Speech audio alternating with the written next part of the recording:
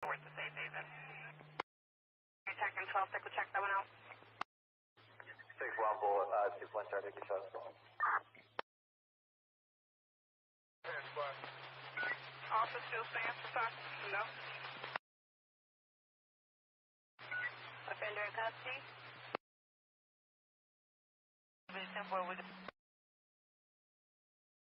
Thanks. Anyone else close my sister, so let me know. Stand by.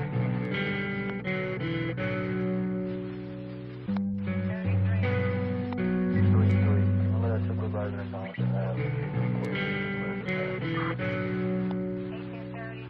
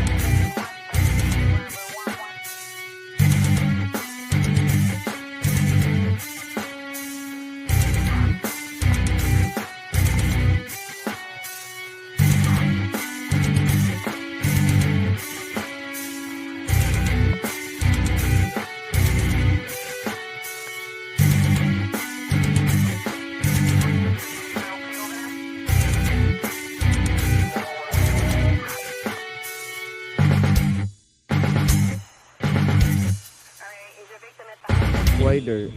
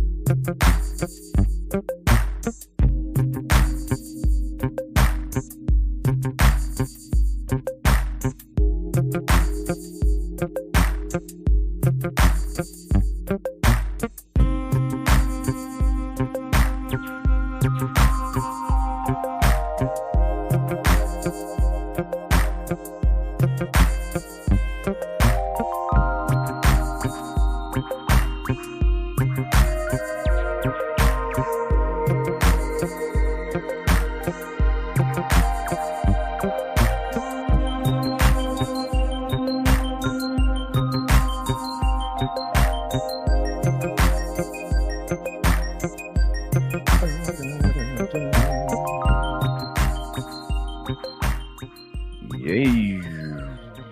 I love that. I love that funky space age beat with that saxophone. It's like, woo.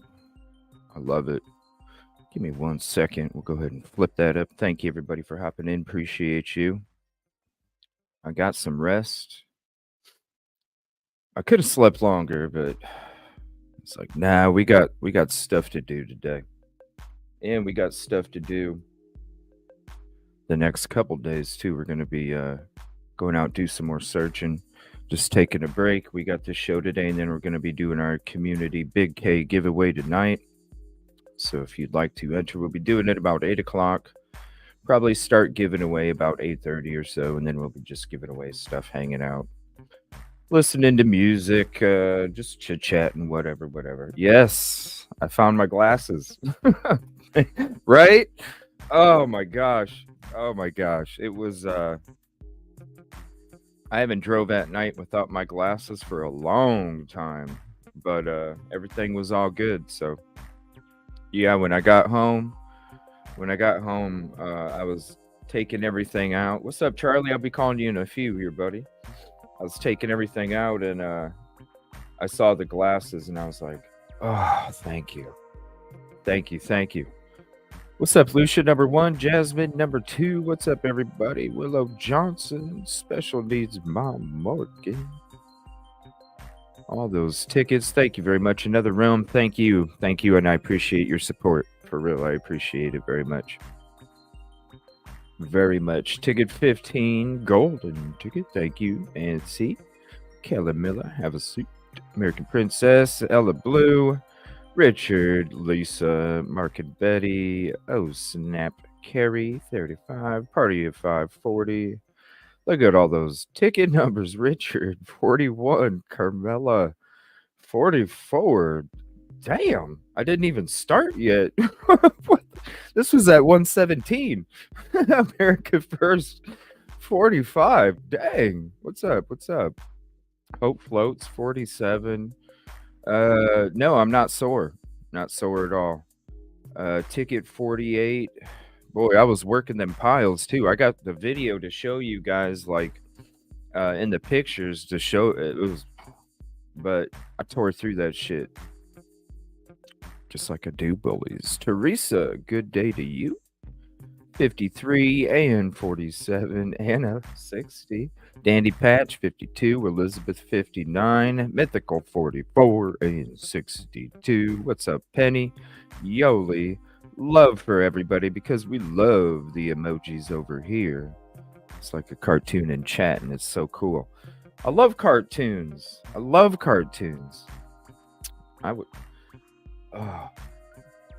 those 24-hour streams on YouTube of like Looney Tunes and stuff, all the different ones. I love it.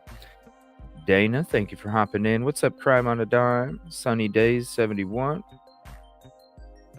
Hello, Lainey. Hope you are too. What's up, Cheryl? Michelle. What's up, Barbara? Crystal, good afternoon to you.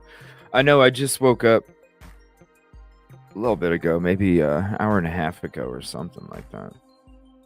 Had to hurry up, start some laundry, go get some groceries. It's like, damn, I got that little bit of a window. I need to go get some stuff because I'm going to be, as soon as we're done tonight, I'm going to be going to bed, and then we're going to be getting up early to head out to Hendersonville tomorrow to do some more work. Jen, 68, thank you. Thank you. Messing with the slow zone. I'll open it up a little bit. If you guys, just let me know in chat. Like, I'll go ahead and adjust it, whatever you guys need, whatever you guys are comfy with. Good afternoon, ticket 99. But I got to be able to read all your comments too. 103. But today I'm in studio, so I'll be able to read that. Like Beverly Cole, 112. Thank you, Mary Carter. Look at that. All the butterflies, roses, and peace signs. Love it. Easter Miracle, yes.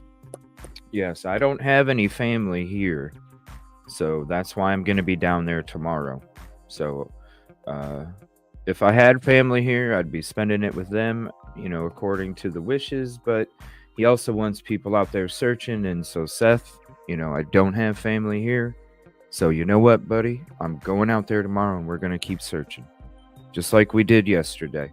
We went down to Mississippi, looked around, kind of like looked at this, looked at everything, just kind of experienced the whole area, and then kind of went with. We still might go back, but I think we did pretty good yesterday as to some good locations. Just you know, kind of looking around just to see, if there was something that stuck out. We handed out some flyers. It was crazy. They didn't even know anything about Sebastian down there at the campground, the lake. Went to some. There's people. This is what was crazy, is there were people that literally looked at me and was like, "No, I don't want the flyer." There was some people that looked at me, like straight up looked at me and just didn't even say anything and turned around and walked away. And I was like, "Okay, uh, all right." What if it was your son, asshole? Right? Even when I went to go get copies of the flyer, I went to go get color copies of the flyer, and even the lady at the Office Depot was giving me fucking shit.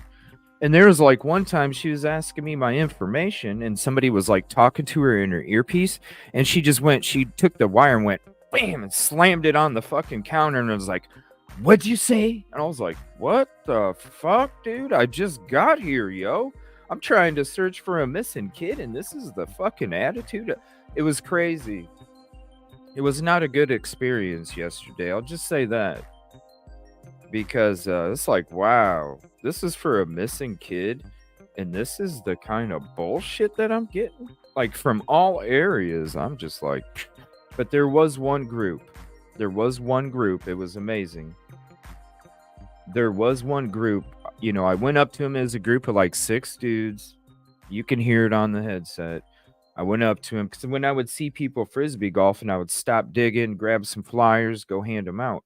and this one group of like 5 or 6 dudes, I went up there and I was discussing it and I was telling them, and then I went back to dig and I was starting to dig again, and then they said they were walking by and they said, "Hey, buddy, come here for a second." And I was like, "Oh, okay, what's up?" And I turned around, and they all like huddled and like started praying for me and shit and Sebastian, and I was like, "Thank you." You know what I mean? There's like as much of the bullshit I was getting out there just trying to do the right thing. And for a group of dudes to, just come up and be like, "Hey, can we pray for you and Sebastian?" I was like, "Yes. Yes." Couldn't believe it though. People like look at you and be like, "No, I don't want it." It's okay, dude. My bad, Carson. What's up? I don't get it. I don't get it. Collateral 118.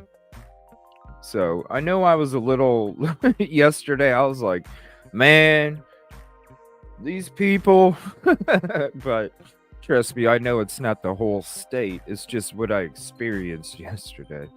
So it is messed up. I don't know. I don't know what's up with some people. Because what if it was their kid? You know what I'm saying? 133. Thank you. Yeah, we're going to be calling Charlie here. Why don't I see Charlie? Charlie, did you accidentally block me or something, Charlie? I don't see you typing. Okay, 144. We still got it. I'm gonna show Charlie. I told him yesterday, I was like, I'm gonna show him how to do StreamYard, and I'm gonna show him how to go live on YouTube, Facebook, Twitter, and all that stuff. So we're gonna be working with him tomorrow for that. So look for Charlie's channel soon. Trust me. Ticket 145, thank you. Ticket 117, appreciate it. 145, 142. Lisa, thank you so much for your kind words last night. I appreciate you very much. Peppermint, ticket 79. Life Unscripted, 146. Christy, 143. I got some rest. Oh, thank you so much for coming to check it out. That's a cool icon photo too. That's awesome. What's up, Wild Child 157, 147? And I'm a little sinusy still. Yeah, sinuses. Oh, thank you.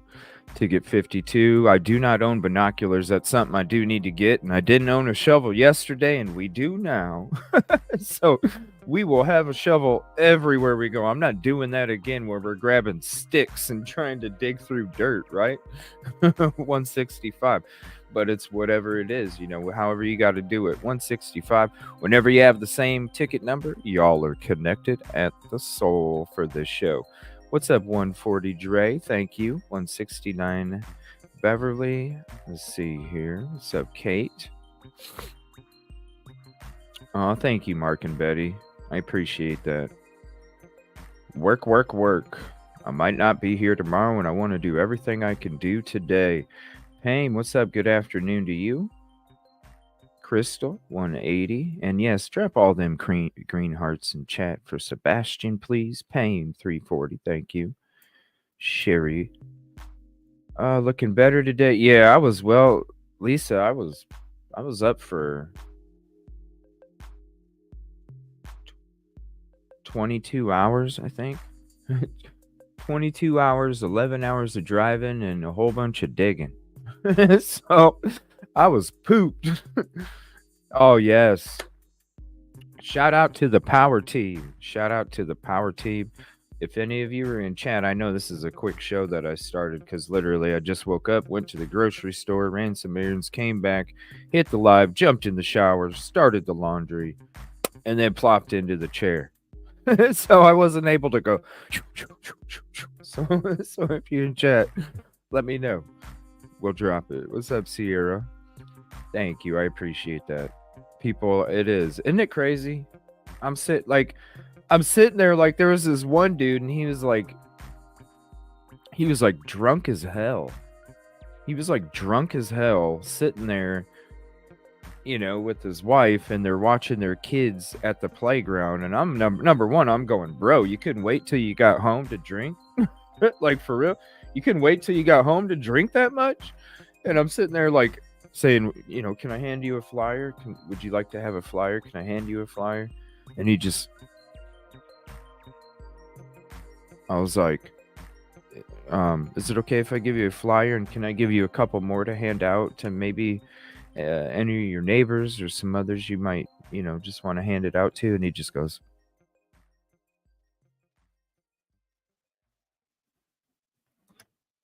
I was like, whoa, okay. Next. All right, buddy. Okay. Ticket 180. Isn't it crazy though? And it's like, it was already like, dude, I already felt uncomfortable because you didn't say anything the first time and you just looked at me. And I'm like, okay, let me ask you another way. Can I give you some to hand out? Like, what's up? It's sad because if it, the same kids they were watching at the park, what if it was one of those kids, right? What if it was one of those? Damn well he'd be out there doing what Seth's doing. No, I don't. He didn't even give me voice. He just went. Didn't even give me voice. I didn't even get that much respect out of him as a person. Right? Yeah, we did. We listened to that. We're going to be listening to those today too. Because last night when I'm on the road and we're listening to some of these interviews, it cuts in and cuts out just like when I cut in and cut out.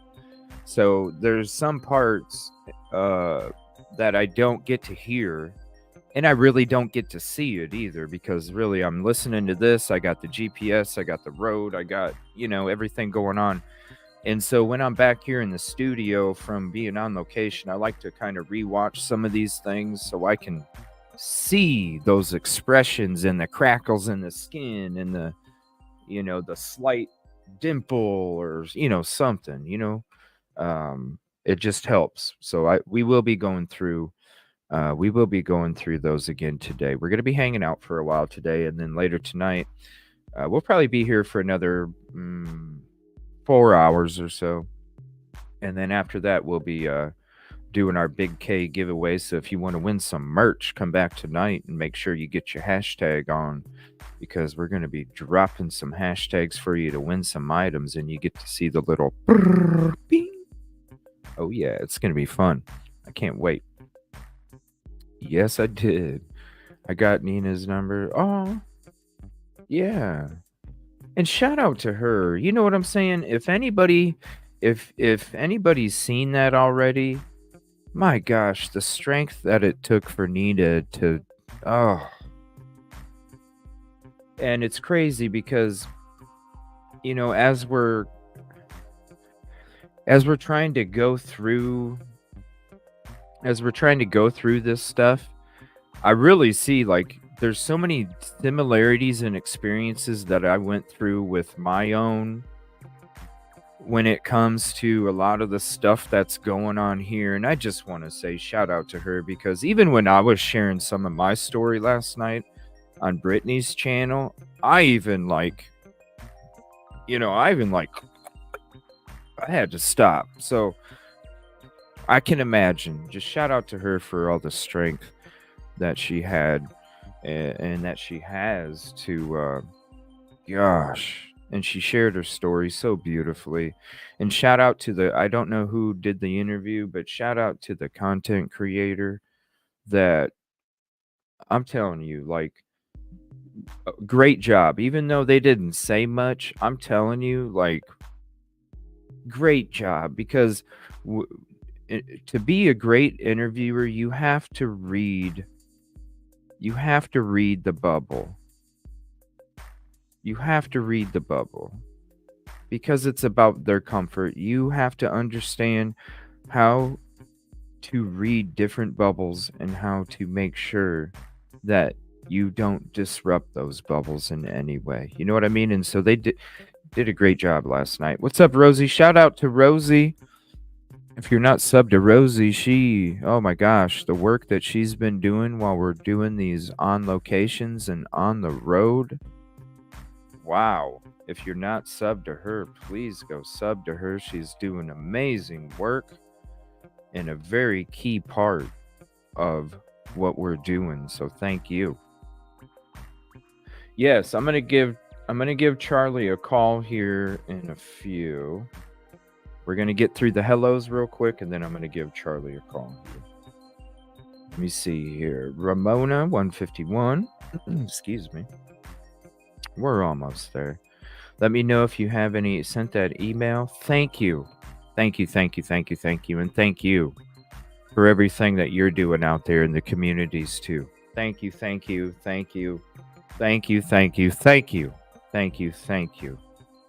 I appreciate you very much. Lisa sent Charlie the link, please. Oh, hold on 1 second. Let me get the link. Tell him I'm gonna send it to his phone. 1 second. I don't see Charlie chatting. What's up, J Kills? Ticket 213. Man, my nose is itching from my sinus. Ugh. 195. What's up, Crime Lies? Happy Easter to everybody too.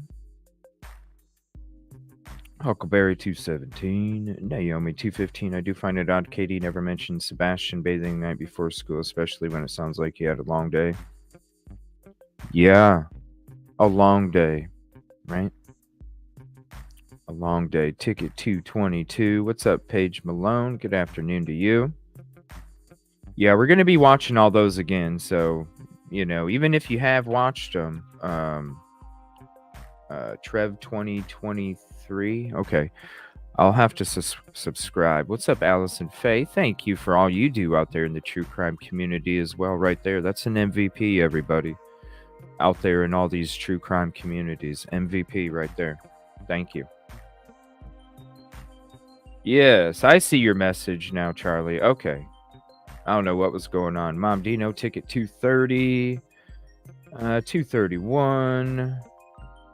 What's up, Pebbles? I saw you in there.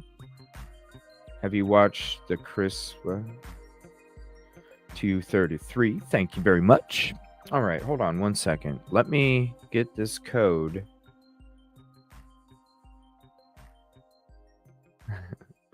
Let me get this code here, and we'll get Charlie up here. Hold on 1 second. All right, so I gotta go here. Gotta go here. Gotta go here. Here. Here. Here. Here. Here. Here. Here. Here. Here. Here. And sent. There you go. There you go, Charlie. There's the link to the panel. What's up, buddy?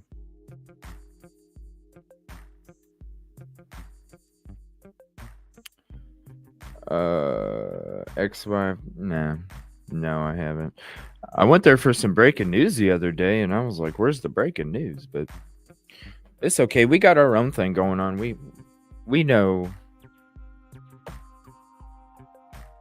I'll just say, if you've been in these other shows that we've been on, you know what's up. We're good. We got our own investigations going on here, and our own searches. Happy Easter to you. I'm going to share something real quick here while we're waiting for Charlie. Boy, I'm going to tell you right now.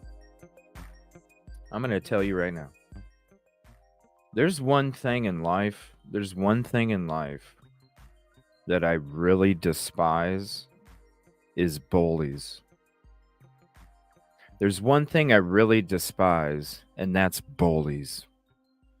And the bully bullshit that's been going on from this UNC, this is what they don't understand. Oh, come get an Easter plate right here, Tiffany, because I'm about to serve it up. All the fixins, $2.39. This UNC, this is what they don't understand.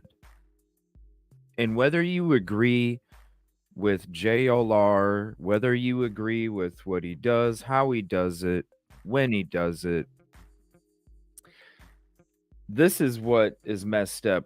They don't understand when you're messing with the true crime community, when we are the ones who sleuth motherfuckers.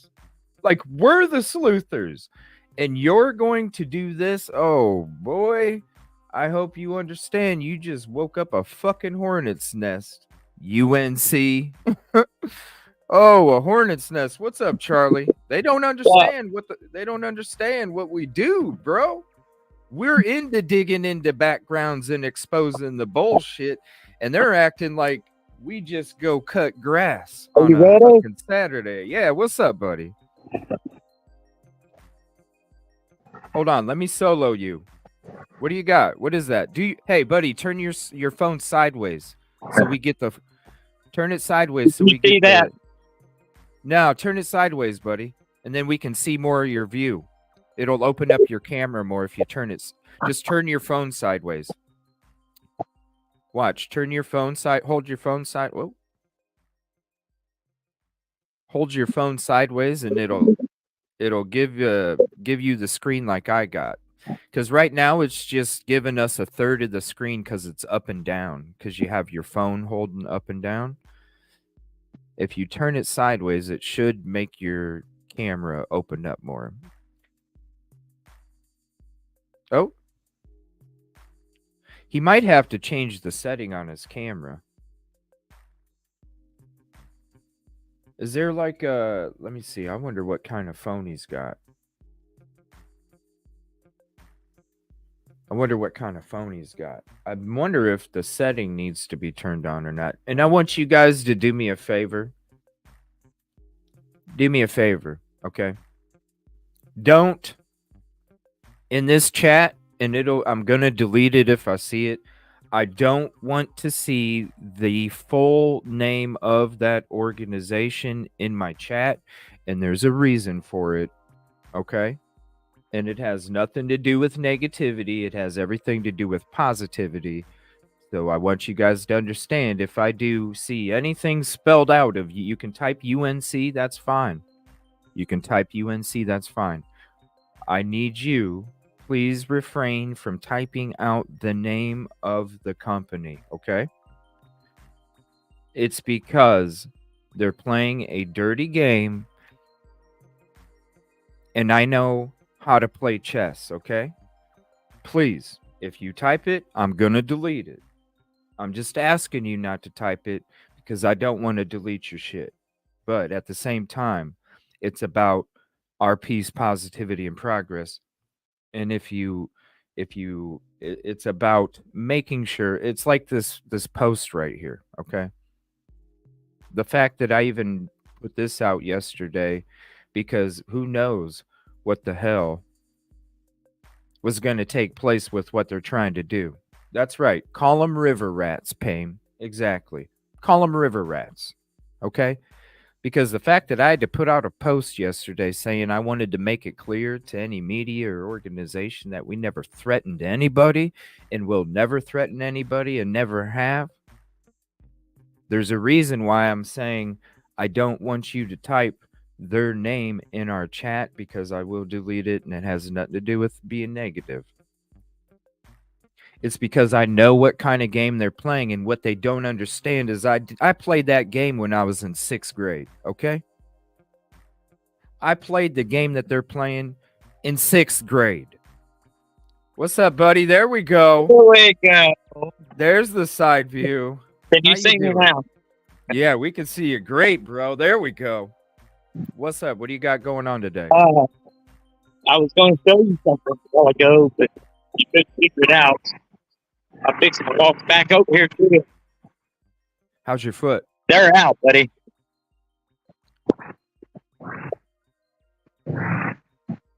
Hold on, let me solo it. What is that? Oh, your camera went up and down again. There we go. What was that? What's on the ground?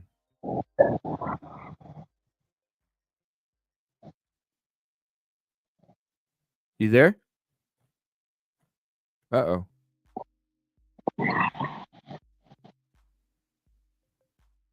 You there, buddy? Hello?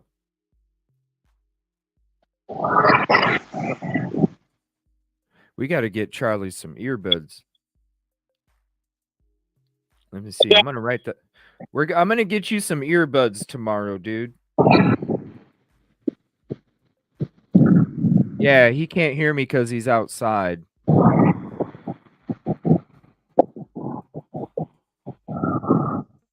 It's okay. Once he's able to hear me, I'll let him know. Sore, buddy. Sore. You're sore? Okay. Oh, your YouTube chat's delayed. Just, I'm gonna get you some earbuds tomorrow, okay? So that way, when we go out searching, Snakes on the ground. Okay, yeah, because you can't hear me unless you're watching the YouTube chat. So I'm gonna get you some.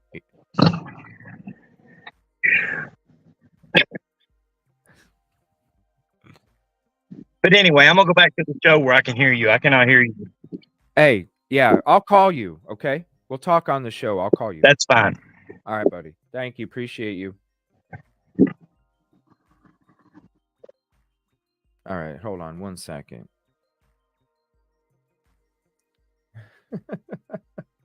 we gotta get him some earbuds, don't we? We gotta get him some earbuds. We're gonna do that. We'll call him Charlie Buds. Hold on 1 second. Hold on 1 second. We're gonna do this here. But here, I'm gonna play this real quick. This is but like I was saying, don't be walking around all cocky when you don't know the capability of the hornet's nest. You know what I mean? You don't go walking in the bushes swinging a fucking stick. Right? You don't go walking in bushes swinging a fucking stick. What do the true crime YouTube community do? We dig. We we dig, we uncover, we expose. So and regardless if you care or don't care for JLR, the fact that they're using him as a pawn, yo, I don't need to agree with you or not, but if you are going after a fellow B, no. So I just want to say, whether you agree or not, I want to say I'm supporting JLR in this bullshit. I want to say the shit that the UNC is doing to JLR is abusive. It's aggressive. It's uncalled for. The fact that what they're supposed to represent has nothing to do with that is bullshit. Because what they're doing is very dangerous. What they're doing is very dangerous.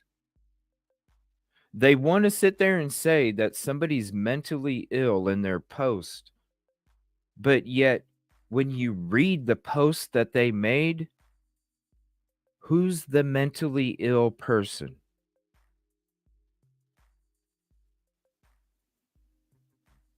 It's disgusting, it's ugly, it's uncalled for.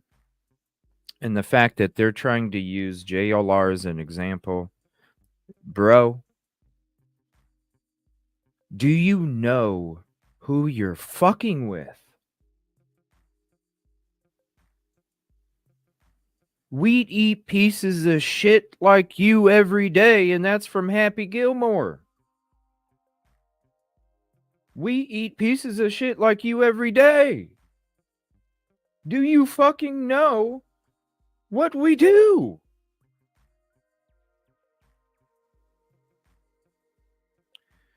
Yeah, I don't know about One Eye. I was kind of disappointed in that, actually. I expected much more than that. I was kind of disappointed. I don't know. It seemed very ill prepared, in my opinion. Like the person wasn't very prepared. But it was maybe it was out of the blue or something. KT, hold on one second. We got the contribution call out screen. Let me get that up there for you. Contribution call out. Thank you, KT, for the $20 super chat for Charlie Buds. And yes, that's what we're going to be doing tomorrow is when I go back up there to go on location, we're going to be getting Charlie some earbuds. Now, let me give him a call here real quick. 1 second. I saw another one in here. What's up, Brittany? Hop on up here. Brian Ramblings, $2 super sticker. Hold on. I got to get my YouTube chat up to see what that is. I wish they would show it. Oh, yikes. I wish they would show it on StreamYard, but they don't. The super sticker from Brian is the prickly pear. Hey, you. What's up? All right, let's call Charlie and see what's up here. Hold on 1 second.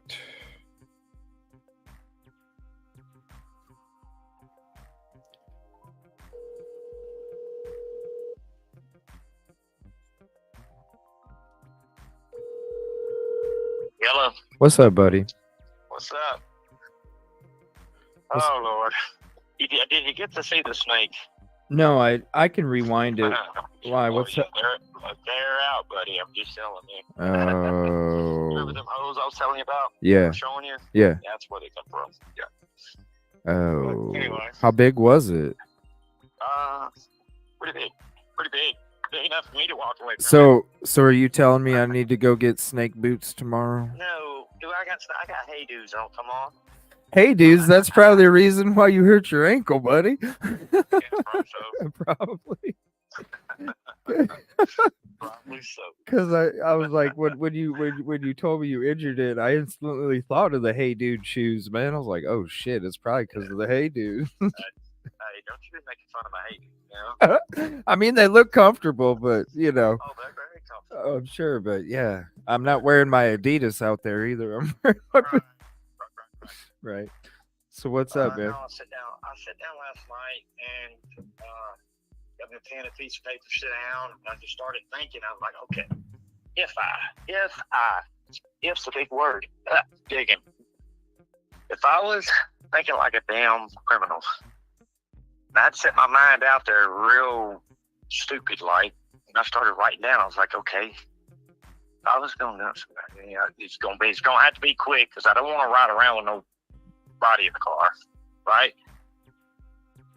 Yeah. Then I'm gonna set my mind back. Okay, where is a good spot? Nobody looks, and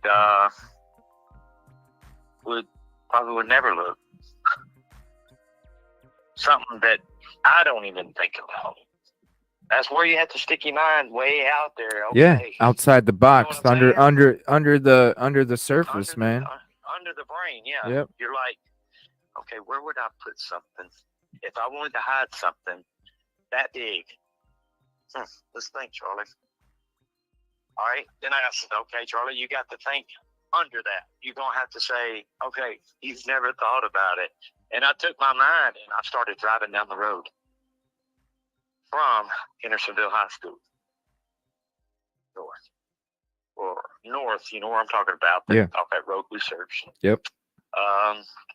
And I was like, okay, that'd be a good spot. Let's check that. And so that's what I've been doing with a 5 mile radius today.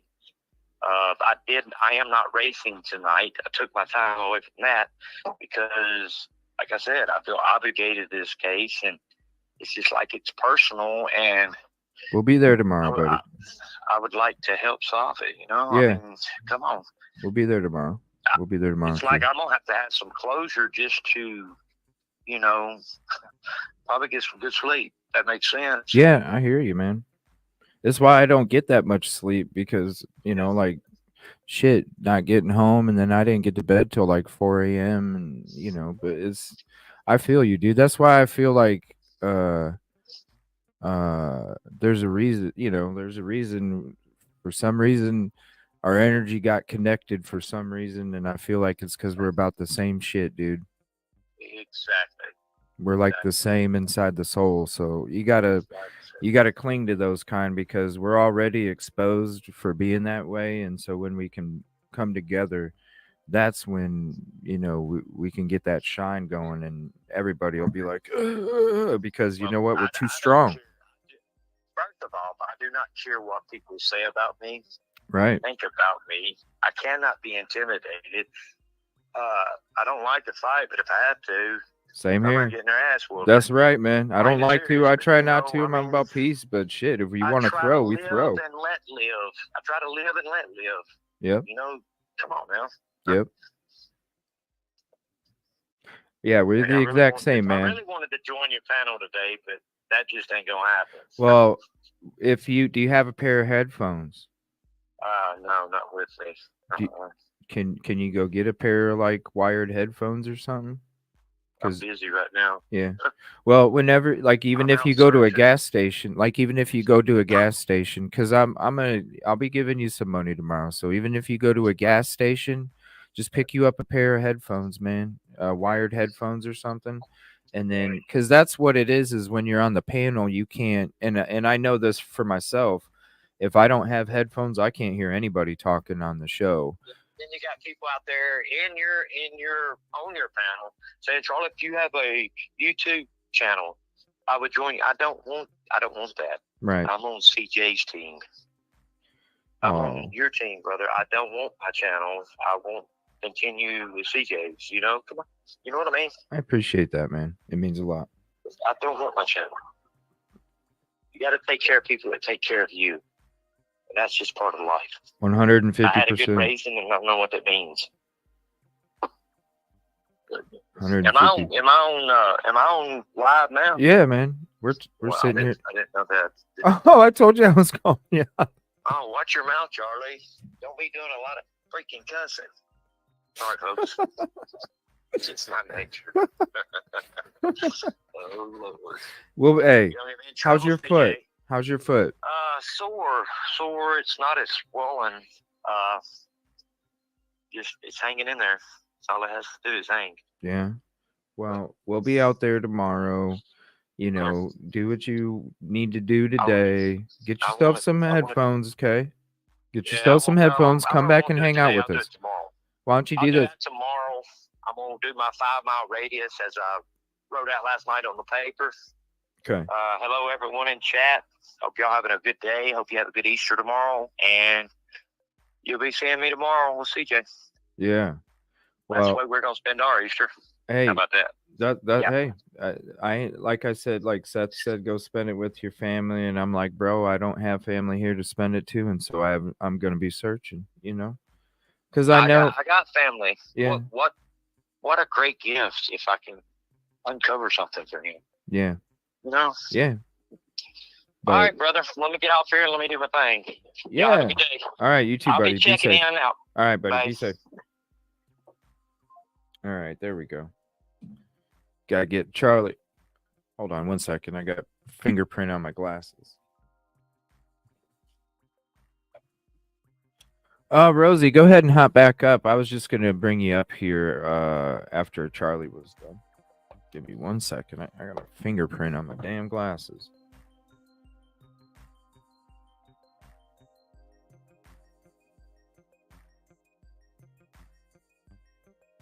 Like right in the view of my eye. All right, there we go. Let's see here. Yeah, we got to get him some headphones. Local Charlie, and yeah, I appreciate him so much. He's awesome. Yeah, we'll be there tomorrow. We're just getting some rest today, and then we'll be there. We'll be there tomorrow morning.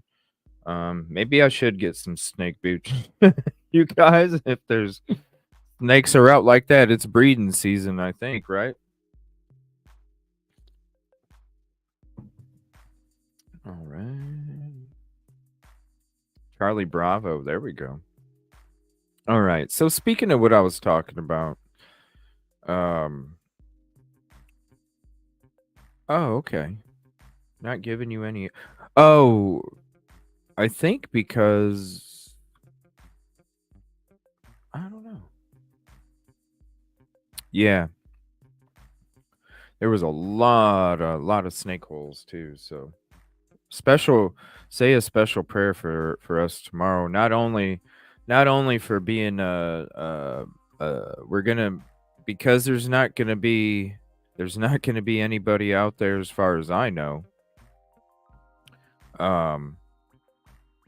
There's not going to be anybody out there as far as I know. So if y'all can do us a favor and give us some special prayers as we're out there, we're going to be the only ones out there as far as I know. And that means might be sitting ducks, if you know what I'm saying. So please say an extra prayer for us tomorrow as we go out on location to do more searches. Oh boy. It's going to be interesting. And then with these snakes too. But listen to this shit. You know what I mean? Security concerns, the United Cajun Navy is temporarily calling off their search for Sebastian Rogers. Good evening and welcome to News 2 Now at 10. I'm Bob Mueller. And I'm Haley Wilkes. The nonprofit organization joined the search for the teen missing out of Hendersonville last weekend. But as News 2's Sarah Smith reports, the group says the search has now become too dangerous. The volunteer group United Cajun Navy reportedly getting death threats for their efforts in finding Sebastian Rogers. Sumner County Commissioner Don Schmidt shares his concerns. I did receive a phone call from Skip Butler a couple of days ago, and he had reached out to me. And as soon as he told me that, that he was getting death threats and they were, fearing for their safety, I said, you need to call law enforcement right away. It's unclear who the threats are coming from. United Cajun Navy says they plan to start the search back up, but in private, adding that they don't want certain groups or personalities getting in the way.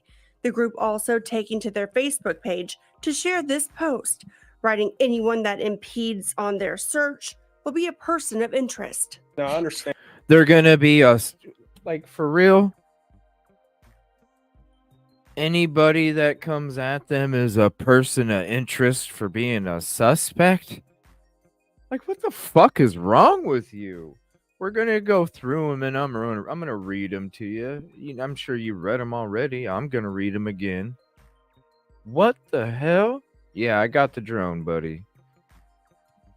What the hell are you talking about? These are some lunatics. Lunatics. And people are, speculating, and I get it. That's just the nature of our society, especially when it comes to. Do you know? Okay. It's not YouTubers that are threatening them. What is going on with my damn internet?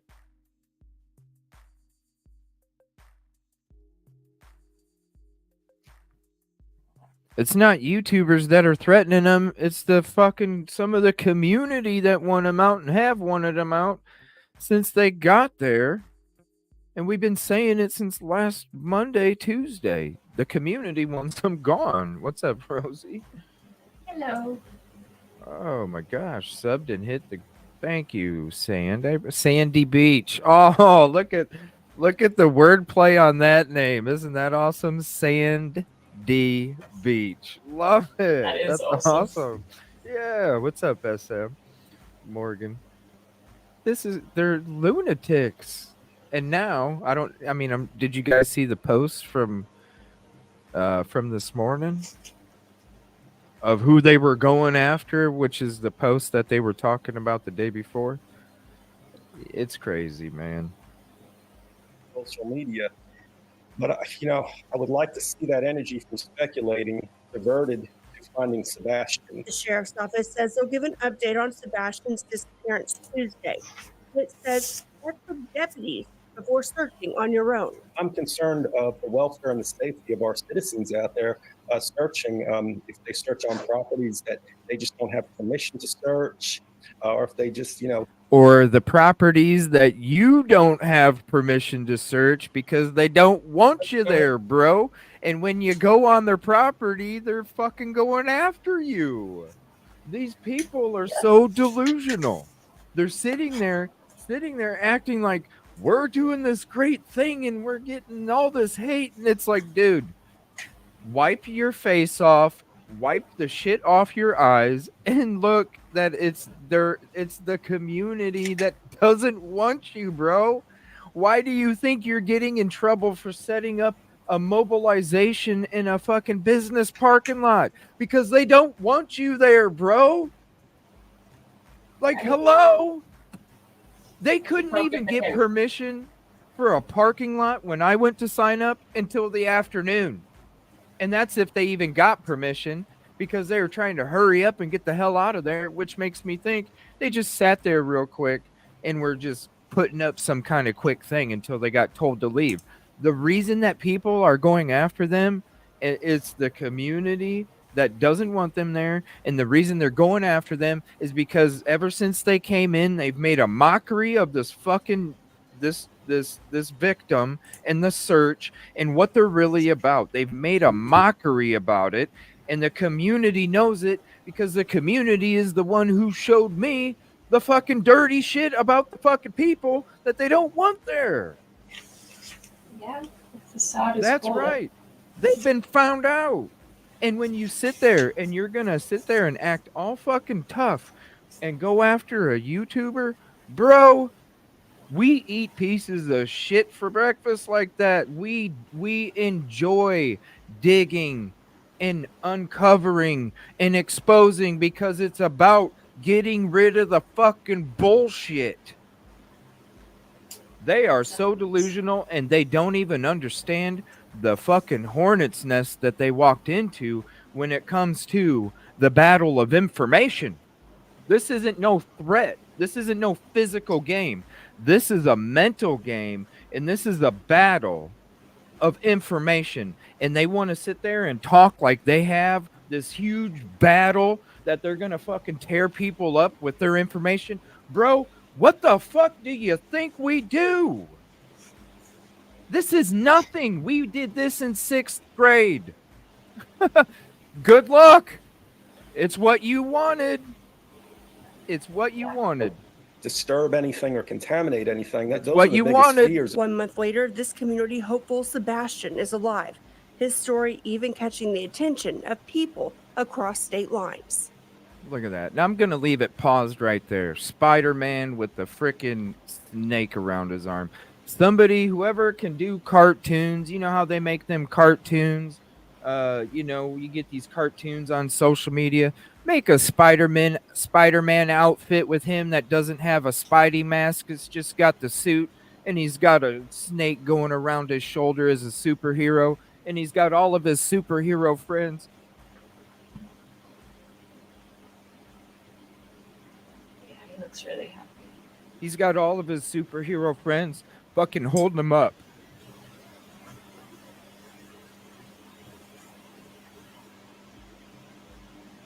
The fucking souls of some people. When you can sit there and play these damn mental games and you're using victims.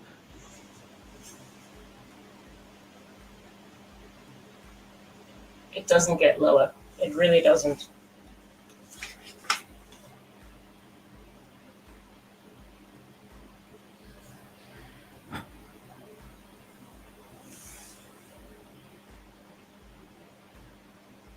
It's bullshit. You know, when fucking Charlie's out there with a fucking fractured ankle, I'm fucking driving who knows how long, and they can't even get out there and do a fucking search. Get off your fucking asses. Fucking blaming it on other fucking people. Take accountability for what the fuck you are and what the fuck you don't do, and get off your fucking asses and start searching for this boy.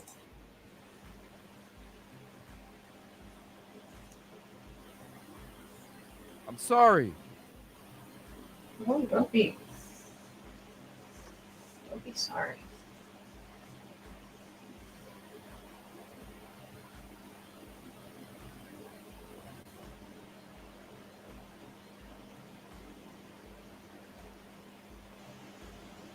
I need a minute because I'm fucking pissed, man. I'm fucking pissed.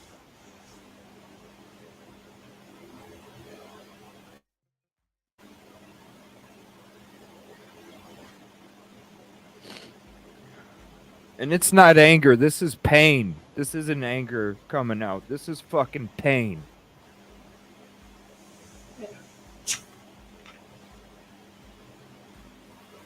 Because we're out there doing everything we fucking can, and we're not sitting there making excuses for shit. We're not making excuses for shit. And these people can't even get off their fucking ass. And at the same time, they villainize you. Right. And at the same time, you're right. They minimize us, and then they don't even know what they're fucking doing, because do you know how dangerous they're making it for us to go out there and do what we're fucking doing? They are making it so fucking dangerous right now, too. Oh my God.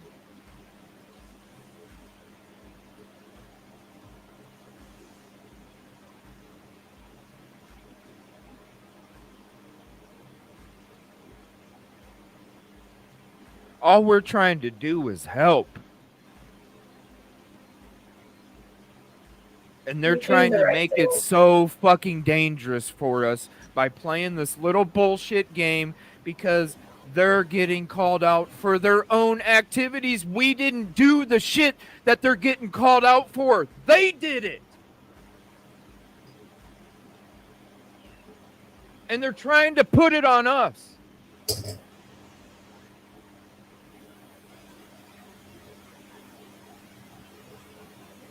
I'm sorry, CJ. You shouldn't be feeling like this after everything that you've been doing to help. It's the opposite. I should be.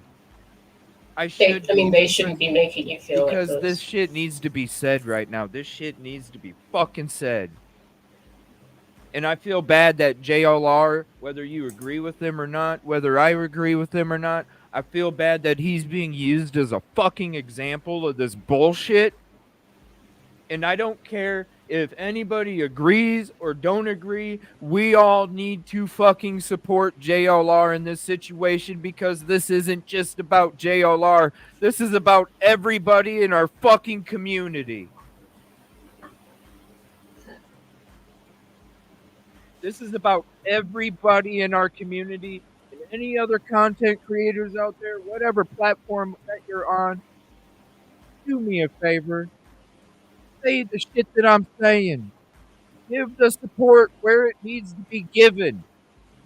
Because this isn't about us. It's never been about us. And it never will be about us.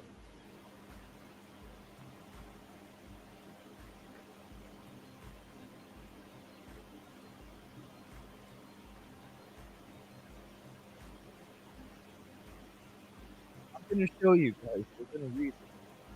I'm going to read the post that they came out with. I'm going to show you what they came out with today. Shout out to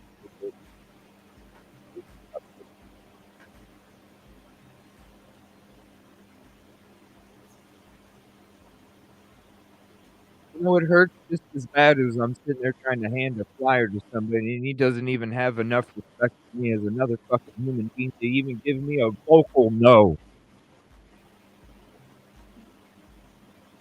I don't know. But I know there's ugly out there, but dang. You're at a fucking playground watching your own kids fucking play on a playground, and you don't even have enough respect for me locally to tell me, no, you don't want the flyer. And you're watching your fucking kid play on a playground? Safety. Yeah. How in the fuck?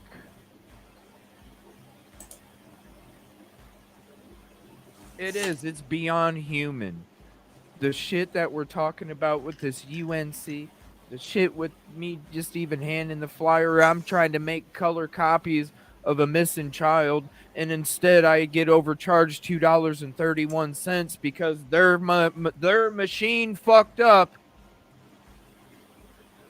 and they couldn't fix it for me.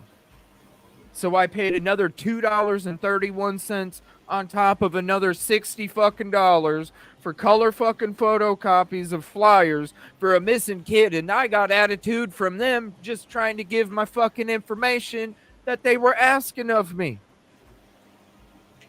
What the fuck? Oh, here, sir, you're printing color copies? Not black and white, you're printing color copies? Oh, here, let us give you a little discount, okay? No! They overcharged me! What's the attitude? What the fuck?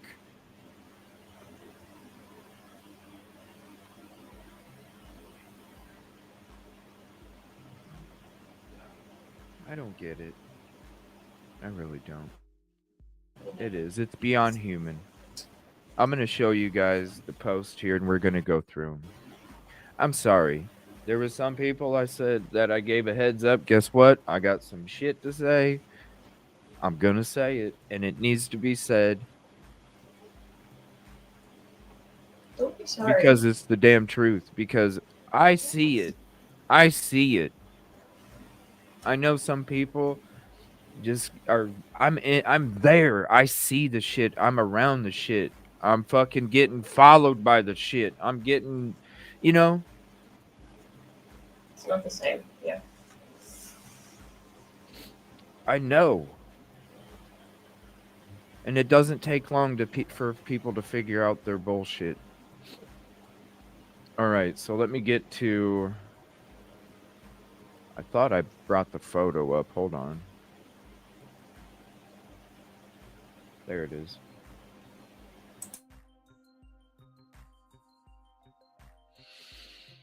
Ooh, these people.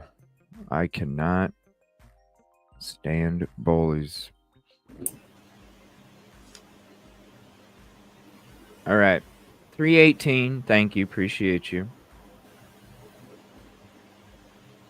No, it's not coming from anger. It's coming from pain. That's where my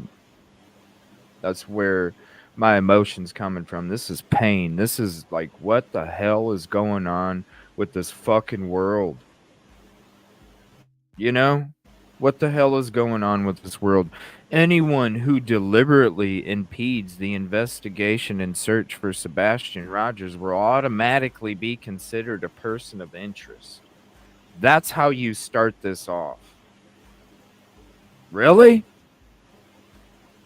That's how you start this off. This is an organization that is trying to make a difference for people that are no longer with us or no longer or cannot be found.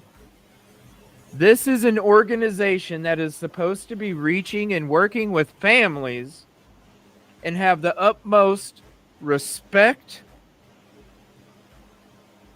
and compassion for the communities that they serve. And this is how they start off their message. Anyone who deliberately impedes the investigation and search for Sebastian Rogers will automatically be considered a person of interest. To me, that sounds like a motherfucking threat already. Sounds like they're talking about themselves. Exactly, Rosie. And they say, especially when we know those individuals have extensive criminal records. Well, guess what, motherfuckers? What about the ones that don't? Huh?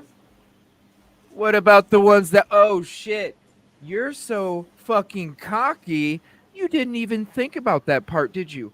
Huh. We'll continue. We are finalizing some intel. Guess what? We got plenty of it on your ass that we will be turning over to law enforcement, and then we will be beginning the process of Wow, it sounds like what we're going to be doing for them. We're going to be getting ready to expose all of their shit. Oh my gosh. The stuff that we know. You don't mess with the hornet's nest of information. These people are dangerous. This is like they posted it about themselves. These people are dangerous criminals because there are criminals in their organization.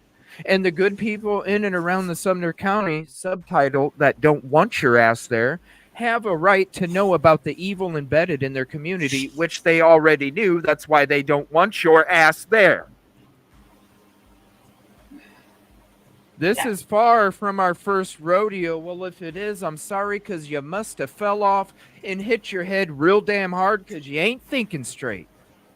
You ain't thinking straight. So maybe it is your first rodeo, but guess what? We've been on plenty of rodeos too, and we ain't fallen off, motherfucker. I guess you did, because you got yourself a head injury because you can't even think straight. They're honored to have been embraced by prominent members of the community, law enforcement, and elected officials. Oh, you mean the minimal? Because the majority of the community didn't want your ass before I was even showing up into town. That's kind of funny. That's kind of funny. Just because a handful of mentally ill people, subtitled the people that are writing this post, keyboard warriors, the people that are writing this post, does not mean we will ever stray from our mission, the mission of collecting donations. We cannot be scared. We cannot be intimidated. We cannot be told to where to go or when to leave, just as we have plenty of these violent types slapped with restraining orders, thrown in jail, fired from their jobs, and many other consequences. What the fuck do you think we do, sir? What the fuck do you think we do, sir? And do it better. What the fuck do you think we do, sir? This isn't our first rodeo, and we haven't fallen off the horse or the bull. No, we haven't. Really? You've had plenty of people slapped with restraining orders and thrown in jail and even fired from their jobs. Whoa, you have a big boot, don't you? To those who threatened, attacked, or threatened to attack, we have your voices recorded. My voice has been recorded the whole time, and I've never, ever made any kind of threat or any such activity towards you or any other individual. So go ahead. I have plenty of recordings too. And I also have recordings of the bullshit. And I will have recordings coming up that you might want to have recorded too. Because you might want to think about how you're going to make that post. We have your full arrest records. Go ahead. I ain't got shit, buddy. You will soon learn what happens when attacking the real. The real. Really? What becomes more important to you than finding... Oh, really? That's more important to you than finding a missing child because you ain't out there searching. If you were I out there forgot about the child. searching, then I think you. How can you even say this if you're not out there searching? You're not out there searching. They are so cocky because they want to go after somebody that has an extensive criminal history. I'm sorry, JLR played chess and he lost. And he got caught. I'm sorry, JLR had a history of losing chess matches. But when you mess with somebody that plays chess, understands chess, knows chess, and is very successful at chess, go ahead. You already have my info. You already probably looked me up. You probably already saw CJ knows how to play chess, don't ya? You can sit there and be tough, threatening somebody, because that's what this is. This is a threat to anybody else out there. This is a threat.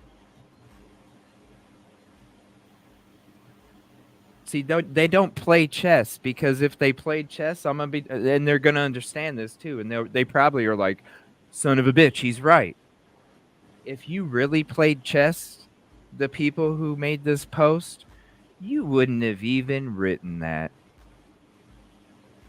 You wouldn't have even written that. Because if you really played chess, you already understand what this, because you put it out there, you wrote it, you posted it, it's there. You're the one that already made yourself look like a piece of shit, because when you go up, you may look good when you're going up against somebody that lost a bunch of chess matches, but when you go up against the motherfucker that ain't lost a chess match, you ain't gonna look so good. Because when it's the battle of information, because that's what they're going off of, it's a battle of information. We're going off of his public record. It's a battle of information. When you're going off a battle of information, you don't want to start shit with somebody that has a whole bunch of information on you, but you don't have shit on them. That's something you don't want to do. And guess what you started to do?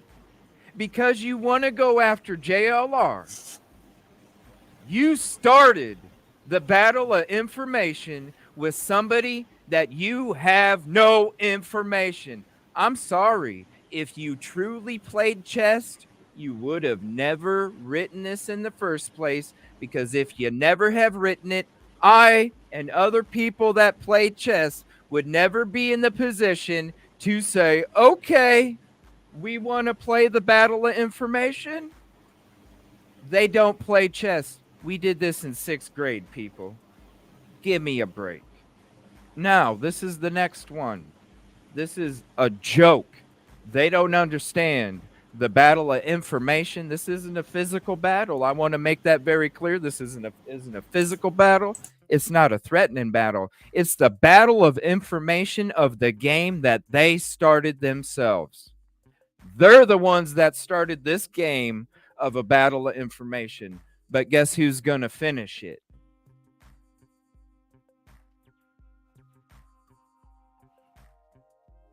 After that, hold on. It's this one. Please share, right? Please share. Ticket 310. And please share this episode, because as soon as I start talking and somebody drop a timestamp in the comment section when it's done, and share this episode, because what the hell I'm saying today needs to be put out there all over the fucking social media. I don't give a fuck if you copy it and put it on TikTok, whatever. It needs to be said. Please share, according to them. Good morning, everybody, they say. We're going to start our expose with the guy. How about you start doing some searching? We're going to start our expose with the guy everyone has been warning us about. Come on now.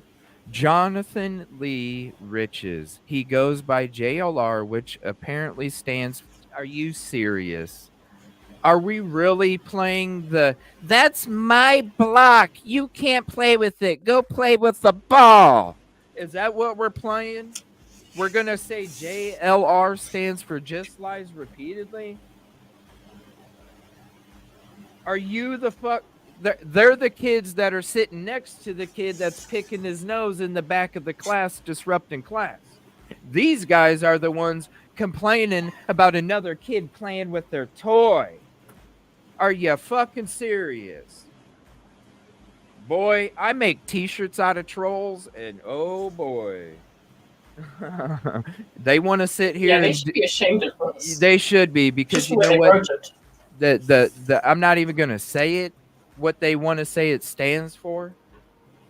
That's not a good t-shirt, dude. These people have no fucking clue what the hell they just opened up when it came to the battle of information. Oh, it's on. They're talking about him. If you want to look up his record, you can. It's nothing private.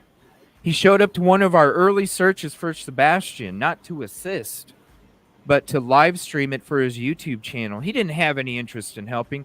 Bro, we're out there digging. You ain't.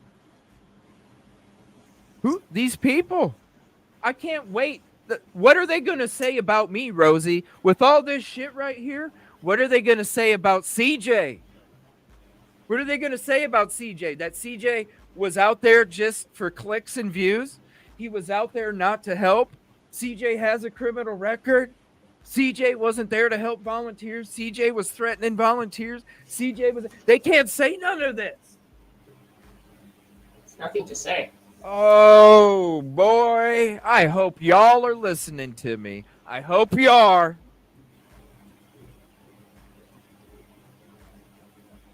Oh, I hope you are. When he was asked to either help or leave, he became very combative and threatened one of our volunteers. So our incident commander informed him that he either had to vacate the search or law enforcement would be called. After digging into his background, they dug into his background in the parking lot, y'all. What do you think they did with my information? And guess what? You got it. And what do you got? What do you got? Oh, boy, come after me and see what the... Oh, any of this shit you say you can't say about me, UNC. You don't play chess. You obviously don't play chess. Law enforcement has been... They're putting their foot out there to get bit. The battle of information, y'all. Just wait. Law enforcement has been watching him for a while, and they told us to immediately alert them if JLR was... They've been watching all of us because of this shit right here. Because they're not out there doing the searches, and they're blaming us for not being out there to do the searches. And so this is what they're doing. They are narcissistic people that are fooling the community. They are narcissistic people that are fooling the loved ones of the victims. They are narcissistic people that are fooling law enforcement into thinking that they are something that they are not. Because what the fuck have they done since they've been there?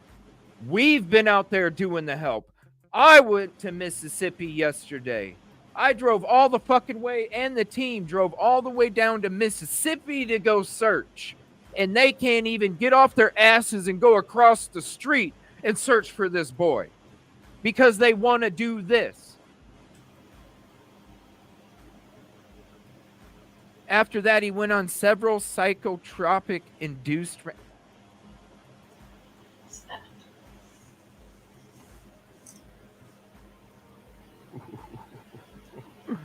you know what? When it comes to bullies, I have a passion inside of me like no other. And that's why when I'm out there, and if there's ever some kind of confrontation, I don't fucking run from it, because the kind of energy that I get in my soul when it comes to a bully, it's like I go from fucking regular to fucking green, and I got fucking muscles going like this. I'm telling you all. I get this adrenaline energy inside my body when I experience that kind of shit. And it just takes over, because it's about being a good person. And when it happens to people that I know, that I care about, that I love, that I'm associated with, or that I'm around, it's like you're fucking with me. You may not agree or agree with JLR. He needs our support right now, because this right here, he needs our support right now, because this right here, number one, can be any of us, may be any of us in the future. I'd like to see their post on me. I have a fucking local going with me. Anything that they say, they cannot say about CJ. And what the hell are they going to say when CJ has a whole lot to say about their information, their background, their records, their shady shit? Oh, that's a huge imbalance they didn't even see coming, because they don't play chess. This is far from the first rodeo. I'm going to leave it right there. I want to say contribution call out to Ella Blue. Thank you very much for your contribution to the community. JLR has always been very upfront and honest about his past. He's never tried to hide anything from anyone. To me, he's very honorable. Give them shit, CJ. We got your back, and thank you, because you know what? I'm serious. I may not agree with some things. You know what I mean? I may not agree with some things. I may not, but you know what? It's not about that. He needs the support right now, because they're using a mugshot of his to promote their propaganda, for them not taking accountability, for not getting off their fucking ass and searching for this baby boy. Yeah. It's about loyalty. I get that. And I know maybe I'm the only one out here. I'm the only one out here saying this shit. And I want to say it has nothing to do. I was saying this on Brittany's show last night.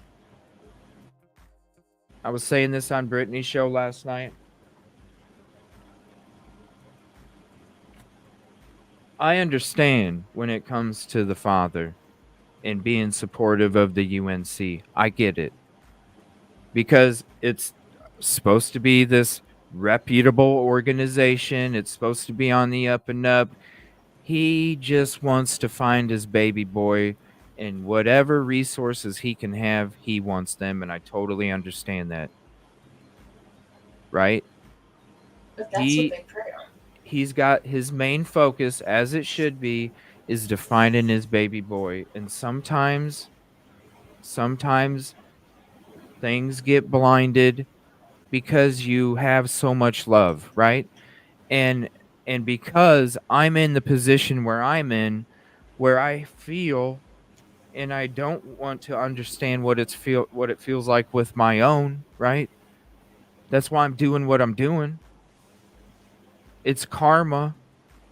It's about being a good person. It's about promoting positive energy in the minimal that exists in this world, because it's about the maximum beauty of it. And I understand, but what I can see the bullshit for what it is. And I know that, you know, these parents, they're going through so much, and they're so strong, and sometimes they stumble.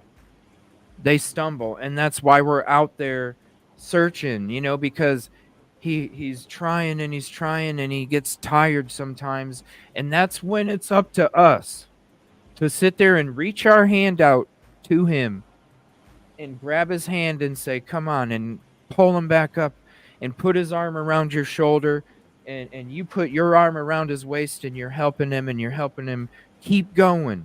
Because when he doesn't have the strength, that's what we're there for, to be the strength to help him.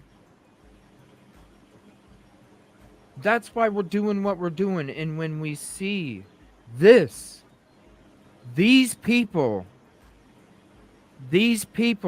are sitting there looking down at him, and they're just looking at him, holding up his hand, holding his hand up, and they're just looking at him.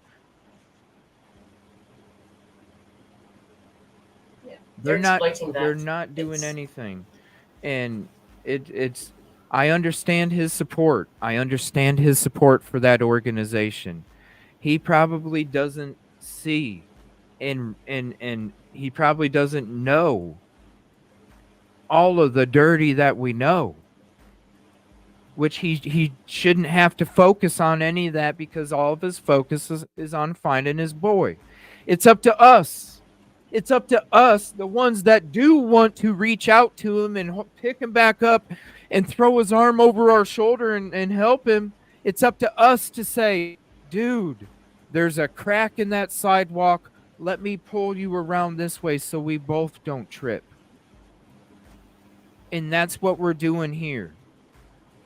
It's not about trying to talk shit. It's about bringing awareness to the scam and trying to show him, dude, we're here to help pick you up. And shout out to all the creators that have been able to talk with him. You know what I'm saying?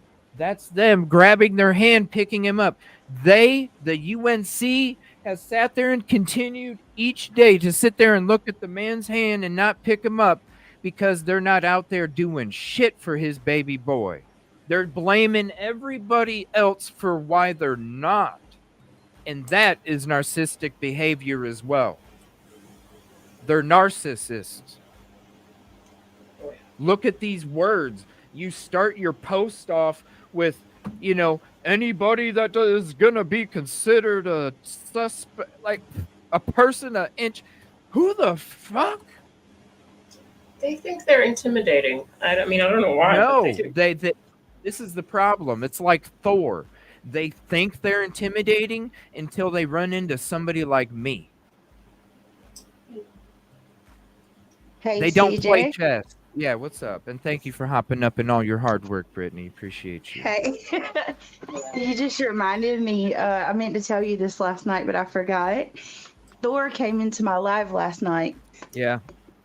And luckily he didn't stay, but he did. He popped in. And then I think I said something like, I'm not even dealing with this tonight, your crap today, or something like that. And he didn't stay. He's very busy. Just next time, just tell him CJ sends his love. Okay. Well, I think he thought he was going to play me, because he came in and he was like, I know a lot of inside information on the case. Like I think he tried to say he was local, CJ, and I was just like, I'm not even dealing with your crap tonight.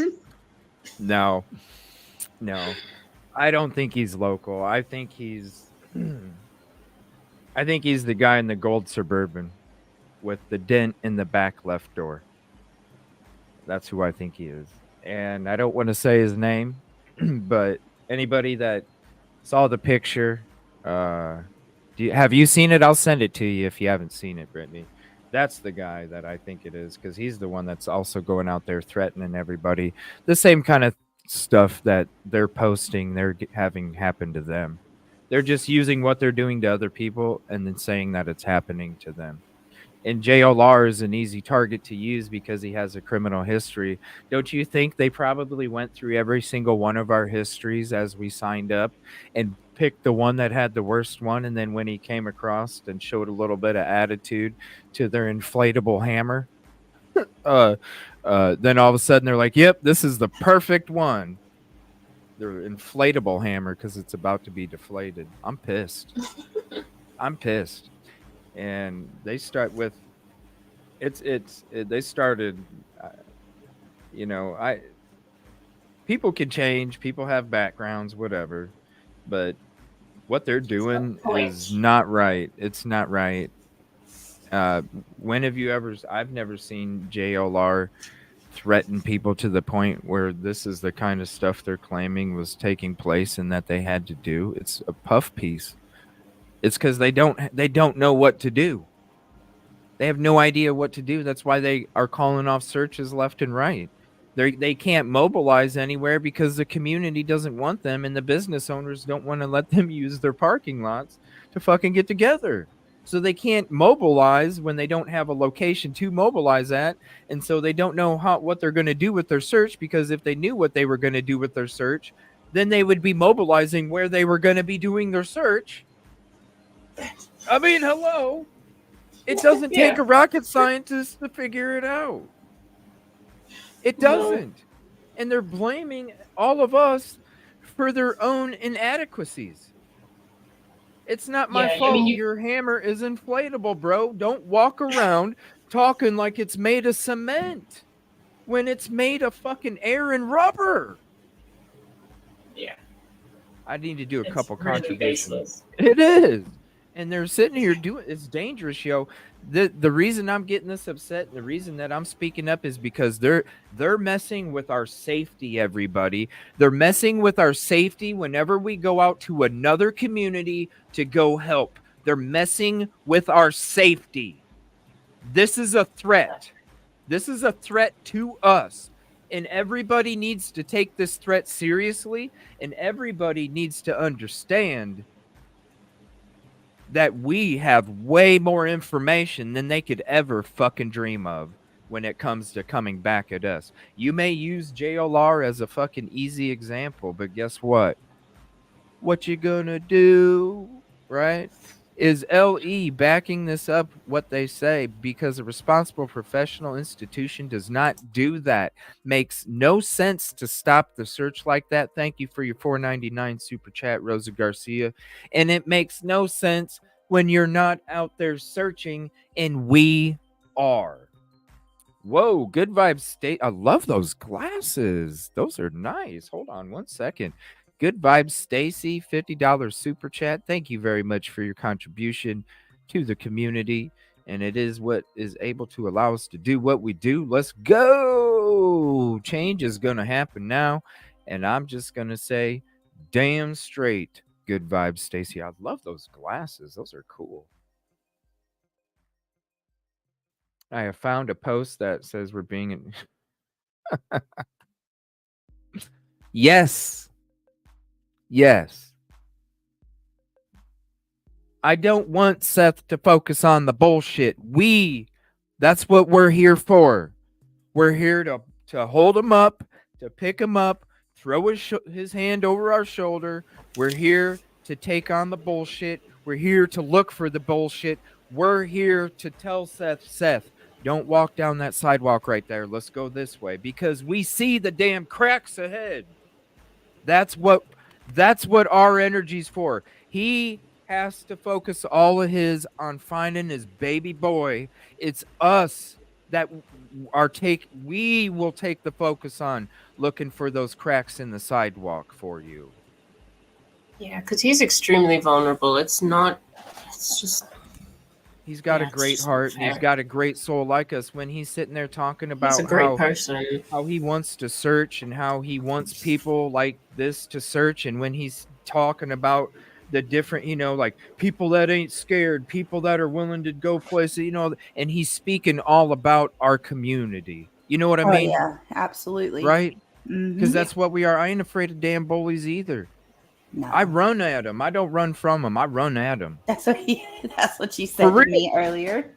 Yeah, because I'm telling you, I get this passion in my soul, and it's been ever since I was bullied until 3rd grade, and then when I had 2 bullies that would bully me all the time, punch me and kick me and trip me and all these other things, and then when my mama said, you're not getting, if you get in trouble at school, you won't get in trouble for me. And that's when that next time they wanted to sit there and boom, boom, boom, punch me in the back, I turned right around and whooped both their asses at the same time. And then I was like, whoa, okay, holy shit. I can do that.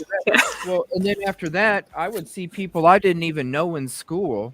This is even in middle school. Somebody, you know how ugly people can be, making Oh fun yeah, of for kids and sure. stuff, right? Yeah. And I heard somebody call a kid or I heard some kid call another girl a cow, and I just flew across that damn fucking hallway and started laying into his ass. I'm telling you, like, when it comes to being a good person and spreading good energy and being an example for humanity, because we are blessed with this gift to be on this planet, because Oh, for sure. I feel there are souls that don't get this opportunity to come down and experience the host that we get to host our soul in while we're here. And while we're here, and it's not very long, we need to make sure that we make an impact, because we're here to coexist and evolve, and you can't coexist and evolve without peace, positivity, and progress. And so when somebody comes along and affects one of my friends that way, affects somebody that I know that way, guess what? You have a whole bunch of hell coming at your ass, because it's like you're affecting me that way. And when it comes to being about being a good person, I always enjoyed being that person that confronted those people to show them you need to be a good person from now on. I sense that about you, CJ. Huh? I said I can sense that about you.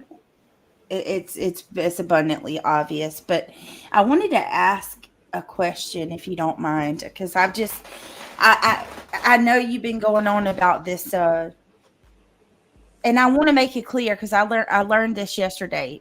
Let's call it the United Cajun Navy, because I had some people come in last night that was from the Cajun Navy, that the ones who actually, helped rescue in Katrina. I want to be clear, that's not the same people we're talking about here. This is somebody completely different entity. There's a whole bunch of different names too. And I'm just asking people not even to type it, because you know what, it's not even worth it when it comes to this organization here, because they're not, you can tell in these posts, and you can tell from their lack of boots on the ground of what they're truly about. The post and the lack of boot, that's actions. Okay, that's actions. Absolutely. Actions speak.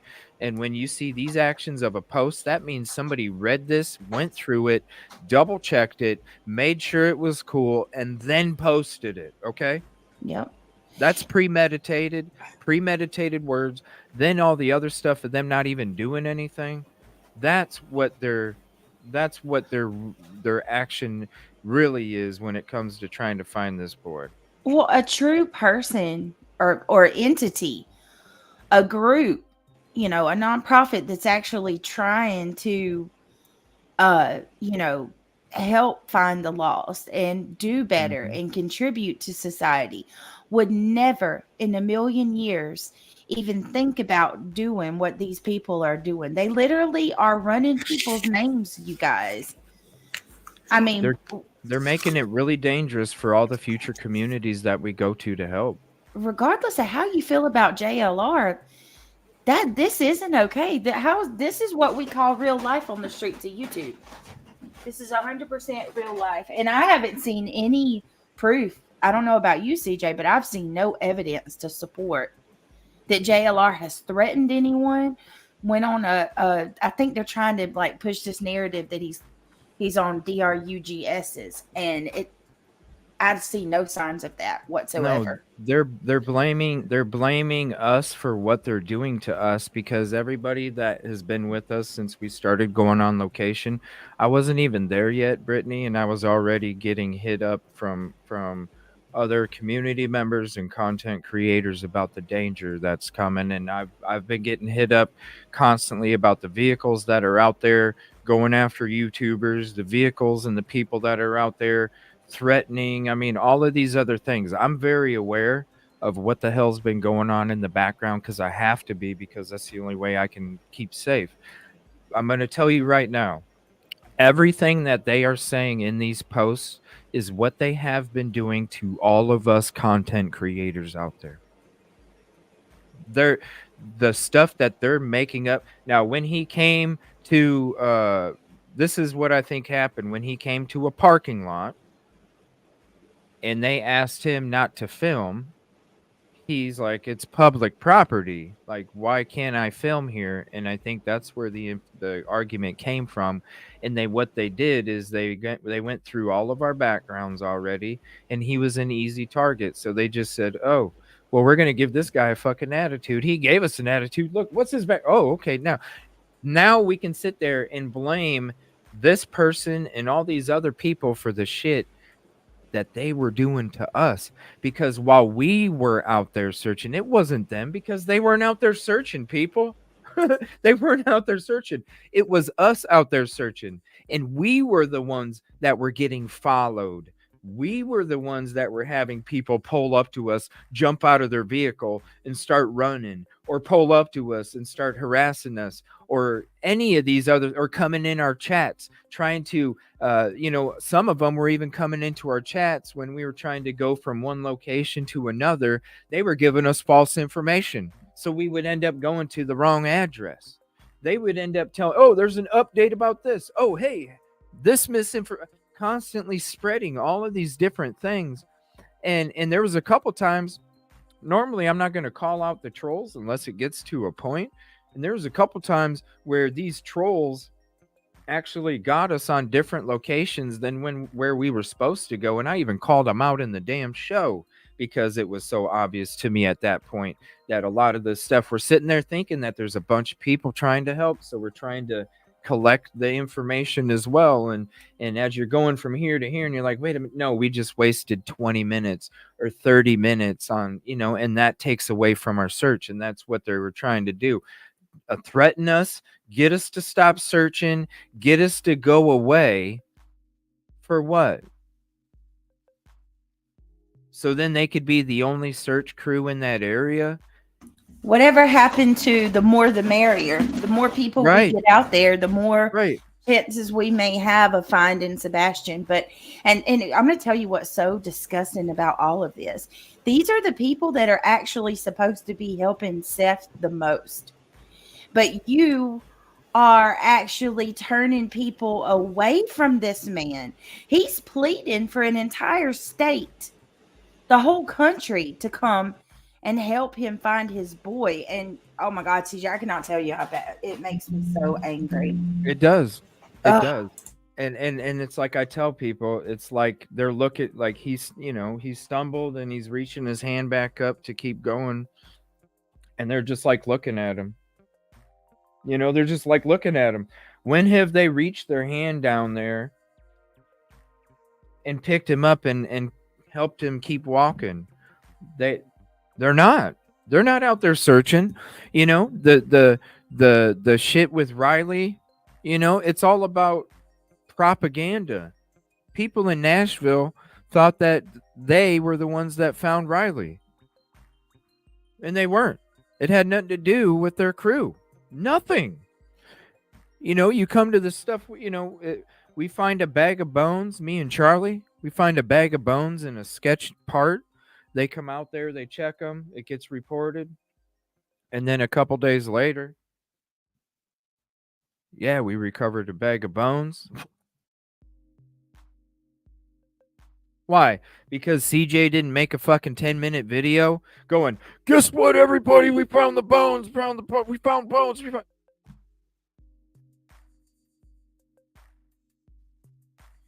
They need the clout. They don't want any of us there, because if any of us are the ones that get the clue to find the boy, how good does that make them look? It makes them look horrible. Oh, yeah. And then they're not even happy that we're getting progress, right? At that point, like at where we are now, as of this morning, last night should have been it for people, but as of this morning, after they put out that quote unquote expose on JLR, regardless of how you feel about JLR, you can't, like, I don't, if I see in, like, I'm not even gonna say that. I'm just gonna say I'll be shocked if people still defend them after that. Like,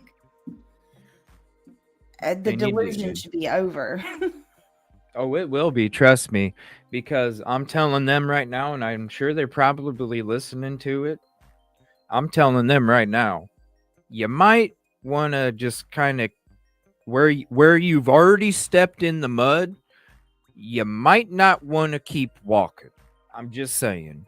And that's not a physical, has nothing to do with physical.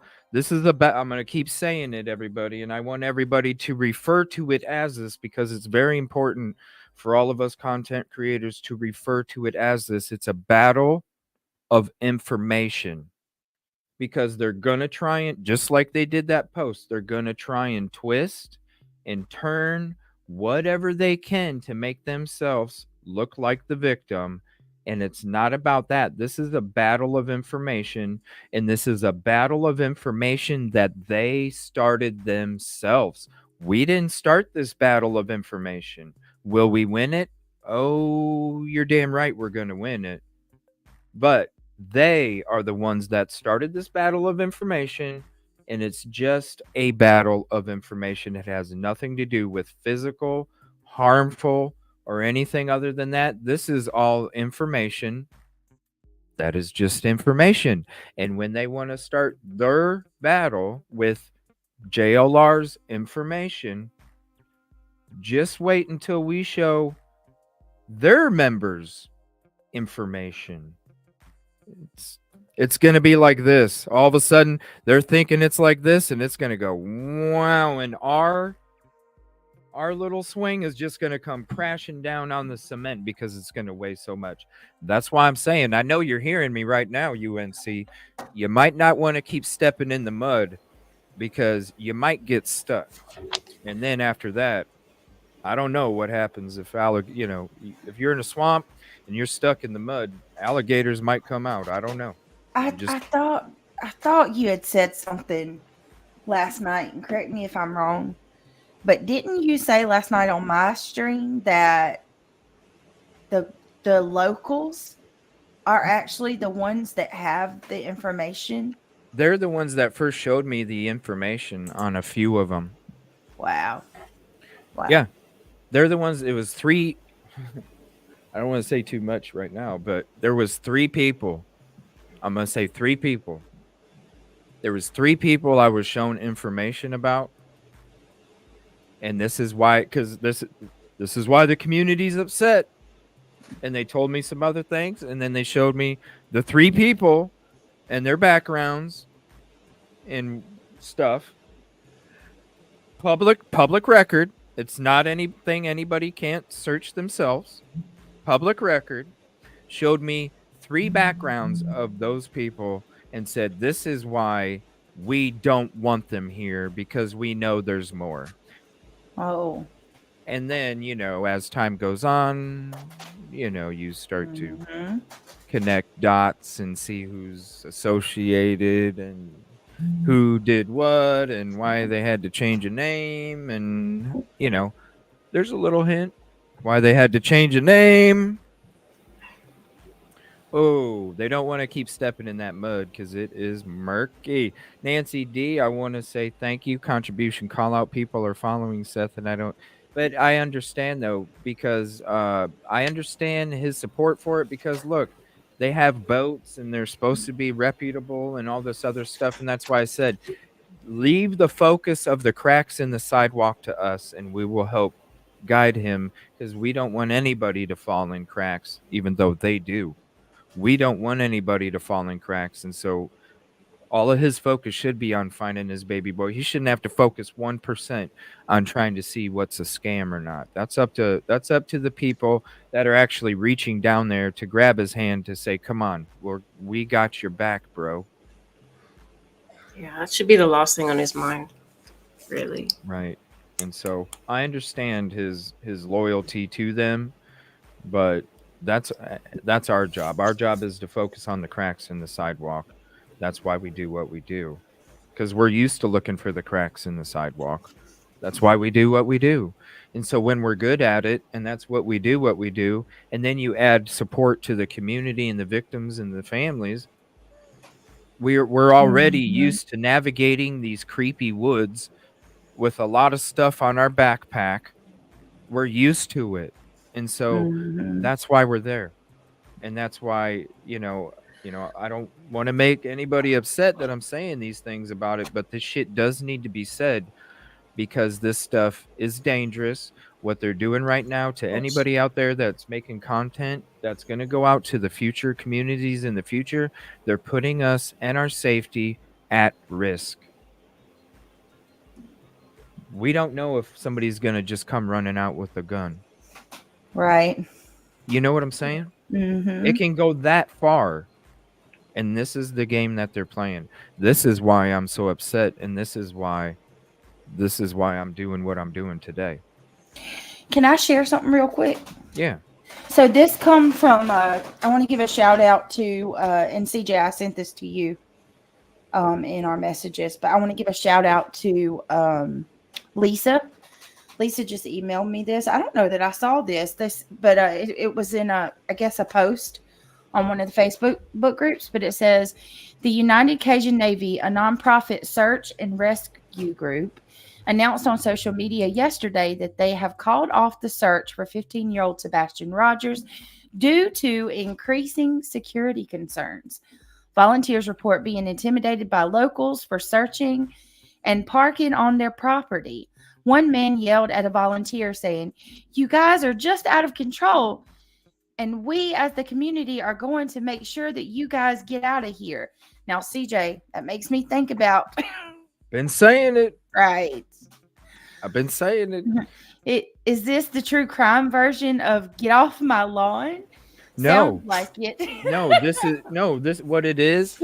What it is somebody that was a business owner was getting mad that they were using their parking lot to mobilize a search when they don't agree with their scandalous shit. And the business owner did not want to be associated with helping a scandalous organization. And so that's why he got upset. And of course, you see that they're framing it as if now the locals are a problem too, you guys. Let's see. For now, this search operation will have to go back. Let's see, to the drawing board. Stupid.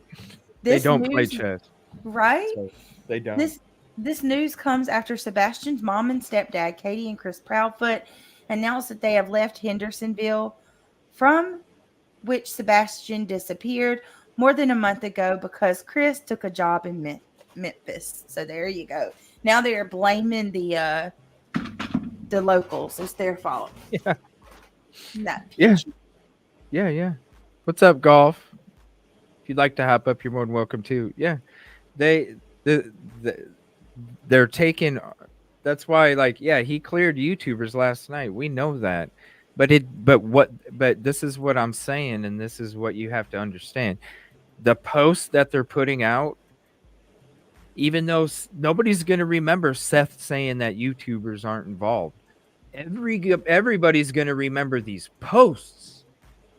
And so when we're going out to different communities, they're not going to remember Seth saying, "Yeah, it's cool." They're going to remember the organization putting out those posts. And that's where it's dangerous for us, because how can we go out there and help the moms and the dads do this when we can't even go out there to do it because they're putting out propaganda against doing what we're doing because they're too lazy to get off their ass? Because that's what it is. This is why I said last night, Brittany, that it's like they went up there uninvited. It's like they went up there uninvited. Oh yeah, we got called from Seth's. We got called from Seth at one point, and then I don't know, is Seth the bio dead? Oh, we got set up with Katie and Chris at the restaurant. We were talking on the phone, and I think they went in there. Look at their posts, being all fucking with that blow up hammer, walking up. Hey guys, it's just for real. It's just a 45-minute drive. Come on, let's go bring the boat up there. Everybody, let's parade. Then they go up there, and the community's like, "What the fuck y'all doing? What the fuck y'all doing?" And then they come in here acting like they're gonna do a bunch of searching and find Sebastian, and then what they do? They sit on their ass, and the community's like, "Yo, you're coming in here. You're not even asking for our permission to set up," because that's what they were doing when they first came. You're not even asking our permission to use our parking lots, so that affects our business because we have a big ass boat for your freaking mobile statue, and then there's a bunch of people sitting there and talking and parking their car and doing this. It's taking up parking lot for their business, and you didn't even ask them. It's a good version of don't step on my lawn, because it's like, bro, I planted that grass, and just because there's a football game across the street doesn't mean you can park on my shit. So get the fuck off. And that's what's taking place. And so then they took that. Now they have people coming there. And don't you think if the community was pissed off like they're saying they are about these threats, don't you think Charlie would have like sat there and did something different instead of saying, "Hey, bro, I want to be part of your team"? No. Well, I also want to point out too, just to add to your argument, Nancy Grace, when they were asked, Nancy said, "Who called you in?" They could not say. Right. So, I mean, you make a good point there. Like, people just pay a little attention. Try to remove that cloud about how good they were with the Riley Strain case, and actually pay close attention to what really happened. And they weren't even that good with the Riley Strain case either. No. All they did was come down there, walk around a couple times, and then have their boats out at night after the vigil. Yeah, it's just posturing. They didn't do anything. I mean, or the night before. No, was it that night or the night before? Because that was the same night that the night they had the boats out there for the UNC was the same night that the homeless man fell down off the ledge, and I think he fell into the river. That was the same night all that stuff took place.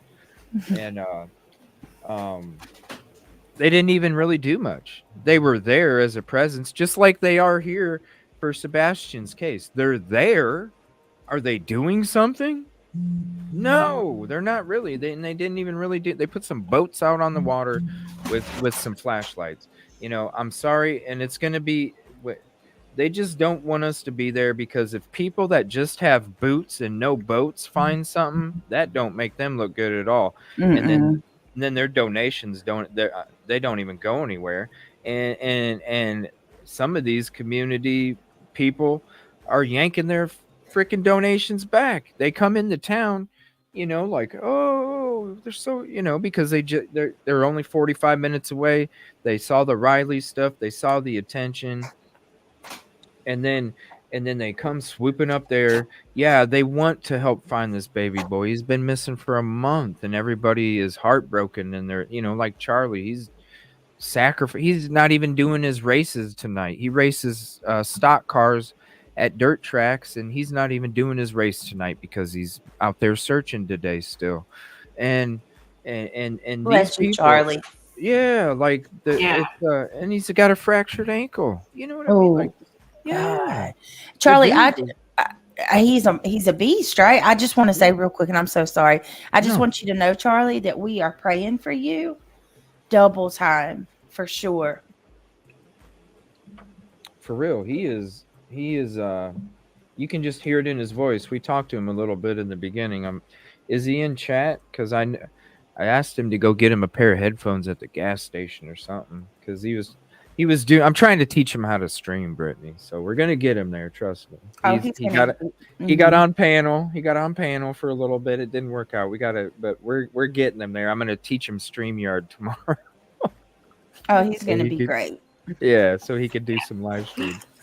But yeah, it's just I don't know. These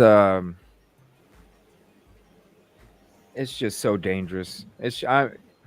I can't even tell my community what we're doing tomorrow, because I can't even tip off those people.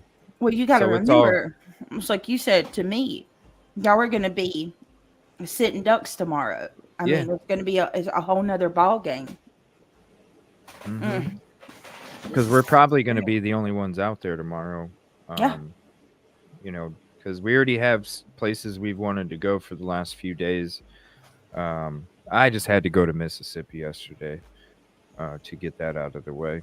But yeah, so I mean, we'll be going around live on location, but it's not going to be where I'm telling you where we're going as we're going either, even though they can see it. I might even tomorrow I might even like turn my screen off in between different locations. That way I'm not tipping off either. But I'm sure they're going to be out there. The last day and a half we were there, they were following us like crazy, and they weren't even trying to hide it. They weren't even trying to hide it. It was so obvious. So please say your extra prayers and fingers crossed and energy for tomorrow, because not only we're going to be having to worry about the snakes coming out of the ground also when we're searching now, but also with all the snakes that are out there around us as we're trying to do our searches. So it's going to be snakes from all different directions. So please give us a little extra tomorrow as we're there, because we'll definitely need it. Talking, copperheads, diamondbacks, water moccasins. I think they said rattlesnakes too, I believe. Cottonmouths. Yep. Yeah. I don't know. But you know what? It is what it is. Even though I might be nervous, I'm not scared. Huh? Do we know any updates? Like, do we know if I know Chris Proudfoot's not around, but Mom being back home, do any of you guys know if we have any sightings or any noise about her potentially searching now that she's home? I haven't heard anything. I thought I heard last night that JLR had video of her or something like that. I could be wrong though. Hell, I only had 22 hours of sleep, and then I went to bed. I might have dreamed some shit I didn't know about or something, But I could have swore like somebody said that he had a picture of her after she had went away and came back. Contribution call out Nancy D for the $4.99 super chat. I wish you could get on that property where the family has cemetery is. Oh, I know, right? I know. I wanted to, and I was even gonna test it, but it was like, it's not worth me going on there, and then because once I go on there, somebody else literally has the right to shoot on demand without any warning, and so therefore it's like, we'll figure out something. I already have an idea, and I can't. All I can do is say, just trust that we're going to have a good search tomorrow. We're going to be doing some things that we were already getting into a few days ago. I can't really go into specifics with you guys. Monday I can, Tuesday I can, any other day after that I can. Tomorrow I cannot go into specifics what we're doing. I can't tell you where we're going or if we're going to be. Just please trust me that I found right here. Just please trust me that we're going to be continuing to do what we were doing the last day that I was down there, and we're going to keep going. I just for tomorrow. That's all. Just for tomorrow. It's just because they can literally pull us up and swarm us if they want to. You know what I mean? So I'm always going to be a step ahead as much as we can while we're trying to do what we're doing, because sometimes we can't. Sometimes where we're going, it's going to take a little bit, so it's not going to be like we can always be a step ahead. And thank you for the $2 super sticker, Brian Ramblings. Let me see here. Where was that? And a prickly pear, hey you. And also I want to say contribution call out to Lady Creations. Where did you find your glasses? It was in my gear bag. when I got home and I took all my stuff out of my gear bag, that's when I seen them at the very bottom. They had, with all the activity and stuff, they had like kind of wedged themselves way down underneath everything. So when I took everything out of my gear bag, it was right there, and I was like, "Thank you," because these things are expensive, man. $435.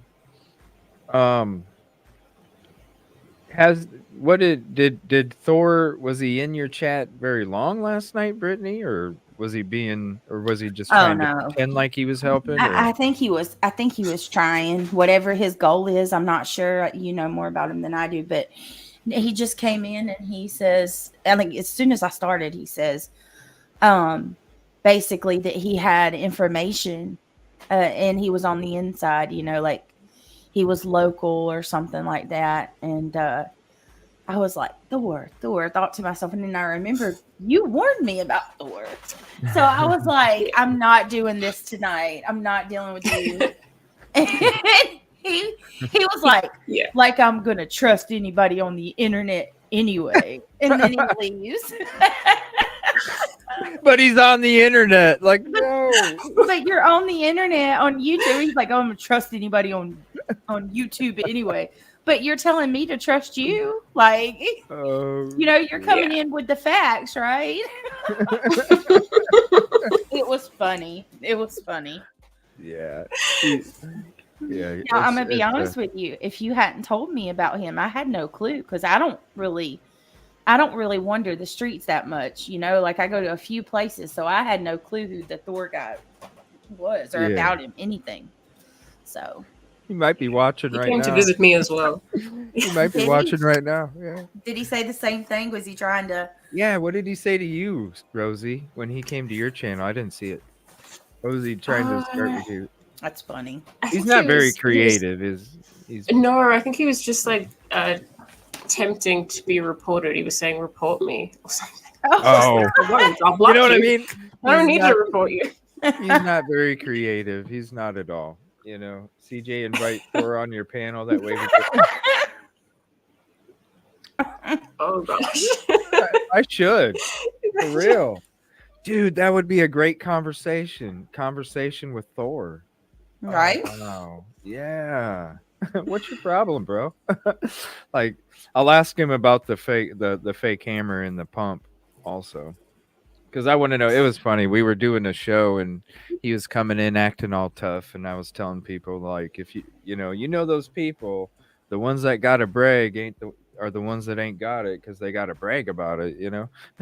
And Thor's coming in all bragging and stuff, and then all of a sudden some fire ambulance comes by. Oh shit, they're going to save Thor. You know, we just tore into him pretty good about a couple things, and it was nothing but love when it comes to making the shit out of the trolls, because, you know, it's about maybe next time they'll go into another show and be like, well, maybe I shouldn't be such an asshole, because then I'll get the shit made fun of me, you know. So you know, just to give him some of that shit back. But now he'll be I was surprised. I didn't see him for 2 days. Wow. I didn't see him for 2 days, and then he popped in yesterday, I think. Like that. Yeah, that's when he was in mine. Yeah. There's someone in your chat named Kai Gill. I don't got my glasses on. Confirmed update. Katie Proudfoot and Chris Proudfoot and the family members were at the house today. Although RV was not there, photos of them together stood around the mailbox chatting. Where can I find this at, Kai? Yeah. Where do you have the photos? Yeah, I'd love to see that. Wonder what that's about. Because I could have swore somebody said JLR had photos of them. Because she came back without him. He put his status as single, and now she's putting on makeup and shit. I know. Somebody said she was I think Regina said she was like Shania Twain and feeling herself. Yeah, I forgot about that. Regina, right, with that leopard print. Woo, man! Oh no, that's so funny. Gotta love the leopard print. Thor was a shit show. Yeah.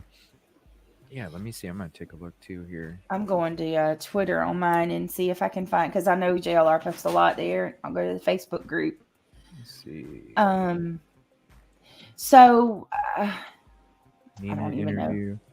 I kind of wanted to watch there's a couple things last night. I wanted to kind of like what you did too. We watched those, but I didn't really, because when I'm on the road, I don't get to like see the facial expressions, and sometimes I don't even get to hear it all because it does cut out when I'm on the road. So I was gonna kind of recheck those out on a dating. He's on a dating site. Who in the hell? After you hear Nina's story, who in the hell would be like, oh my God. Wait, who's on the dating side? Chris. I mean, hey. I was like, what? You gotta eat. To be you gotta eat. This man, yeah. Okay, so here JLR says my spies. JLR is funny, you guys. He says my spies have informed me that Katie and Christopher Proudfoot are back home at their home right now outside talking with the neighbors across the street.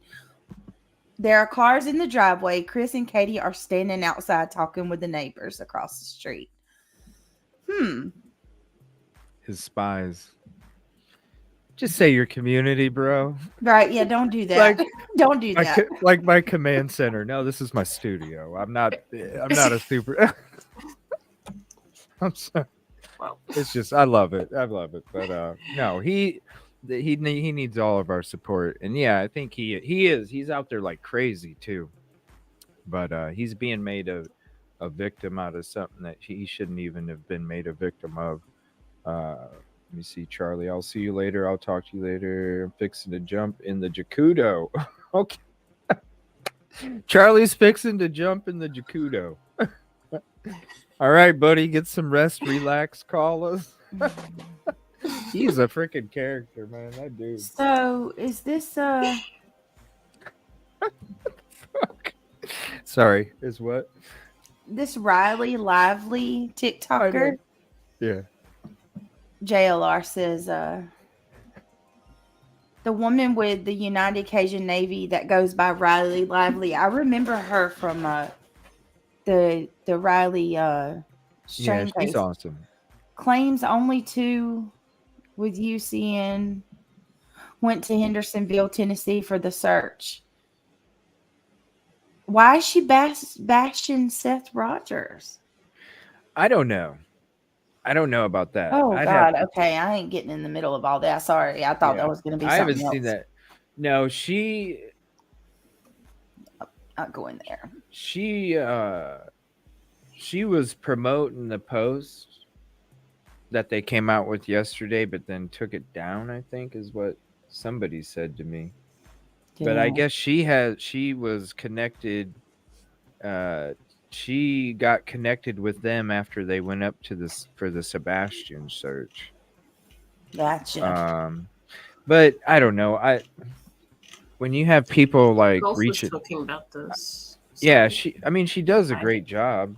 She does a great job. I think so too. With sleuthing and everything, she really does. It's so easy to get caught up. If she was working with them. Yeah. So yeah, because you form relationships and you get blinded, because of whatever kind of a investment that you have in that relationship. So you're willing to sacrifice some things because of your investment. But that's why I only let people reach out to me, because it's just a different kind of investment that happens. And then I feel like, because I feel like sometimes that can create more harm too. Like, yeah, any of us. Like she should be promoting all the nasty shit about that agency. And I don't know. I don't want to speak because I don't know exactly, but the last time I heard, she was actually not about their bullshit, but I don't know. I'd have to see. I think Golf is asking for a link. Oh, okay. 1 second. Check this out. This is a post that I found this on the Facebook page. This is a post that Christopher Proudfoot had made on December the 7th, 2022. He says, public service announcement. Hey, folks, do you hate weapons and want them out of your life for good? I have decided to take a stand and help out in the best way that I can think of. If you or your friends have a weapon, I'm not going to say the word. He's naming a bunch of, weapons or a rifle looking to be removed, I will take it permanently and I will ensure that it ends up in a safe place. I would normally charge for this kind of service, but I'm willing to waive my fees because I care. Free pickup service is also available within a 100-mile radius. Private message me today so that your home can be a weapon safe zone. I will give you a $10 gift card to Starbucks. They are weapon-free place as well for I can't say the word. He's using a bunch of words for, firearms. He's like, as final safety precaution, I will take the ammo too. Thanks in advance. If you're a local and do have any old ammo laying around, please message me and I can come get it. Glad to be of service. This is my public service announcement for anyone who needs it. Private message me, please. If it was a Hardee's gift card, we'd be talking. All right. Oh my god! Oh my god! That's worse than selling beachfront property, like in fucking Idaho. Like, come on, dude. If it was Hardee's, yo, we might talk. What's up, golf? $10? $10? Yo. Hi, guys. What the Hi. You can't even get a coffee and a muffin for $10 at Starbucks. You can barely get a coffee. What's up, golf? That's funny. What the hell is going? CJ, What happened overnight? I wake up today and all this crazy shit happens. Wait, is this real? Am I still sleeping? I know I was awake for like 22 hours. What the hell? Well, you want to laugh some more? Oh no! What's up? Uh-oh. Well, there were only 2 people from United Cajun Navy down here for this. That's what I was just reading. Yeah, and one of them was Riley Lively, and she didn't come in until this week. So, what? Isn't that funny? So, who were all those people? I don't know. Spouses? I don't know. Wow. TV extras. Volunteers. That's why when we went up there and Charlie was like, "Don't look at this. There's no insignia of UNC on the boat. Why? It looked like just a regular boat." Yeah. It's these people, and I guarantee you this is what it is. Because when I went up there and met these people that have the, like I said, it's a mobile trophy, right? Ooh, look at this boat. Yeah. It's got this big, I showed you guys on the show what it looks like. It's crazy. Yeah. It's this mobile statue, and I bet you those 2 people are just raking and, because they're I bet you they make over 6 figures each from the organization. I'm pretty sure they do. I think the numbers that I saw was like 140. So, and it's not for sure. I'm just going through my loopy, half-tired mind here. I have the paper kind of in my head. But when you're talking about that much money, right? It's the it's their friends of friends. Hey, we got this great thing. We're getting donations. We're rolling. We're doing good things. And maybe they were in the beginning. I'm not saying they weren't. And it was started for reasons that it wasn't. But eventually, the fakeness runs out. A gold necklace that's fake eventually turns green. And they're too cocky to think that it wasn't going to turn green on their neck. You just don't waste your money buying fake, and it won't do it. It won't happen. And when it comes to the people like those people with the big boat, why do you think they got the big boat? How do you think they got the big boat? everybody that is surrounded with those higher individuals reaps in all the rewards because they are to the king and queen, they're the bishop, the knight, and the rook. Mm-hmm. Well, it didn't start that way. So basically, when Cajun Navy started, they had their own boats. And, Katrina happened. Everybody was like, hell no, we're going to go out there and search and help get Mm-hmm. Right. people out of there. Right. So that's how it started. And it was Good according to, people. For yeah. the good. So, For the good. and they had their own boats, right? So, Right. and supposedly it was the Cajun Navy 2016, I think they were called, or something like that. And then that dude that started United Cajun Navy volunteered through them, and then he separated because there was some issues, and he started the other one, right? So Mhm. obviously, I was just saying the real Cajun Navy should have come down here. They should have, and just like pulled a good one on them. I would have if if that was Yeah. my organization. I would be like, hey, we're here Right. and we're going to go out 100. and search. We're here for a reason. So, Just like, it could be even like a fake content creator that isn't even getting out of the vehicle. You know what I mean? Like they're just Yeah. going around doing this and doing this, not getting out, talking to anybody, not handing out flyers, not searching, not doing. They're just sitting in their car doing this shit, and it's, you could have that, right? But don't you Yeah. want the people that are actually out there getting out of their car, talking to the community, doing the digging, doing the searching, trying to come up with clues and answers, thinking about this spot, that spot. Every time we talk to Charlie's always got 3 new spots he's wanting to check out, like Right.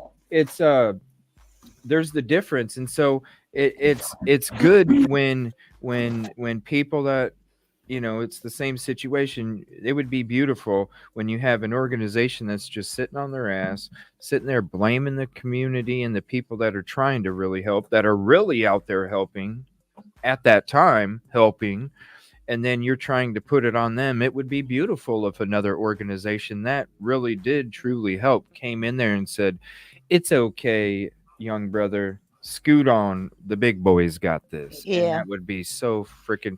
But I think it's more of like, we don't, maybe like part of the name, because think about it, they have a similar name to the one that they'd be doing that to, and so maybe that's why we would love to do it, but at the same time it's too similar and we don't want any of that to come back on us either. Yeah. Let them dig their own grave. Right. Another thing I do want to point out in all this, which is I find that hilarious. By the way, the whole Riley Lively posted that there were only 2 UCN members here. So it's not something I'm just pulling, and you can read it. If you go to the Facebook and you search United Cajun Navy, they have their main page, right? And then they have something called United Cajun Navy missing persons. And the second threat they put out there, that was only posted on that second page. The one that it says anyone who deliberately impedes, blah blah blah. That one was not put out on the official page, only on the second page, which I find like sketchy as well. You might not, but I find that sketchy. No, it does, because it's like they're trying to hide it. They're trying to not associate with it, but they wanted to respond the best way they knew, and this is what they created. Like they just didn't want to be like, oh, we can't put it on our main page. What does that tell you? Put it on your main page. If you're going to put out threats, put it on your main page. Yeah, if you're that tough, show it. And with with how they're doing it as well, they're using JLR as an easy target, which is making it dangerous for all the communities that we go help in the future. And what they don't understand is when they're messing with people that don't have a record, what are they going to say? What could they say about me if they were coming after me? Any of that stuff they wrote, they couldn't do it. No, but I contradict everything they wrote. You're gonna be tainted by association, right? Because now every YouTuber out there that has a show is bottom line, somebody who's been in jail or incarcerated or whatever. You're all criminals, basically. That's in a way that's what they did. That's what they created. That's why I spoke so loud, like and what I spoke about earlier and how I spoke had nothing to do with anger. It had everything to do with pain because of what the hell's going on and how they're using this baby boy for their own PR bullshit because they don't want to get off their ass and do their job. That was super evident during the Nancy Grace interview. He just wanted to sell his company, nothing else. Because he started like, we are the genuine Cajun, like we're the real. What the fuck has that got to do with finding this boy? Nothing, nada. We're the real. She was like, tell us what you did. Let's just cut to the chase because she got tired of listening to him selling his company. I kind of wanted to listen to that again, that Nancy Grace one where they had everybody up there. I kind of wanted to listen to that one again because there's with all of them up there. And especially I wanted to show because that's the last time that they've been on a talk show or anything, right? Was the Nancy Grace episode, and I'm talking about the UNC representative, correct? Yeah, as far as I know. They've been on the news talking about them.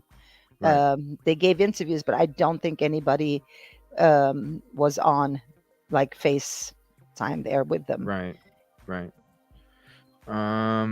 Would you guys want to watch that again? Or there's other stuff we can go into if you want. But I thought I'd like to watch that again and really dig into everything that this gentleman's saying again. I know we watched it on the road.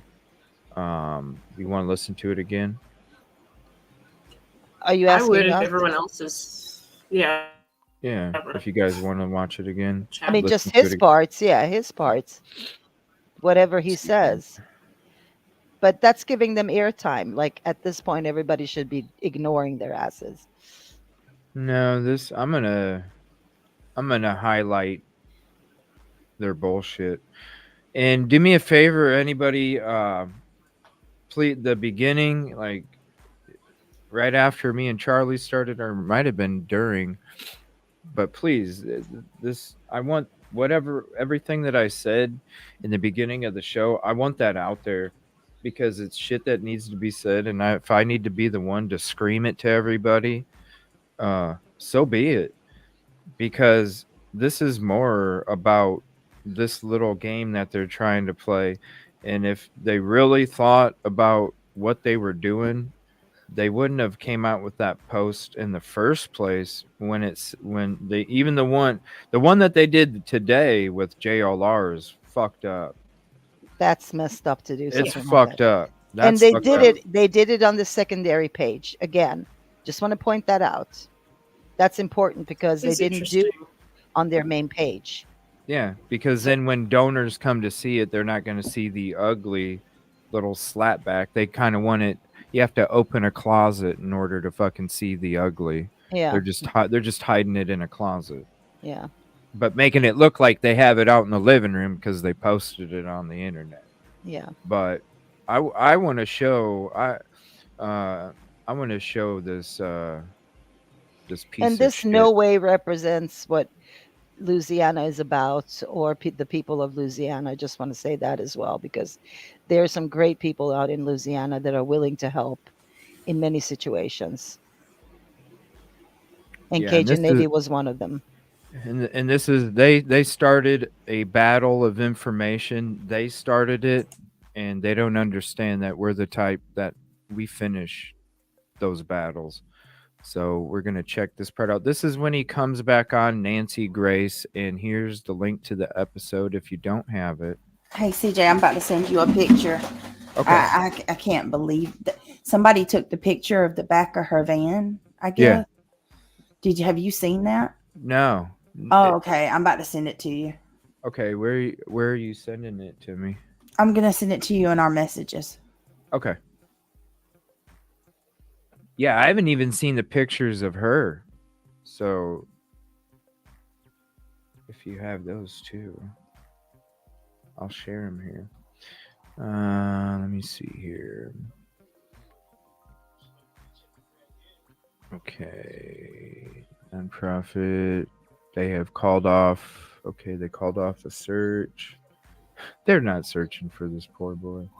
They never did. No. It's not right. But they got your information. Yeah, and that's fine. They got my information to see CJ ain't got shit, and what you gonna do when you want to try and threaten and come out with a post with somebody like that. Guess what? I have a hell of a lot more shit on them than they got on me. They don't want to fucking play. For Hardy's, Freebird, $10 super chat for Hardy's, CJ, to get you started right tomorrow. Thank you for all you do. Also, I became a member this morning early before I took off for the day. Honored to support you. Thank you so much, Freebird, for all the support, the kind words, and everything that you do. I really appreciate that, and it means so much to not only me but to the community, because I take your support and I transfer it to the community, which then the community transfers back to you, and it's that recycle of love. So I appreciate you so much, and please understand that anytime there is any kind of support, it does go back out there. Let me see here. Yeah, you do have an amazing community here. I did not get a picture, Brittany. Oh, I heard something. So I'm not able to find the pictures of the neighbors yet. Hopefully they'll. Whoa! Said that. What the hell? That's what I'm trying to figure out. Like, what's going on there? That come from the group. Hold on a minute. Here, I gotta switch to. I gotta save it that way. It just shows that. Yeah, I had to save it. It's Katie's van. What the hell? I'm like, what? Wait till you guys see this. So this was the back of her van before it was gone? I guess so. Yeah, somebody snapped a photo. Dude. That looks like furniture. Yeah. Does it not? Oh my God, I didn't even think about that. But I thought her work came back to get her van because she got fired. I don't know. Hold on a minute. Now let me send you the post that like the caption that was beside it. Yeah. Because that's like floorboards, and then that looks like a bed, like the bed frame, right? Oh, and then a chair. Chairs, like a tall desk type. So they took up the whole floorboard. No, that's a bed. That's a bed frame. Yeah. Yeah. Okay. I wonder if Seth would know if that's the boy's bed in their house. Dude, and is that like that is like a twin sheet, bed? or... That is like a twin bed, Golf. Mm-hmm. So as with everything, you guys, this was from the Facebook group. Okay, this is a Facebook group. So we're not running with anything. We take everything with a grain of salt. But I thought it was at least noteworthy to show. Hold on a minute. Look at the. Because that's got nothing to do with her work. No, this is not security. Nope. That is not security. And floorboards is very interesting too. Okay, well, because they didn't search the van, right? I mean, we don't know that. Well, obviously somebody did. Who took that picture, by the way? I wonder. You would have to, yeah. Is that outside? Do you see if that's outside? I think that looks like outside lights. Yeah. That's outside. Yeah. Up here. Mm-hmm. So like somebody a was cloudy. saying it's an older picture allegedly, but I don't know. Oh, for real? I'm trying to get more back history on it. Bear with me. What about the? I don't understand. The reason I wanted to show it to you too is because they acted so bizarre, did they not? Oh my God! I got a good picture of the marks on his arm too. I'm gonna send you. Oh yeah, the scratches. Oh yeah, this is a good one. Hey guys, do me a favor. Can you drop it again in the community chat if you already posted it? Sorry. If I'm in the community chat right now, if you can post it again, please. And we go here.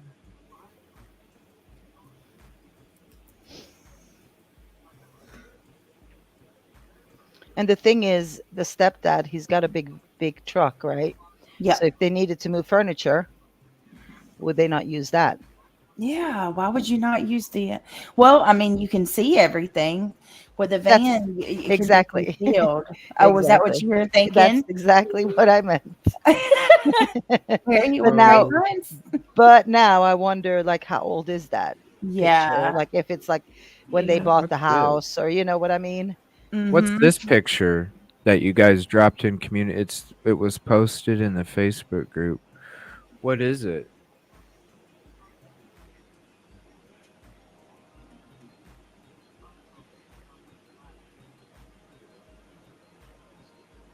The truck. I don't know what I'm. Yeah, what is that? I don't know. Special needs mom. It was posted in the CP and KO talking to the neighbors today. Oh, okay. Yeah, remember, I can't find the pictures. Did somebody else get some? Because I'm looking. There's one up here. Can you blow it snap. up? I want to see. Can you Hold on, blow let the me- left side up? Hold on, I gotta save it Oh to my zoom it in quicker. God. Hold on. It's the same damn look. Jesus. Hold on. Let me see here. I wish StreamYard you could just switch it from one to the next. You actually have to like take it down, open it up.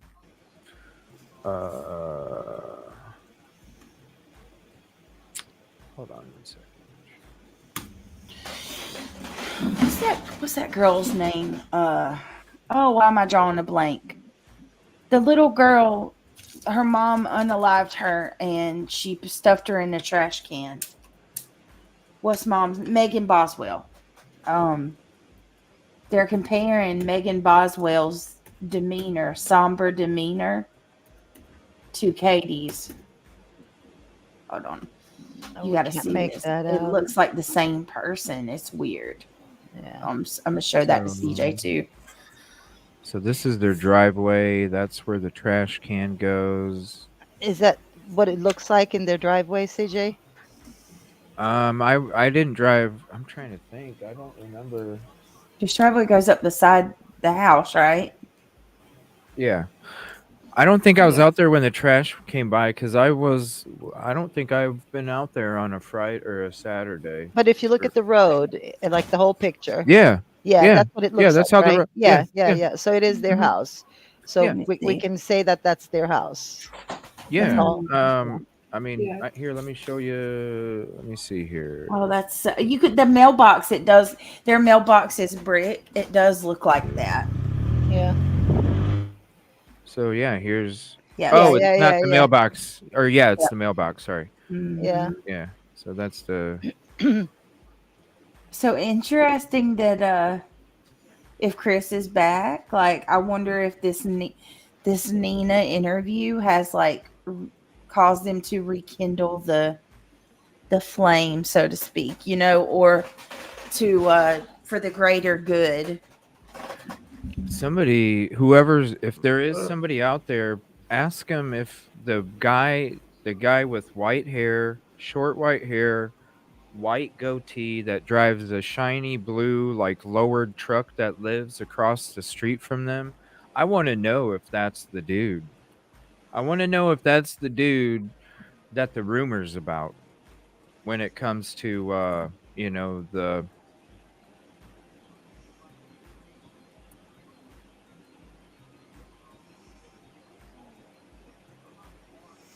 looking at this neighborhood, I'm thinking back to Nina's interview where she said that her parents have a trailer and Chris refused to stay there. They had to get an Airbnb. So I'm looking at this and I'm thinking only he thinks that he has to be only the best. Yeah. And I want to say anybody that goes to Yogi Berra's or oh gosh, anybody. I'm gonna just put it like this: if you're going to an RV camp, anybody that is going to any of them, I'm not just gonna single one out, but the one that we saw was like, whoa. If anybody's going to an RV camp, please look up the SAs that are in that area. You will be amazed. When we showed up yesterday, and they pretty much were running us out of there. When we showed up yesterday down there, and we looked it up as soon as we got there, we even showed you on camera the map, and it looked like fire, like all over the place. It was ridiculous. So please stay aware and keep yourself safe whenever you are going to these places, because I bet you there was so many kids walking around there and with no parents right next to them. So please, when you go out to any of those locations, please, please, please, please look it up. But yeah, you're right. He doesn't want people, or he didn't like the fact that her parents and wouldn't stay in a camper because it's a camper, but he was staying at a camp, RV camp. It's the same thing. Thank God for the person who's staying in the trailer. Yeah, there's nothing wrong with it. It's a home, you know? Sometimes they're bigger than apartments. I don't know. I mean, I personally live in a house, but I'm going to say this, like living in a rural, I can't say that word, okay?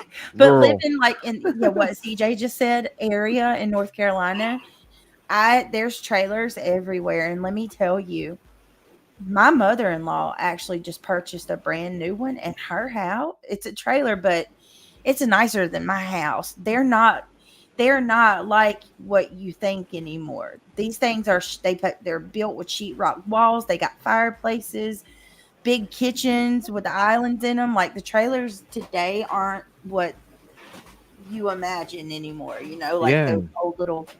And even if they were, so what? They're People mobile do the best- homes, not They're trailers. mobile homes. Yeah. Yeah. They're actually. I looked at a few, and they're expensive. They are. They're not cheap like they used to be. Like they make them better, almost like more beautiful than a house sometimes. Yeah, like I said before, trailers had like these weird thin walls and stuff. Now they actually sheetrock the walls, and it looks like a house. I mean, it really does. I think it sounds nice, actually. Yeah. I mean, I just don't get it. I don't. People do the best they can. It shouldn't matter where they live. No, and it's a home. Yeah, exactly. It's what you make of it. There's nothing wrong with anybody's home. It's a home. It's whatever you call home. You can call hell. You can call a vehicle home. You know what I mean? Like, yeah, you could call a van home. It's home is what you make of it. Exactly. Look how beautiful their home is. The Proudfoots. And the kind of hell must have went on there. Like, oh yeah. You definitely can't judge a book. That's for sure. No. These when I clicked onto your show last night or yesterday, and I saw you out there, I honestly have to say my heart dropped to my stomach because that sod in the middle of nowhere like that. Yeah. It's just. Yeah. I'm still curious why that's there and how, you know? Well, I'm going to show you a picture. This is when we started digging. We already started digging on the first one. I'm trying to find maybe a picture where it was just before we even started. But a lot of them are after we already. But this one, let me see.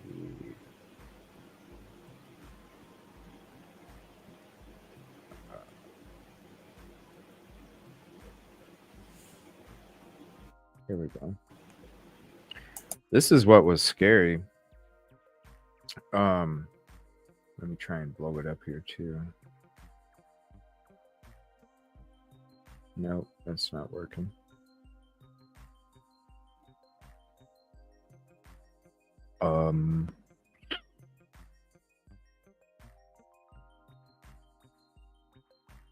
Oh, because it's there we go. My bad. It was my fault. So when we walked up to this, like there was, so imagine this right here was basically the same as over here, and it had all of this sod that was good sod just laying there. And so when we're looking back at it, and that's just in the middle of nowhere, like here, the park or the playground is right there. Like that's part of the slide. So, excuse me. So this is way off in the distance, and then the other side, it's even farther, but it's a little more open because it's a frisbee golf area. But as we came up to this, it was like, what the hell is this? This is crazy. Christina walked up to it and was like, hey, there's a... I just started booking because I'm like, oh, hell no. You can see, like, it was just all piled up. Now, under the pile, there was a lot of compact dirt too, probably from the weather and such. But it was one of them things where it was called in, coordinates called in, but it was like, it's across the state line. I can't leave the area and trust that they're even going to come down there to do anything. Because I mean, I can't say they wouldn't, but I can't say, you know, I couldn't leave and be like, oh yeah, it's for sure gone through. So I just had to go through it myself. And so I want to say shout out to everybody that helped with us down there, going through that and searching and everything. We did some exploring down there, the different parts, the camp, the lake, and then out here in the wooded area. Not going to say we're not going to go back down there, but I think we did a pretty good job of kind of looking over the whole area, seeing what was suspicious areas that we needed to walk through. I think we did a pretty good job there. Yeah, there was a cigarette. There was a empty cigarette box and like a rubber wristband that we found there, and I went ahead and put those in a bag and brought those back. But it was there was nothing there, thank God, that we could find, and a negative sign anyway. But the community, it was crazy. The community didn't even know about him. So at least there's some awareness down there. And it was kind of crazy because when we went to the RV park, the excuse for kicking everybody out was that they didn't want flyers, any more flyers. But we didn't even have any flyers in our hand. We weren't putting up any flyers. We weren't handing out any flyers. So for them to use the excuse that we needed to leave before they called the cops because we weren't allowed to hand out flyers, or they didn't want any more, it just didn't make any sense at all. They definitely don't want us around there. And I wonder if it's because of all the essays that live there. Because we're talking about a missing child. Yeah, we're talking about a missing child. Sometimes missing childs happen because of that kind of activity. And there was a lot of kids around there, and I bet you a lot of parents that didn't even know the essays that exist in that RV park, which I don't understand how you can get away with it.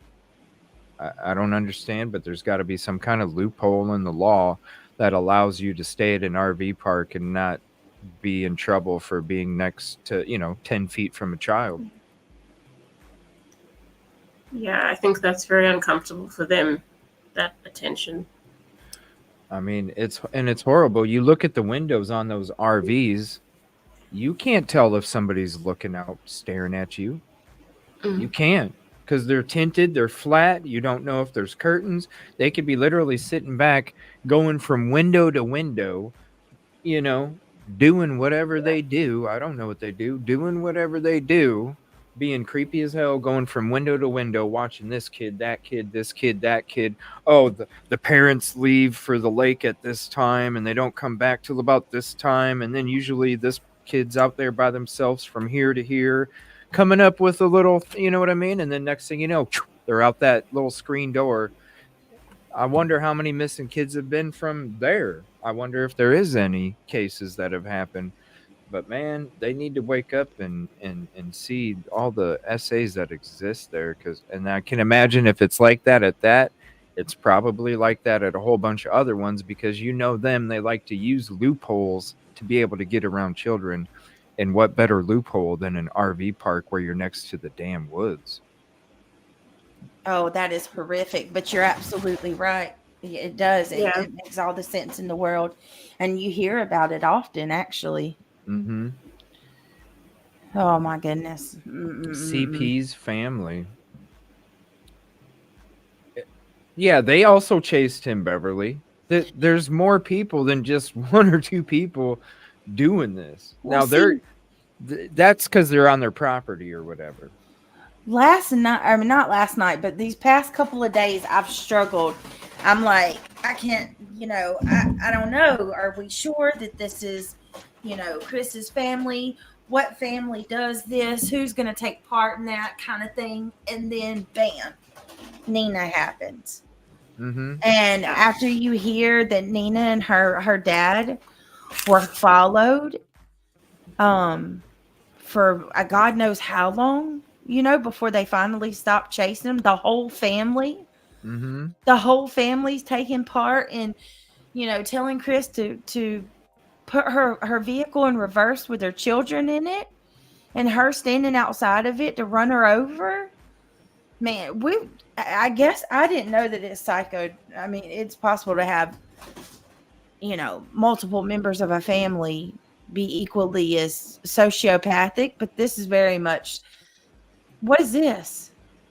This is Katrina just dropped this in my community chat.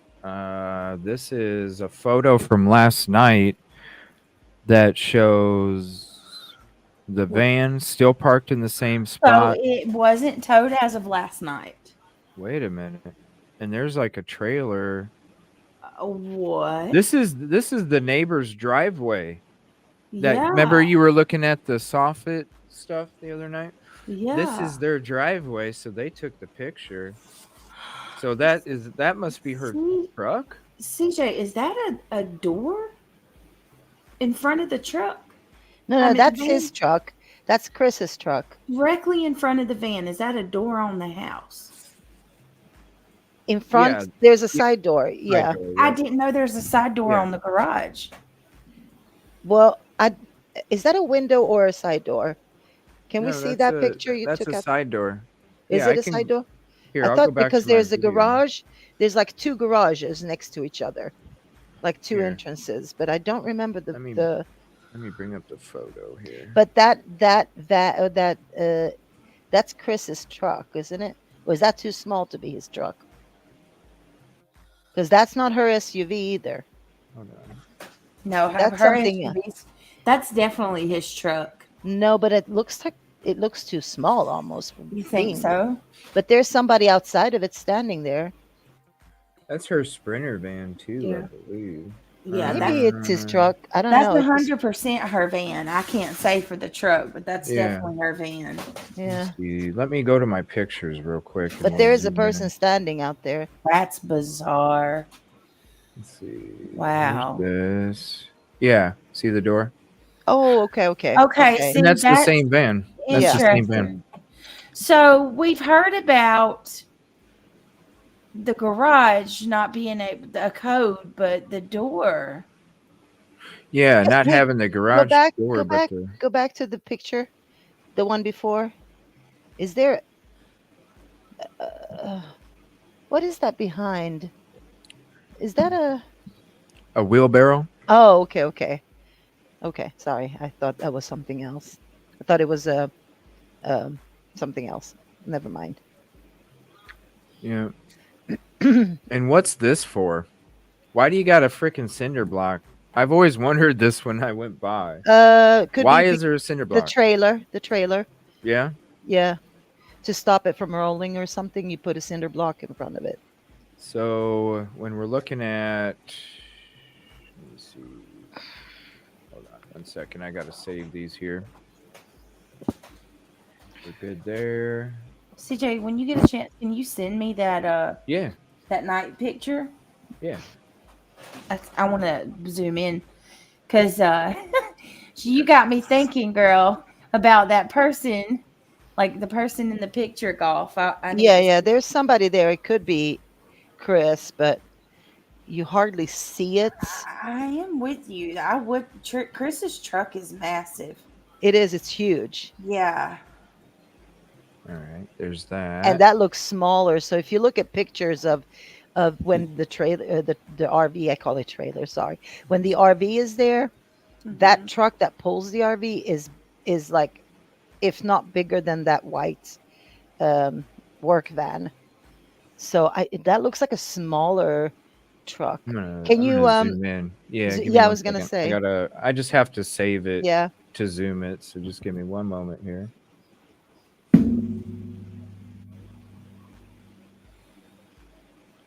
See, it looks like a smaller little mid. Shout out Katrina. Yeah, it does. Did she take that? Hold on. There's more. Wow. See, there's a person. This person inside. Oh, and the then there's door's one, open. Yeah, and then there's a person standing there outside. I see it. Okay, so the truck door's open. If you look where the truck door's at, I think I see where she's talking about. So somebody's in that truck, but that cannot be his truck. That's too small. So Katrina says the picture with the furniture is not her van. Are you sure it's not? Okay. This pic was taken off Craigslist. Okay. Oh, why do people do that crap? Because it's like that makes me so angry. That's in the Facebook group. Thank you to the person that clarified that. Yeah, Katrina. Thank you. I mean, thank you. Here we were talking about see, that's stupid. Yeah, that's why I said it's like giving us wrong directions. I love when the we're just trying to Facebook help. groups, but that's what comes along with those stupid Facebook groups. You know what I mean? Like, you get great information, sometimes profound, jaw-dropping, bombshell information, and then other times they'll give you a load of crap like we just got. Sorry, guys. I apologize. No, that's fault. what we do. We explore all thoughts, theories, and opinions, and exclude what doesn't make sense or isn't. I do try to. It's that path. No, we're good. Yeah, so I thought her vehicle was towed too, but this is last night and that van's still there. Interesting. So what's that about? That's also false information then. Charlie? Yeah. Let me call Charlie. Or he's in the jacuzzi. You know what I gotta say? Charlie, I'm mad. I didn't know you had a jacuzzi, bro. Yeah. Go ahead, dude. We could crack some seltzer and fucking have a party, bro. Let's just fucking stream the jacuzzi, right? Right. Relax that ankle. Right. Hey, you better I'd like be to call careful. him and ask him if he could drive by there and make sure. Is there anybody out there today? Weren't they doing a search today? I think they were. I think Clue went. No, it was were maybe the day before yesterday. Cluminati might have been out there, but I don't know.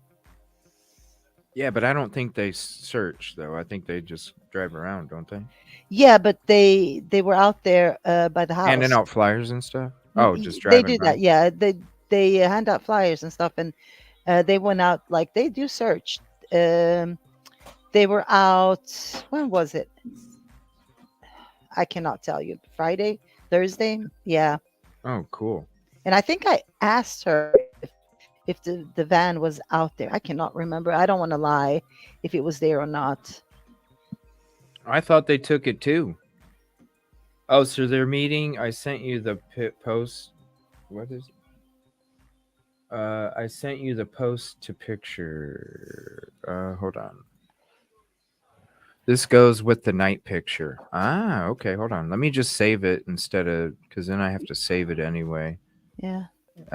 Let's see. 1 second. We'll show that one. So this picture here was taken last night, is what people are saying. 1 second. Is it in my folder? Or is that an older picture as well?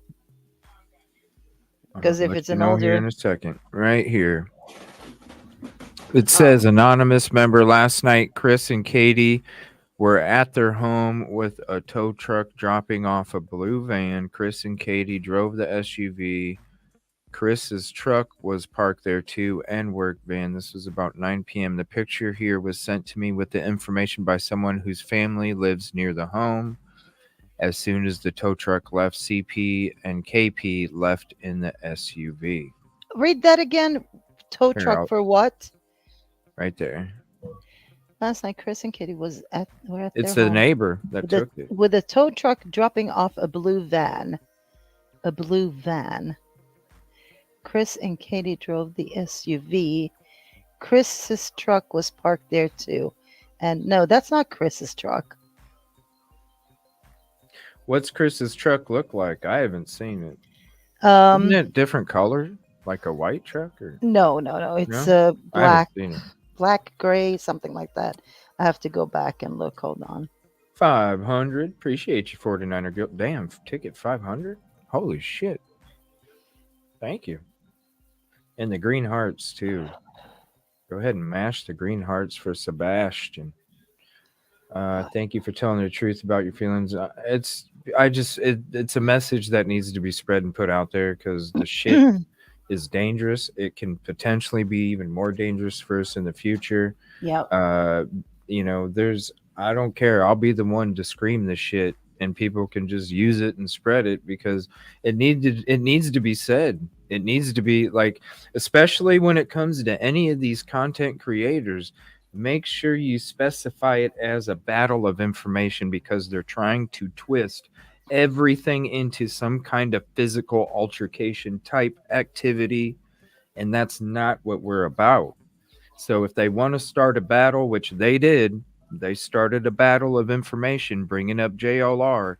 We will have that battle of information, and we all have to make sure that that's what we refer it to, because if we don't, they're going to twist it around. And so they can't twist around a battle of information, because if somebody goes, whoa, what's this battle of information? They're going to want to look for the information, and then they're going to see, oh, these guys over here ain't so squeaky. Mm-hmm. And I want to say, for everything you said, I agree with you, individually and as a content creator, 100%. That could be Chris's truck, actually. You think so? Yeah, hold on. Yeah, that looks, okay, could be Chris's truck because it is smaller than the white van. Yeah. Would you up, Najee? You want to come up on panel, Najee? Here, I'll send you the link if you want to come up. She's out there with us too. She was out there yesterday helping us search. Let me get you the link. That way you can come up if you want to. Oh, how can I send you this? But yeah, you can send it to my other email because I'm at home, so I can access that. Okay, let me just. Crazy. I'm still mad about that damn picture. So there's that. I'll email it to you, CJ. Let me see.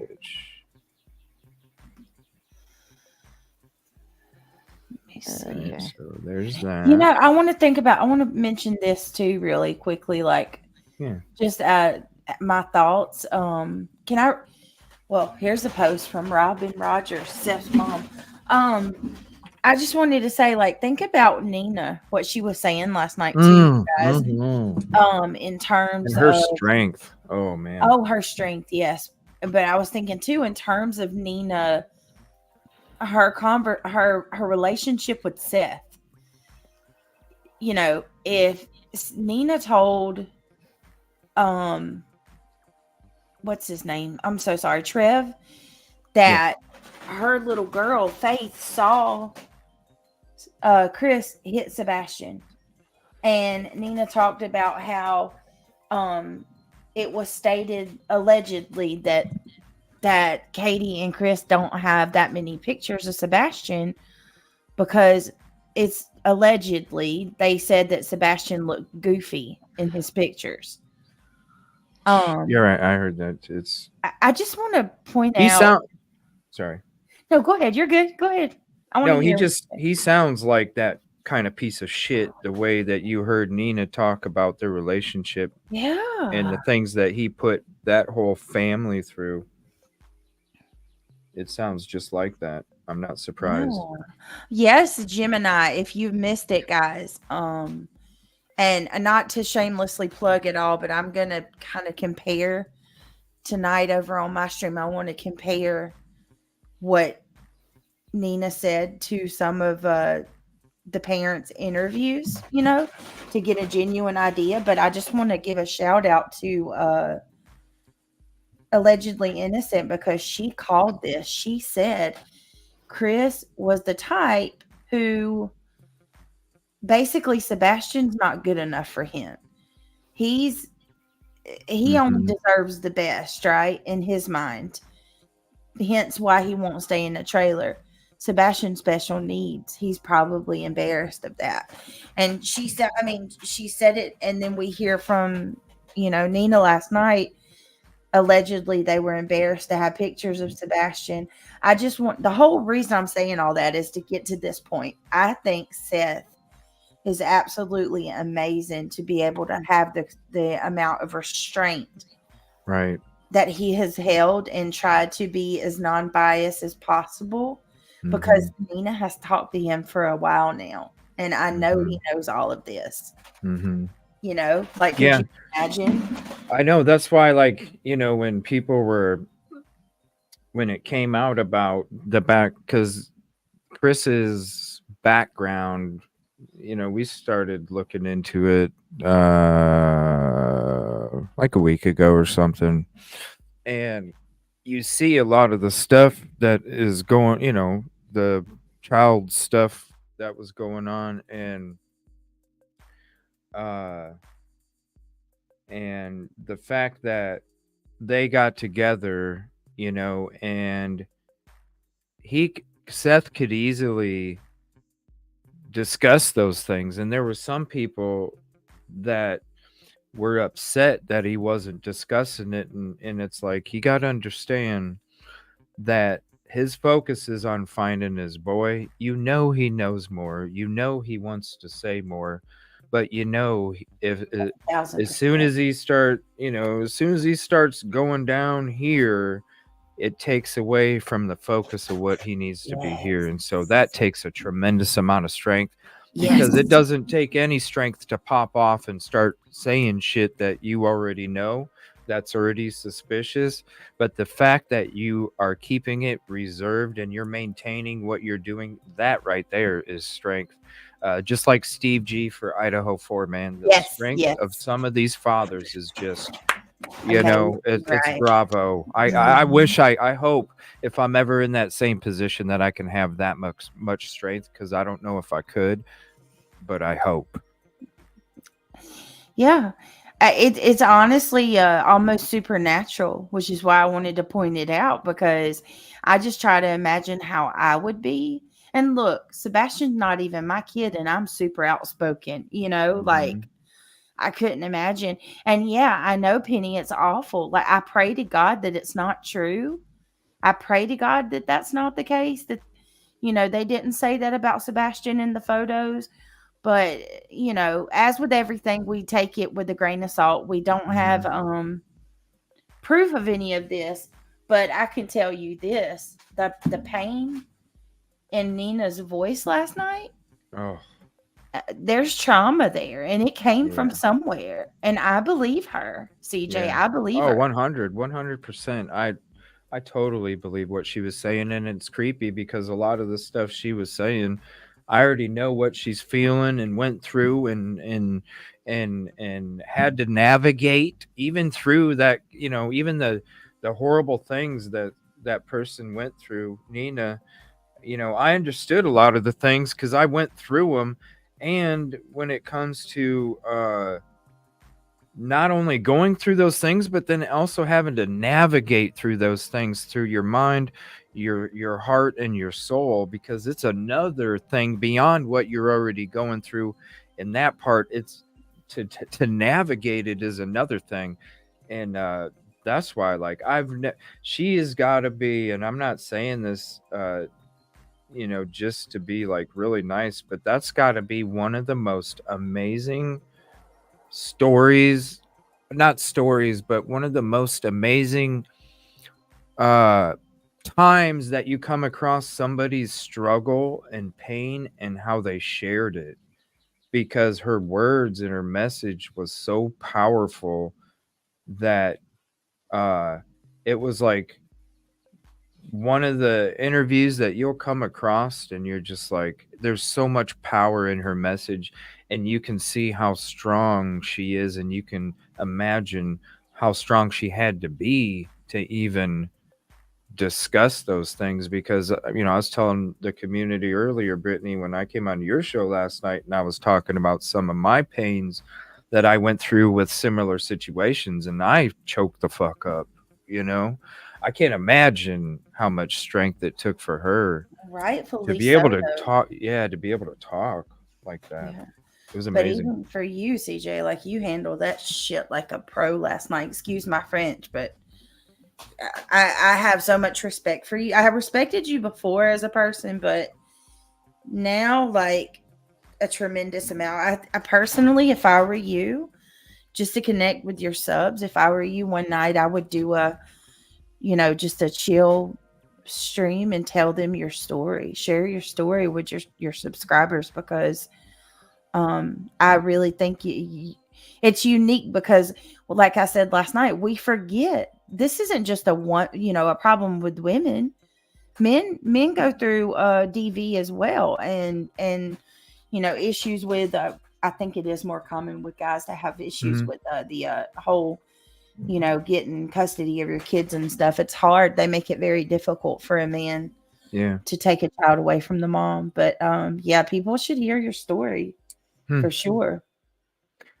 It was definitely a time in my life where I felt like every mountain was pushing down on me, because that's literally, I felt like when it came to the help that I never got, that I should have got, and then all of the obstacles and hurdles I had to jump over just to do the right thing.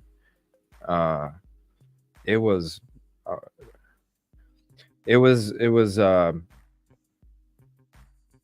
one of those transformation periods in my life, for real, where there was so many things going against me in the beginning of it, and I got to a point in my life that I really was thinking thoughts that nobody should ever think, because of all of the hurdles and battles, and then knowing and having to live with that nightmare every single night. And it was definitely a really trying time in my life, but it transformed my soul. And that's why ever since then, I've always been about the peace, positivity, and progress, and what I promote today, and how much I like to try and protect it, because that was one of the things I told myself, that when it was, I told you it was the final time that it was after the 6th arrest, and they came up to me and they said that they were going to place her back over there.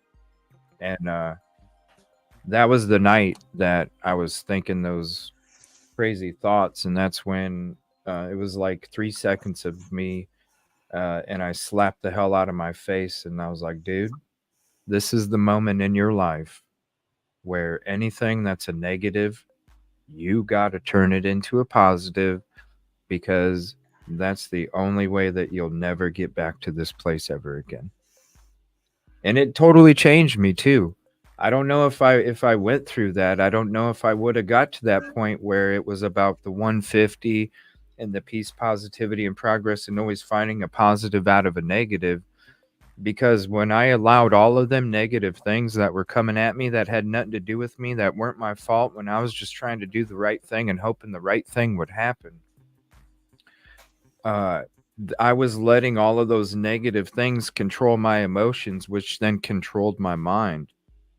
And so if I take anything negative and think about how it can be a positive, that controls the emotions, that then controls the mind, and I can still be on the path of peace, positivity, and progress, even if I have to deal with bullshit. throughout life. And so it really did transform me a lot.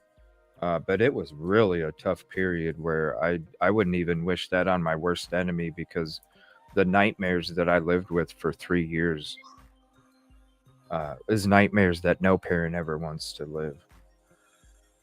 And when you can't do anything because of bullshit CPS, letting mom do whatever, because they don't want to take custody from a mom, because it's not typical for a father to get custody of their child from a mother.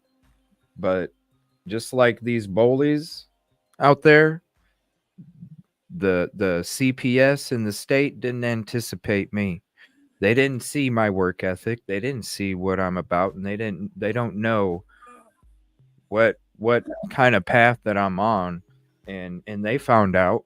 And so it's just like these bullies, they find out too, because it's about being a good person, being about peace, and trying to be the best person that you can be every day, because nobody's perfect, and every day we can all do a little bit better for ourselves. I don't know. It'd be a hard story it would almost have to be like somebody sits down with me or something. I don't know if I could really. It's a lot of dark spots in that path.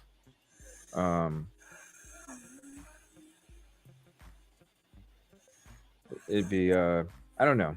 It'd be really tough. But I don't know. Maybe Brittany, sometime you could just, if you ever want to do like an episode and you just kind of maybe sit down and we can talk and you can just ask me questions. Oh, that's a great idea. I'll talk to you privately about it. We should definitely do that. That's an awesome idea. I'll give you the story. I'll give you the summary of like the story, and then can just let it go from there, because there's so much to all of it. I couldn't possibly write it all down. But I know that, when there's a live kind of question answer kind of thing, there's questions and answers that spawn more than that. And I think the way that you approach all of these cases and stuff with your humility and compassion, I think you would be the one that could really ask me the questions that would be able to get the story out there in a delicate way too. So yeah, anytime. Yeah, I would be honored. We'll talk and figure something out. I think that would be great. I'd love to. Let's see. Email, please read. Is it to Evil CJ? I think somebody sent. I sent you something too, CJ. Let me know if this. Oh, I know, Kimberly. It makes me so sick. Kimberly Decker said, "What a POS." He felt like Sebastian was defective and had no problem telling someone that there's a special place in hell for you. Yeah, right. Oh my gosh, guys. Oh my gosh, hold on. Oh, uh-oh. Oh, this is so cool. Oh my gosh, just wait. When I ask somebody out there in the community that can make a cartoon, oh my gosh, just wait.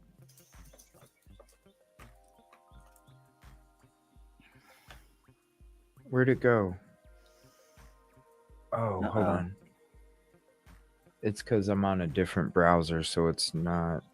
I have to go to this one.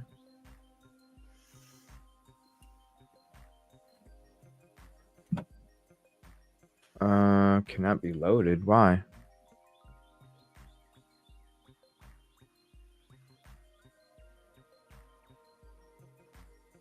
Oh, hold on. I gotta save it. I wish it was easier to share some of this stuff. Hold on. Okay, copy. There I am. Good to see you. This is crazy. While you do that, I have one thing to say about the stepdad. Whether he's innocent or guilty and all this, I don't care. I mean, I care, but I'm not saying this as a fact. And the fact is, we all know he's a liar. Yes, and we know that.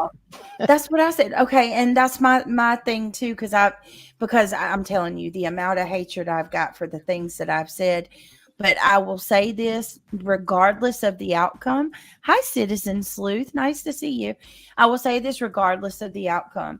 My point of contention isn't whether mom and stepdad are guilty or innocent. We have no clue. Mm-hmm. We don't know. Oh, that's gorgeous. Look at that. Oh, I love it. Who made this? Oh, that is great. Hold on 1 second. Can you shout it out in chat, please? I'm just grabbing. I got a bunch of emails, and I'm just grabbing and throwing. we need to Whoever send made this. You need to send this to Seth.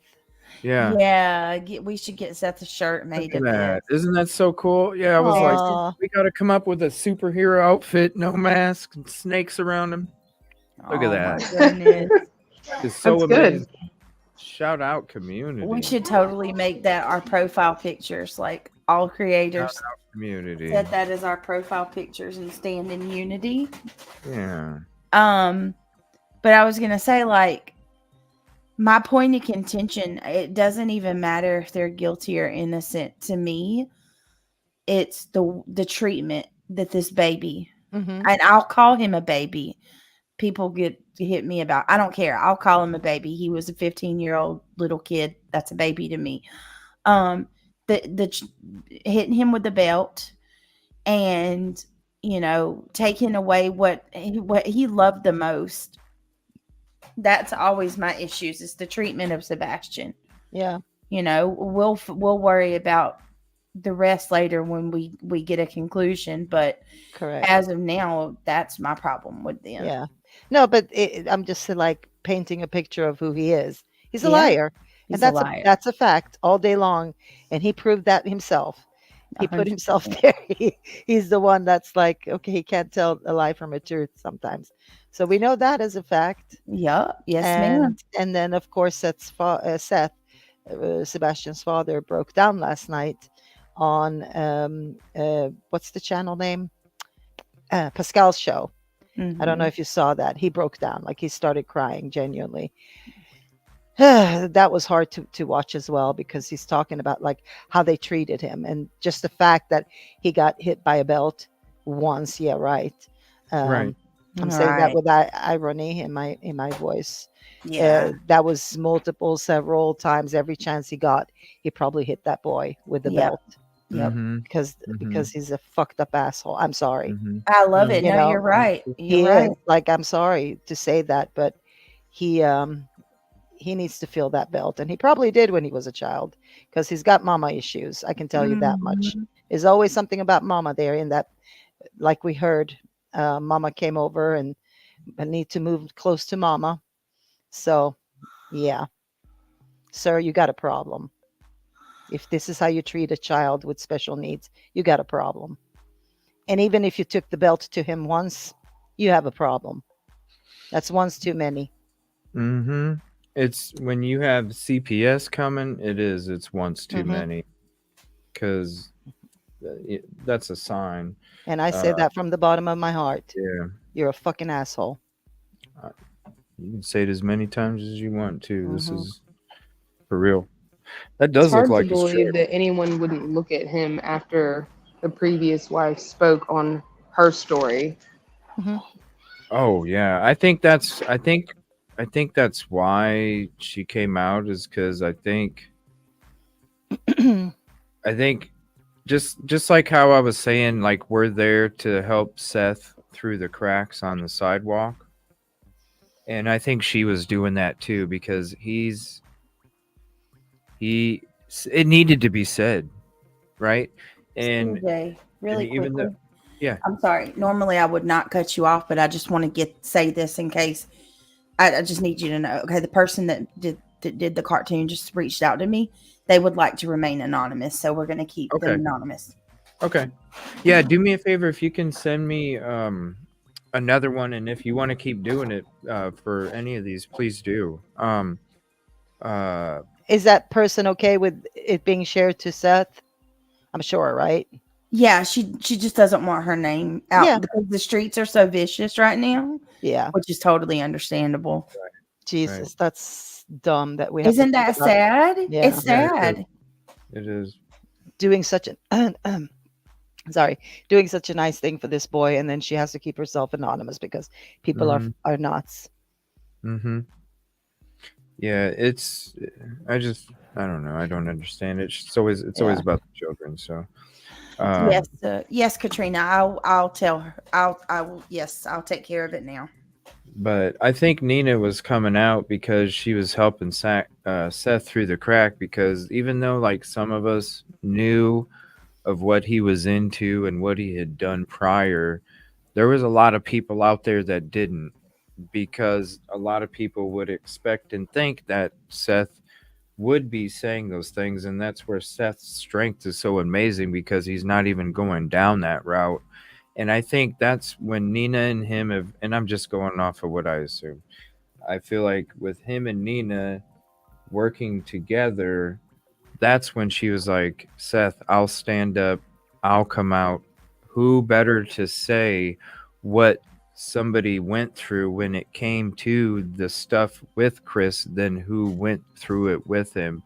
And I think that's why she got the courage and built up the strength and was able to, and why she did what she did, because people needed to know that aren't out there seeing the stuff every day that we do. Those people needed to know this dude ain't as innocent as most people might think, because there's a lot of assumptions about how they're quiet, that yeah, he kind of answers questions weird, but he seems calm and all this other stuff. But then when you actually see what the person really is like, it's completely different perspective, and it makes a big difference when it comes to the perception, because with the community sometimes perception becomes reality, and this shit needed to be exposed. And I think that's why she finally came out and was discussing it, and it had to be hard for her because you saw her message. But I felt like she did it for Seth, so that way she could be the one that says, look, who better to speak about the way he was than the one who he did it to? And when you hear her story, man, so powerful, and it came at the right time, because it's something also that needed to be said, just like all this other stuff that they're trying to keep under. It's also funny. Did all his ex-wives have children? I wondered that. Like, does he have like a thing about that? He likes to whoop their little butts with his belt, his big black belt, or whatever color it is. I wonder if it's more about stepchildren, because then you can go like the from power one and to one to one control. to one to one, and Mhm. do your thing and not have to have any attachment. Yeah, fucking coward. Yeah. Jesus. Yeah. And at the same time too, he also pushes the cancellation. He also pushes the cancellation of another human as well. So who knows if they even, maybe he did have others and he was able to manipulate them into doing the same thing that he was trying to manipulate Nina, and she didn't. She was a beautiful woman. Very So beautiful. beware, this man will beat your child. Yeah, very beautiful.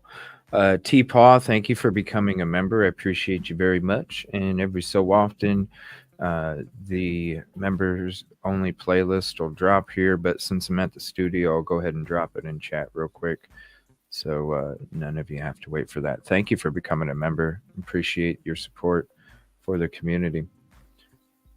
So it does look like his truck. Yeah, I for some reason thought it was much bigger. I mean, it's a big truck, but it looks small in comparison to that work van, right? Yeah. Let me see here. We'll flip back to that picture. I got so many photos up here. 1 second. This one. Okay. Let's go back. Yeah, that's his truck then. Yeah. Right there. Mm-hmm. But there's still someone coming out of that truck, see? Standing right there, getting ready to come out. And then there's one person on the ground. Yeah. Right here, you can see their foot. and their knee, and they're kind of just sitting up right there.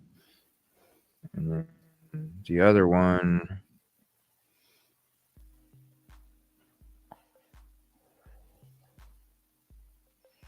Yeah, that's it. Yeah, that's it. Chrome, not chrome. Chrome. Chrome wheels. And then that's the camper too. Yeah. It's and then look at these windows. You can't tell if a creeper's looking out there watching these kids walk around the campsite. Horrible. It sounds like a damn cat's out there crying or something. I don't know what that's about. Let me see here.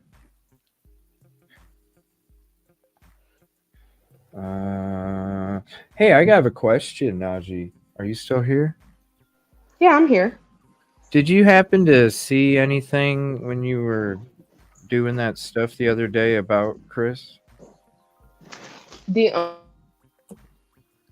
Tennessee looked like it was closed, but it was a case with, I couldn't even get into the case details. I don't know if they had it sealed or what, but it just gave me some names, his name, and then it was another woman's name. I would assume an ex-wife because they had the same last Is name. it Nina? Was it Nina or another ex-wife? I think it was another name. It wasn't Nina. Okay. Because they were in San Diego, weren't they? Yeah, that's where they started, and then they moved to Arizona. Yeah. Okay, yeah, it wouldn't give me that. Okay. I don't have access to. And then they moved to Tennessee. Anything out of state. They did move to Hendersonville though, together for a while. Imagine being that calculated. I was thinking about that last night too. So calculated. I didn't hear you. You cut out. Can you hear me okay now? Hello? Can you guys hear me? Najee? Can you hear me? Yeah, now. we can hear you. I don't know if you can hear us. I was saying that I didn't hear you because it cut out. Oh, go ahead. Go ahead, Brittany.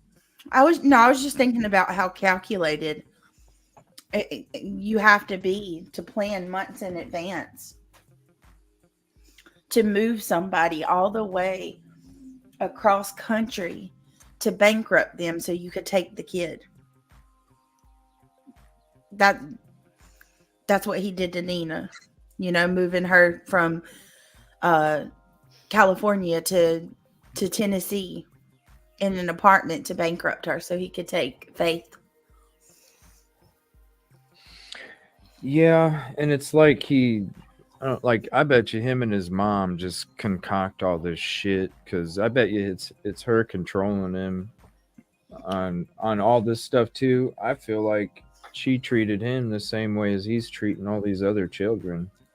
Honestly, look at how she's acting outside their freaking house, going after YouTubers, running after them, getting out of the car and running after them, coming after YouTubers, It's like, damn, lady. Like, it's actually a little scary, CJ, because if he's that calculated, what, God forbid, they have something to do with Sebastian's disappearance. I wouldn't be surprised if the mom had something to do to protect her son. Here, let me do this, son, so I can protect you. Yeah. It reminds me of Brian Laundrie's parents. I'm looking at them and it reminds me exactly like Brian Laundrie's parents. The dad kind of tries to, but the mom is just, and it's the same thing. And Brian is Chris. Like there's something, it just seems like way too similar when it comes to these parents, the Laundries. Yeah. Najee, Mike. I love my kids, but there's no way in hell. Yeah. It's I have a question though, and this is what doesn't make sense. And if you can hear me, Najee, let me know. What I don't understand is how in the hell CPS got away with not contacting Seth about the belt incident. How does that even take place? How does that happen and he doesn't even get contacted? Something's fucked up. Mm-hmm. And I'm wondering if it's because he's not from there and Chris's family is. Mm-hmm. I thought about that's that. a great question. A lot of things get lost.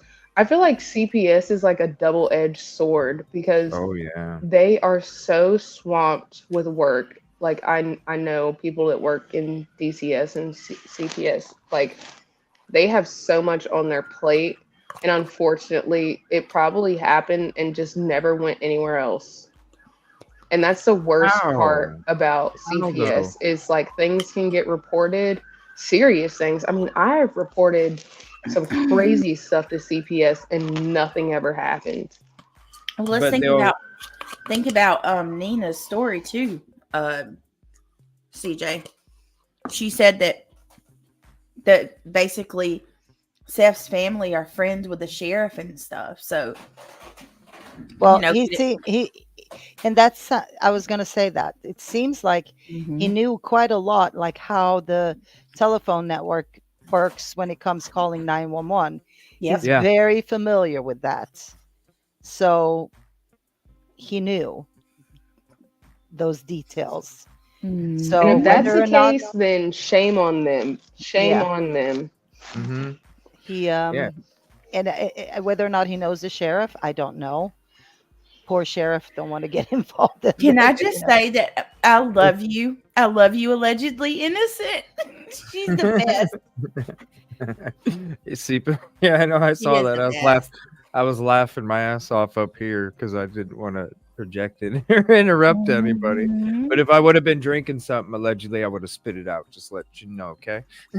I appreciate it. What was it? I didn't see. I don't. Just another name for CP.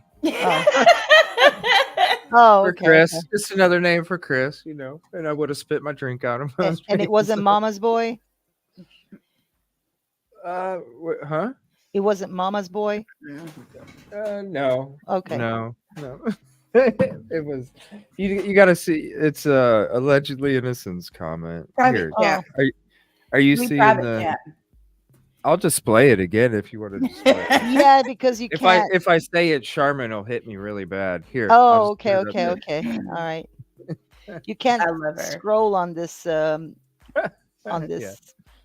StreamYard, unfortunately. Speaking of which, I will, after we finish this, Jules, I'll go over and check your live out. I didn't know you were live today.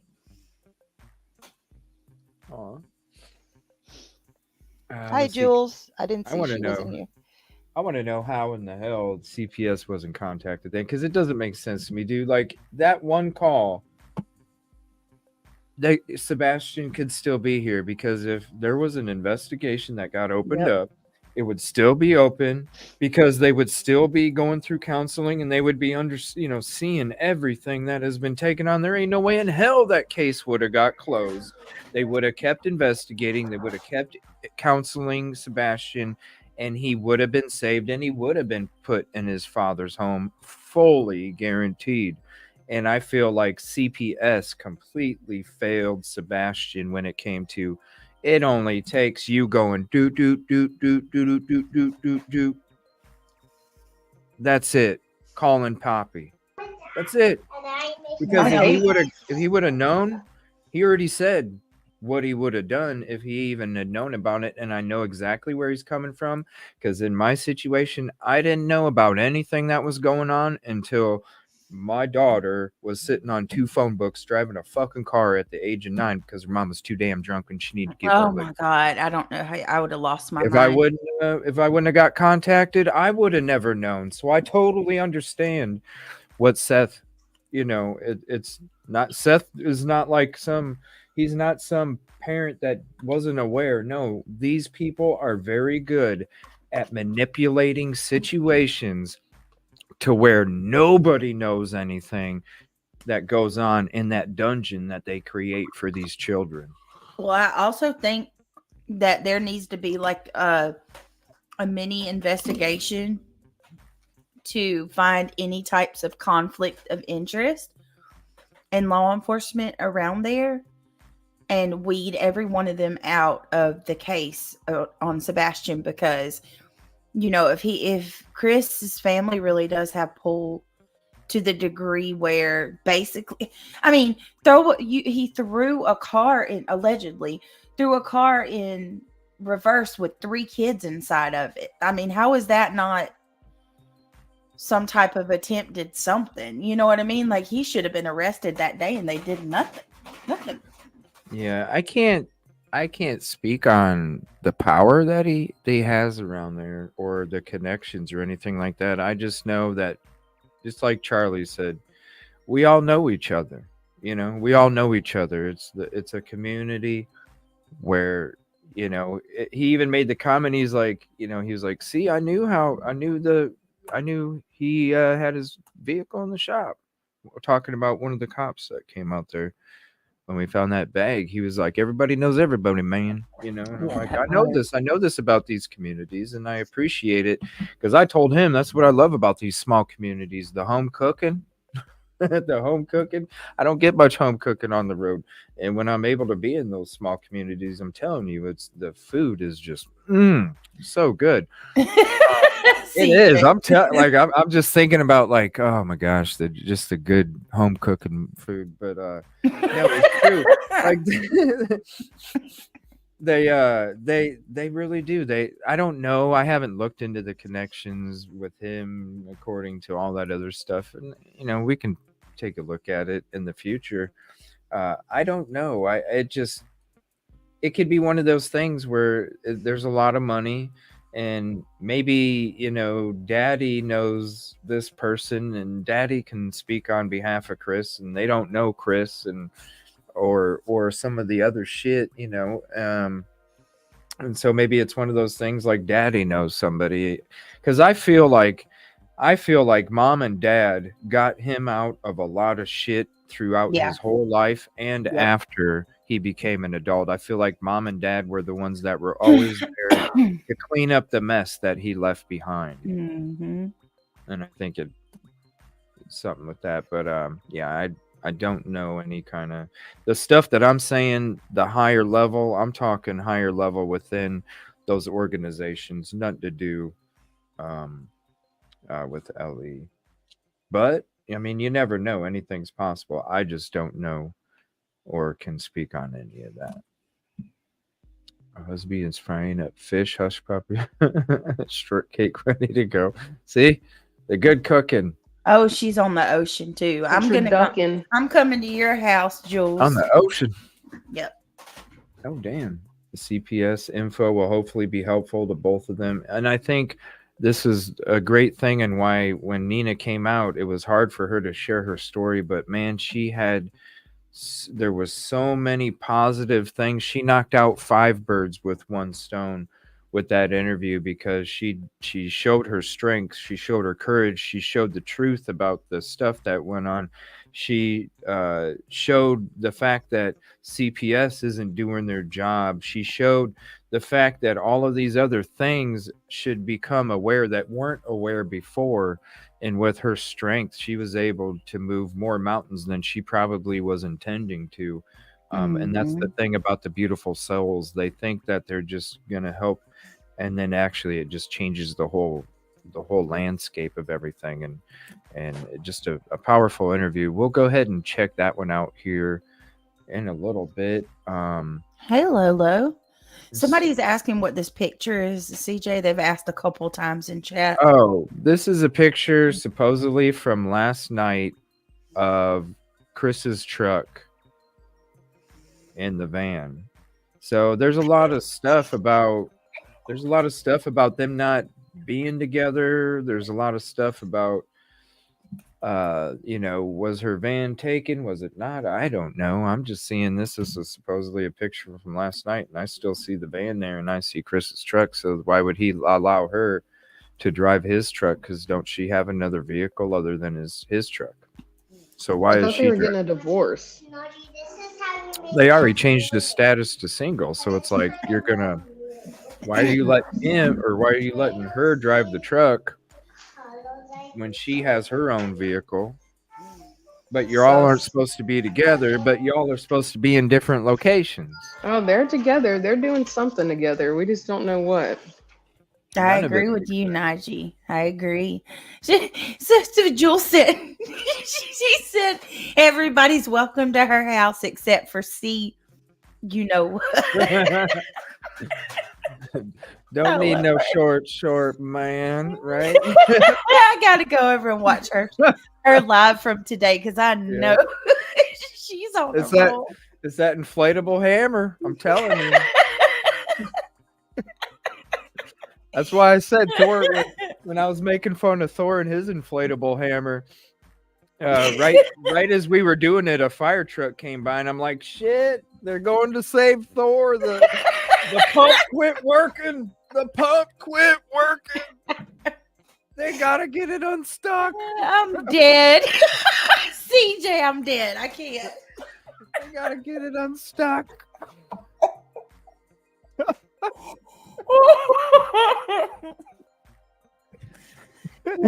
Get over here. Hey, if it's made of rubber, eventually it leaks. You know what I'm saying? Mm-hmm. It You happens. gotta find humor in all of this. You know, like it.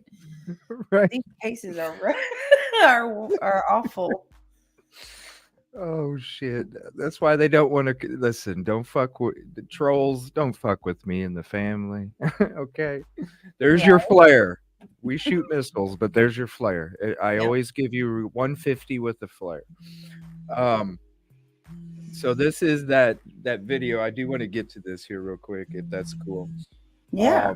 This is the part in Nancy Grace's episode where the UNC spokesperson hops up here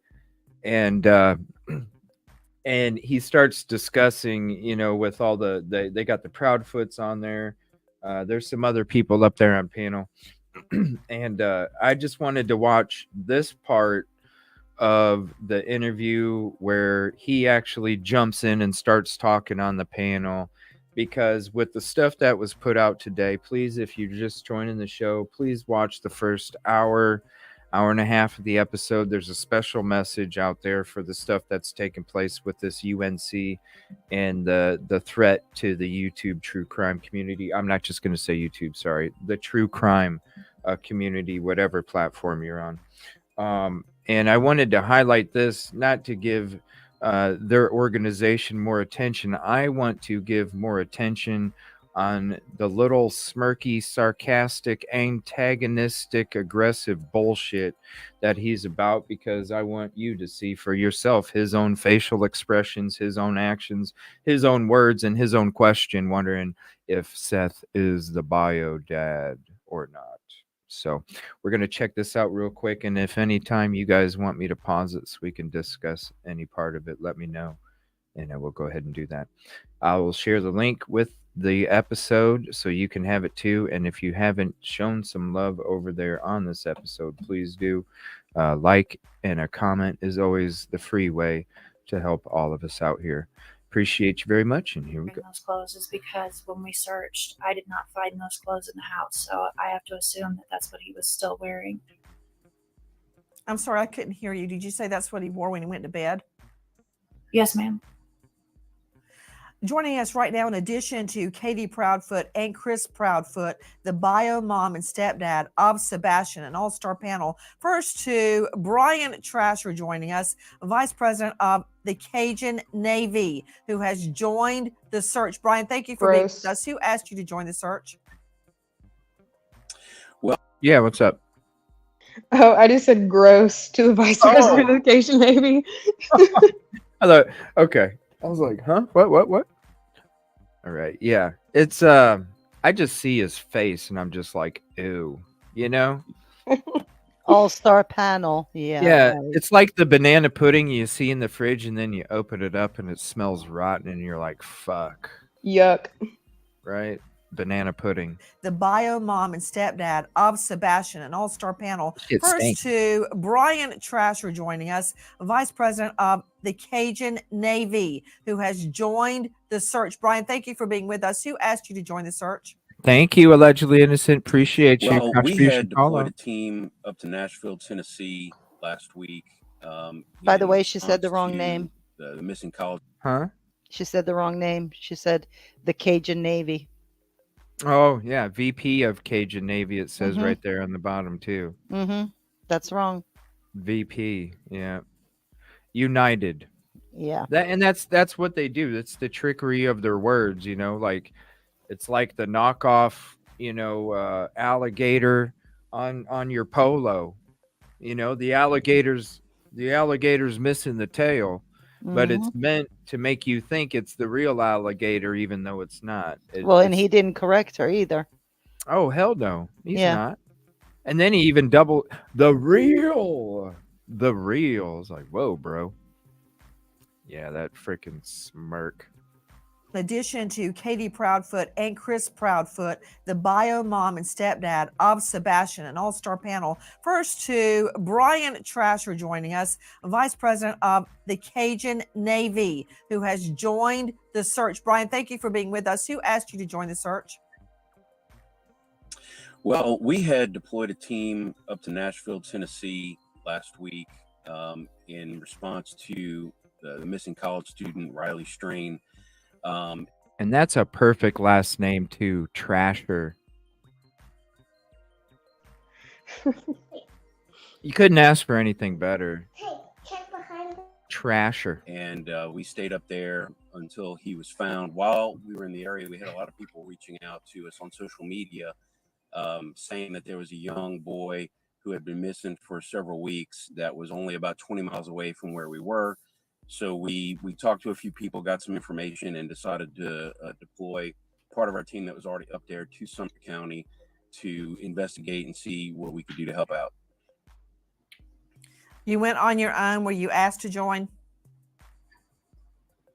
We were asked to join. I'm not sure specifically who some of our people talk to, but we get requests all the time, and we'll reach out. We'll try to get either a family member or a close friend of the family, just so we know we're talking to people connected to the family. And somebody had reached out and asked us to join since we already had assets so close to Sumter County.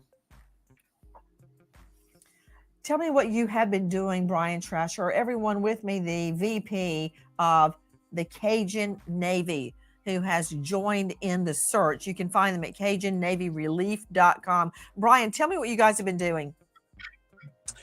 Just we're the United Cajun Navy. We're the original group that everybody hears about. There's other groups that use the Cajun Navy name to try to fundraise off of our efforts.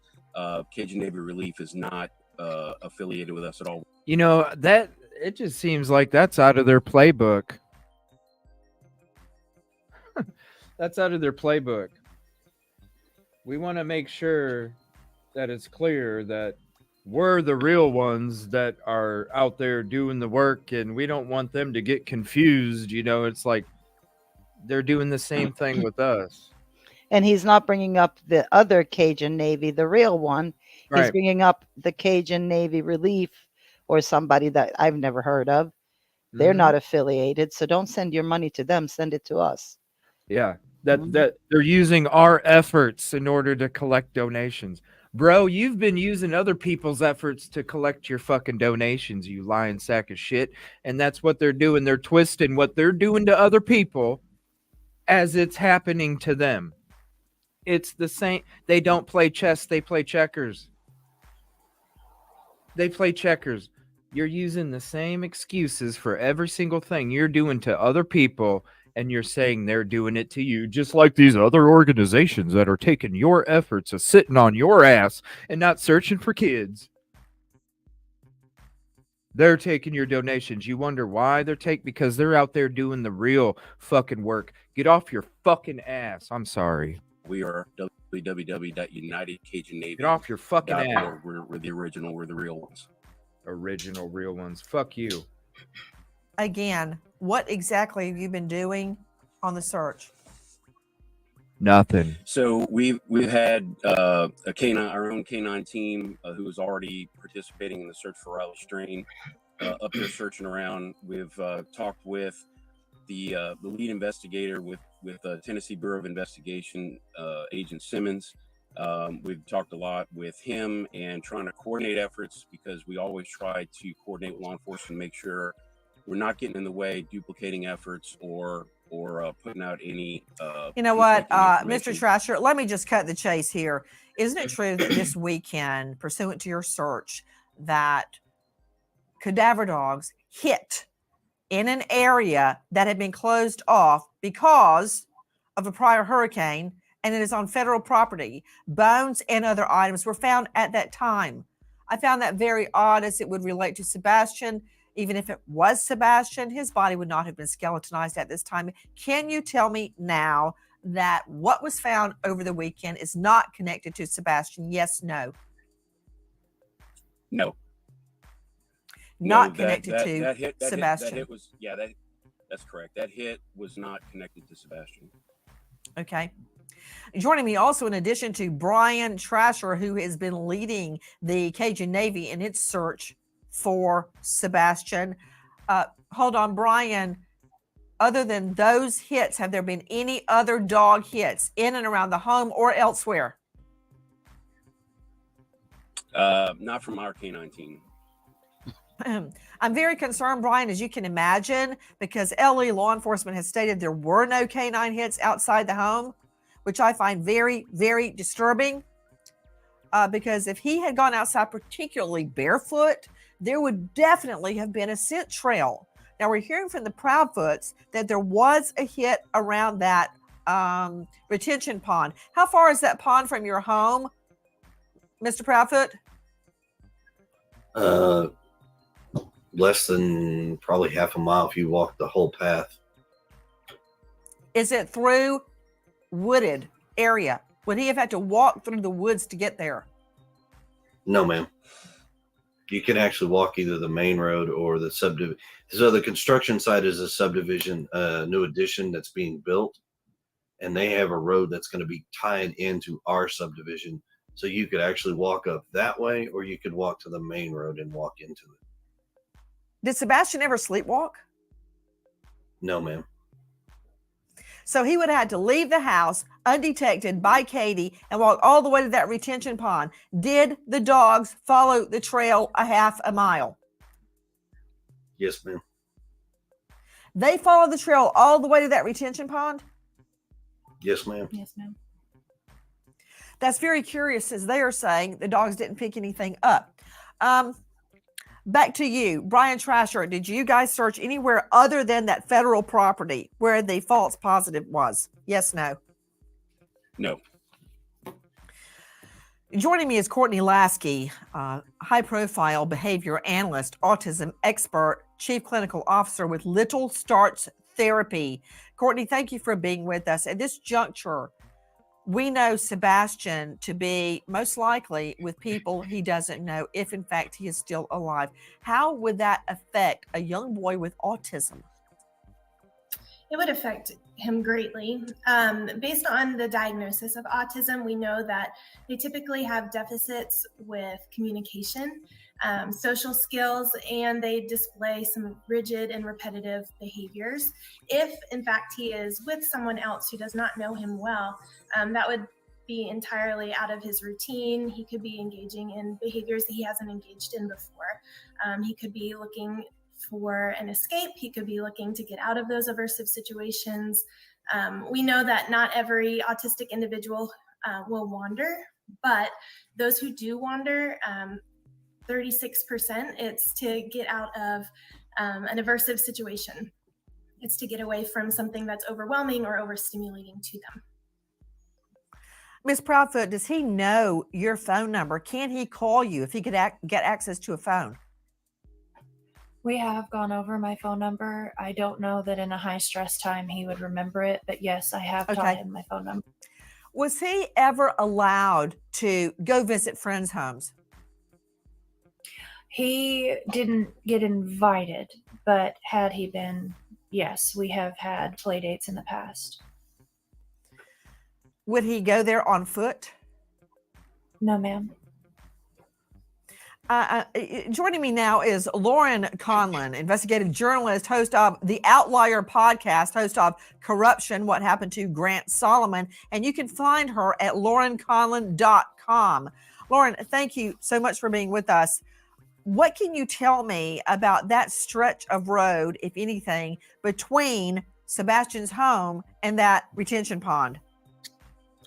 Well, look, Nancy, I mean, I think like everything else about this case, it is very confusing because the public hasn't heard much from the police. We haven't heard much from the Proudfoots, obviously, when it comes to that, or Seth Rogers. And now I'm learning a lot here as I hear Chris Proudfoot say, okay, we can't speak about this because of law enforcement. And now with the Cajun Navy coming in, I think a lot of us are very excited that they are going to basically canvass this road. And they are actually telling civilians to hang back. Nobody needs to search this anymore. You need to stop. You need to stop helping and let us work with law enforcement and take over. Now, I called the Sumner County Sheriff's Office yesterday because of all the misinformation going around. And I got to be honest with you, they didn't even know what was going on with this road, with the recreation search. They were either very elusive or they were very confused. But either way, it's very concerning because the people, as well as myself, I don't live in Tennessee. I cover a lot of Tennessee. We are very concerned for Sebastian. We are very concerned. And so, okay, so let me just stop you right there, Ms. Conlon. Ms. Conlon, everyone is concerned, but let me remind everyone that law enforcement is under no duty at all to tell us or anybody else, including the Proudfoots, anything. They are not representing the Proudfoots. They are representing justice, and they will do what they have to do. The fact that they're not giving us a blow by blow is their business. Does it mean they're stymied? I don't know. Does it mean they know more than we think they do? I don't know the answer to that.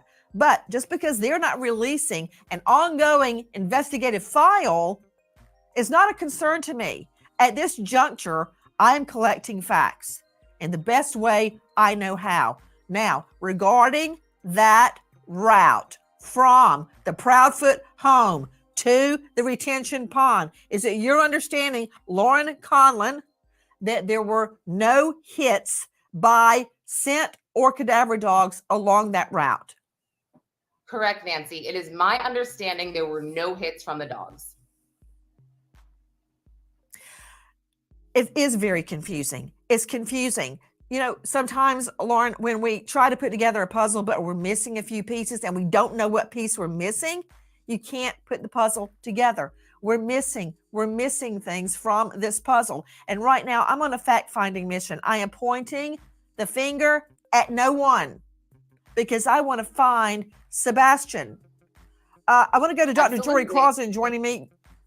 And guys, again, please, Proudfoots, Trasher, Lasky, Conlon, jump in if you have a thought or you want to contradict, because a lot of this is elusive. We don't know everything. To you, Jory Crossan, joining us, former law enforcement, now faculty, St. Leo University, very well-known psychologist and author of Operation SOS. You can find him at drjory.com. Dr. Jory, thank you for being with us. Many people have made much of the fact that when interviewed, the Proudfoots do not look at the camera. They look away, they don't cry, and they don't seem upset. Now, that may or may not mean anything. People can be very upset, crying, screaming, cursing. They may show no emotion at all. They may be numb by the time interviews are happening. I'm very different. When I talk about my fiance's murder or I talk about my dad's death, I still cry, even when I swear I'm not going to. But everyone reacts differently. I'm going to throw this directly to Mr. and Mrs. Proudfoot. Much has been made. I'll ask you. You very often look away, don't look at who's asking you questions, show no emotion. Much has been made of that. And I'd like to hear your response. I'm not judging one way or the other. I'd like to hear your response.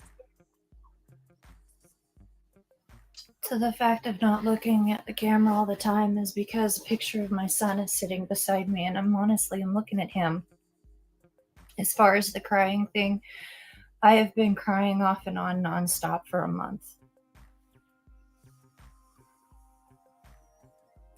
Many people have asked me, why did Miss Proudfoot not call 911 immediately? And here's your chance to answer that. Because by the time I realized my son was missing and I called my husband, at that point I was hysterical. I was at the point where I couldn't even form words anymore, and my husband is the one who remained calm enough to call them. And to be honest with you, Miss Grace, the way we live outside of city limits, so you don't call 911 because you get routed to a dispatching hub who asks what's your location, and then they route you to another dispatcher to talk to give this story. I cut all of that out and I called straight to the sheriff's department because they have jurisdiction of where we live. So sorry that I decided to bypass a few steps and go straight to the source, where they responded within 10 minutes of the phone call being made. Miss Proudfoot, that evening, were you drinking? No, ma'am. Had you used any type of drug at all, even OTC, over the counter? No, ma'am. And you had no argument with Sebastian that night? No, ma'am. You stated you put the dogs away into a crate before you went to bed. Is the crate located near the exit, near a door? No, ma'am. Would the dogs have barked if there had been an intruder or if Sebastian had left? The dogs don't typically bark at me and Sebastian because they're used to us. Even if we get up, we come around, they don't typically bark. Strangers, they do tend to bark, at least for a minute or two to get attention. But no, ma'am, they don't typically bark at Sebastian and myself or Christopher. What kind of dogs are they? Morkies. Question, where is their crate located? In the area near my sunroom. Over by the kitchen. Your son's, okay, hold on. Is No, it son, outside your son. son's room? No, ma'am, not Sunroom. Sebastian's room. Son, yeah, yes, ma'am. The sunroom. And that's not near the door? No, ma'am. Not near the front door. It's near my back door, but not any of the other doors. Yes, from what I've seen the layout of the home, it is near the back door, and they would have heard someone coming in and out that back door, correct? Yes, ma'am. Yes, ma'am. No barking. Do you have a chime or anything on your doors that would alert you to the door opening? No, ma'am. Miss Grace, could I jump in for something? Yes, please. And I want to follow up with a question regarding Miss Proudfoot's polygraph. But please, Lauren, jump in. Everybody on the panel. Now is the time to ask the Proudfoots any question that may shed light on what has happened to Sebastian. We are not in a judging arena. We are in a fact-finding arena. We can then assimilate the facts and make deductions. Please jump in. Lauren Conlon is joining me. You can find her at Lauren Emily Conlon. Go ahead.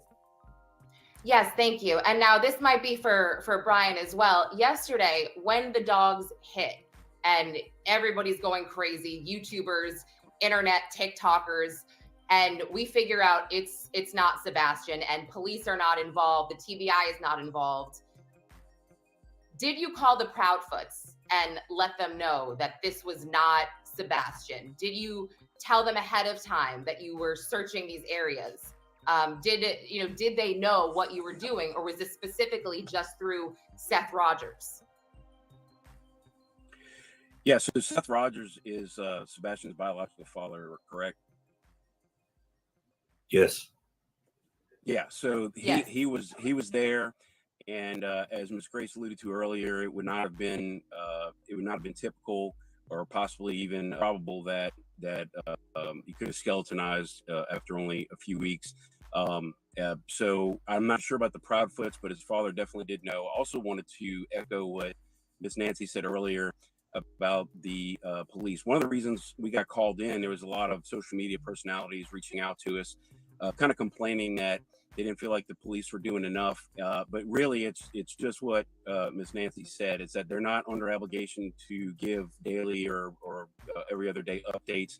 They are doing an investigation. We have been in very close contact with TBI, and I can tell everybody with 100% certainty they are on top of it. They are not letting their foot off the gas at all on the search for Sebastian or trying to find out what happened to him. The YouTubers and TikTokers that do live stream probably do the most harm. We appreciate the attention that they bring to things, but when you do a live stream, you don't have any control over what gets seen by potentially the entire world. So we would, we can't tell people what not to do. They have free speech. It's their own accounts they're using. Not helpful to do live streams during searches like that. If you want to do it, do a video that you can potentially edit later, so that we cut down on the amount of misinformation. That's why social media is not necessarily a house. We go in and do search and rescue. You have to trust the process, like we do. We trust law enforcement is going to have this wrapped up probably very soon. Brian, however, I want to make sure that you are not encouraging citizen sleuths to stop looking, because I've had many cases where we put out the warning and they actually spot a missing person. I mean, I only have to point to Gabby Petito, whose remains were found in dispersed camping way out west by a citizen who had heard about the case. So, sometimes their information is wrong, but there is no way in HELL that I would ask them to stop. And I know that's not where you're headed. Yeah. No, we don't want them to stop. Matter of fact, it was 2 citizen sleuths that found Riley Strang's bank card out by the bank of the Cumberland River in Nashville. So, like I said, they do provide a service. My only suggestion was maybe not doing live stream, maybe just video, and then you can edit and post later. Just a suggestion.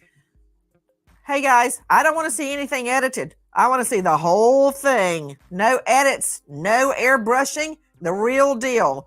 But that's just me. I want to go back to Katie Proudfoot. This is Sebastian's biological mother, Miss Proudfoot. What questions were you asked during your polygraph? I was asked if I knew where my son was. I was asked if I hurt him. I was asked if I had hurt someone, among a few other questions. And Mr. Proudfoot, you have volunteered to take a poly? Yes, ma'am. If I were to set up a poly for you, would you take it? Name the place and time, ma'am. I'll be there. And you're headed back to Memphis right now. Are you in your RV right now? I am in my RV. We are not disclosing our current location just because of safety reasons, due to the YouTubers, the Facebookers out there that have sent some very heinous, threatening information and things of that nature, threatening to be outside of our house, all kinds of nasty things. So we're not disclosing our location at this time, unless you're law enforcement. Ms. Proudfoot, is that one of the reasons you left the home? One of them, yes, ma'am. Question to you guys. When police came in and processed your home, did they look with, for instance, luminol? Did they check? What did they do when they searched your home? They thoroughly searched my home with many different things. They removed some things for the dogs to hold the scent, and for Sebastian's DNA. I know that they used thermal night vision. Thank you. And I don't know exactly all of the tools that they used, but I do know that multiple different searches were done on my home by many different people, detectives, sheriffs, and a few others. Yeah, I wouldn't swear that the forensics folks showed up or not, because there were so many folks in and out of the house that it was just, hi, I'm so-and-so with law enforcement. I'm so-and-so with law enforcement. Okay. Every time they've said we need to look, please do. Does Sebastian have a hardwood floor or a carpeted floor? In his bedroom? Carpet. Yes. Carpeting. Carpet. Did they remove any carpeting? No, ma'am. Do you feel confident they searched his bathroom? They did. Yes, ma'am, they did. When you state that they removed items for the scent dogs, what did they take? Clothing, a blanket that he used like every day, and a few other items of his, toiletries, like his brush. Lauren Collin joining us, investigative journalist. Lauren, again, thank you for being with us. And earlier you were hearing sound from WSMV4. I understand you have another question. Oh, I mean, I guess I didn't quite get the clarity I wanted, in the sense that, did the Proudfoots know that this search was going on with the Cajun Navy? Were they being called? Were you guys being alerted about this? Did you hear from a YouTuber that they found something, that the the search dog started jumping? Or, were you just kind of blind to all of this? Just, over in your corner doing your search? No, ma'am. So here, to set that record straight and help the United Cajun Navy. So somebody's got a picture out there saying that we are enjoying a dinner, when we're actually out there, got flyers at a dinner table because we need to eat. My wife was on the phone with the Cajun Navy. That's how the Cajun Navy was brought in. And we talked to the president of the United Cajun Navy. He put us in touch with their team that was here locally in Nashville. Then that young lady reached back out to us, gave us some more information. We gave her some more details. Then they said they would start a search, but we also had them get in direct contact with the TBI agent, as well as Sumter County's Sheriff's Department. We provided all that information. They reached out to them, got some information. They pushed outside of the areas that had been searched already, conducted a search. Somehow or another, they linked up with the bio father, who supposedly got a tip from somewhere. Whether or not it was credible or not, we don't know. But it led them to searching on federal property without permission, which is where we have been informed at some point that there was allegedly a hit on something, but turned out to be nothing. And they were asked to leave the property immediately, or the cops were going to be called, because it was trespassing based off of a tip that the bio father received. Can I say, Trasher, VP of Cajun Navy, let's clear it up. Isn't it true? Yeah, go ahead. So he's saying that they were sitting in the restaurant when they talked to the Cajun Navy to come down here. They were already here. That was the day they were out searching. Makes absolutely no sense whatsoever. That's like, are you dumb? Like, why would you say something like that? Just like in the beginning, Seth was the one that called him up there. Yeah. And then here he's like, Seth's the bio dad, right? As I understand. And then he waits for somebody else to answer him. Yeah. And then so another lie. Sorry. Sorry, Seth. I mean, sorry, Seth. I'm so sorry, Seth. I mean, sorry, Chris. Got caught in another one. And it's crazy because it's almost like they're a match made in heaven, because they get to use each other for a positive spin on what really fucking took place. Yeah. They're both narcissistic people. Yep. All of them. That group right there, the three over there all the way to the left in the family, the Brady Bunch little thing there. Yeah. The bunch on the left side there. Yeah. It's all the same kind of thought process up there upstairs. Mm-hmm. But this is just another example why Chris should not talk. It's disgusting to see this, 622. Thank you, everybody else, for hopping in there. Appreciate you hitting the like. It means everything. Yeah, this is I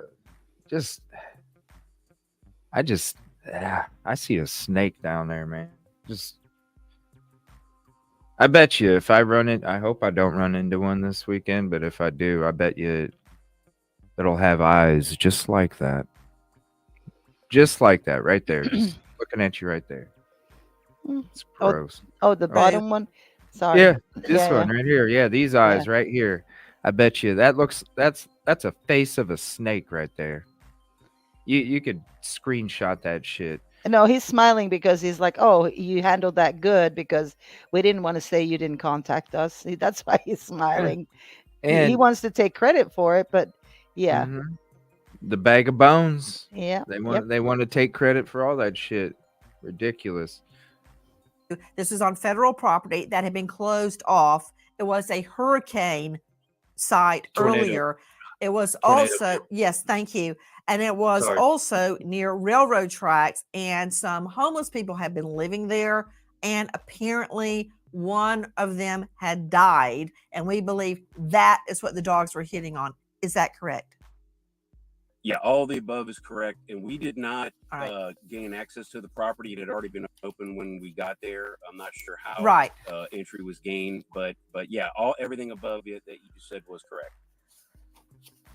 Guys, the search for Sebastian goes on. If you have information, if you know or think you know anything about this beautiful young autistic boy, please call TBI, Tennessee Bureau of Investigation, 800-TBI, FIND, T Tennessee, B Bureau, I, Investigative, TBI, FIND, 1-800-TBI, FIND. That's 800-824-3463. Please join us in the search for Sebastian and lift up your prayers. This boy will be found. Goodbye, friend. All right, we'll go ahead and pause that. And we'll stop this and we'll bring this back up here.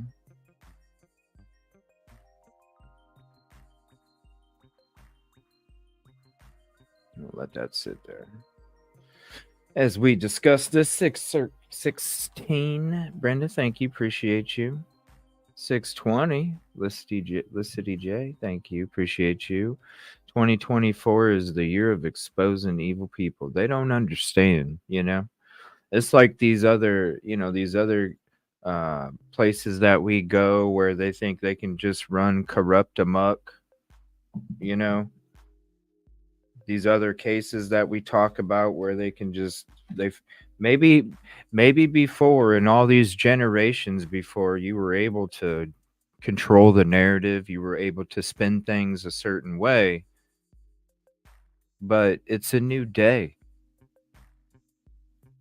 And when you're talking, when you mix the generation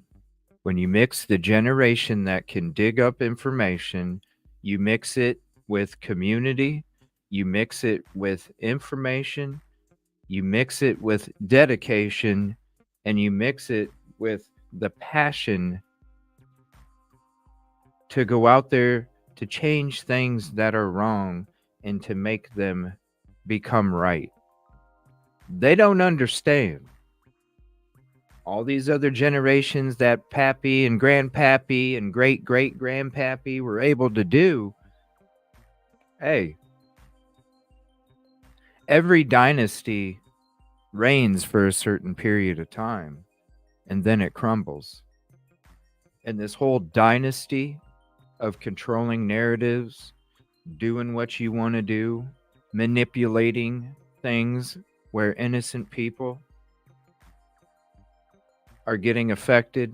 Crimes take place because people don't want to do their job. Truth and justice isn't happening because people don't want to do their job. Wake up. That's why I'm telling the people right now, you may be walking in some mud, but I don't know if you want to take another step. Because we're here.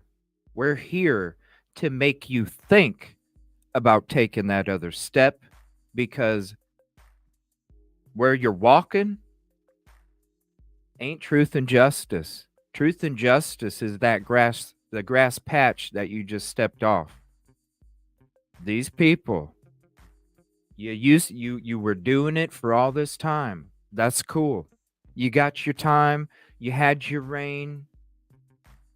Now step off the podium gracefully before you get knocked off. Because even though peace, positivity, and progress is all about that big heart, it's about that big boot too when it comes to the peace, positive, and progress in the future. And so sometimes that big boot's got to come out Because if those hurdles that are blocking peace, positivity, and progress want to remain, y'all ain't screwed into the track. We'll just come and take the boot. And your ass will get knocked out of the way. Figuratively speaking.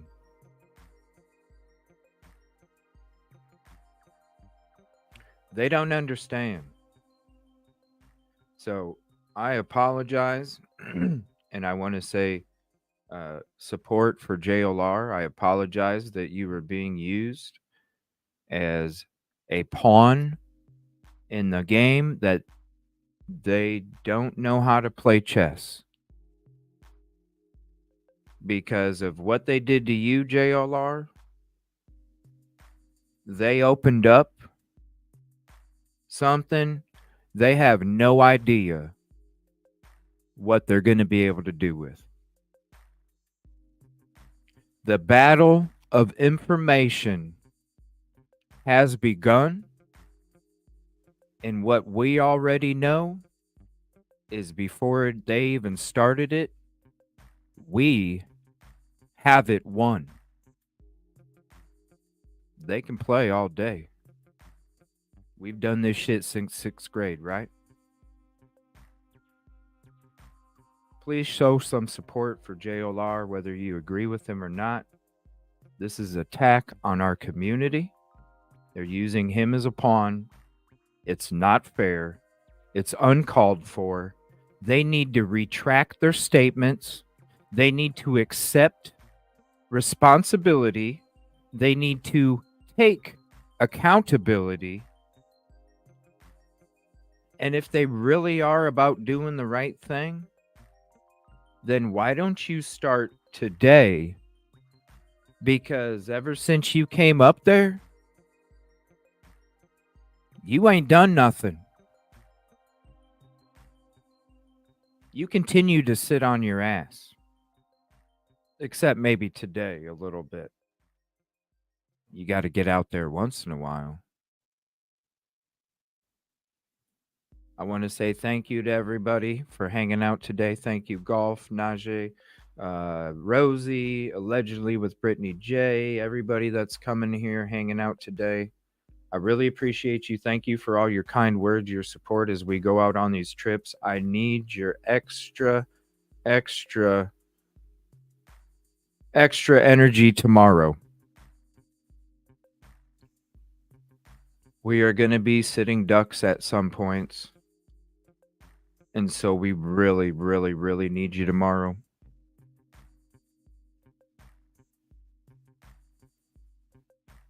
I know a lot of this to people is a game that's just on the internet, but when you're out there, it's also a game in real life, okay? So please keep us in your thoughts.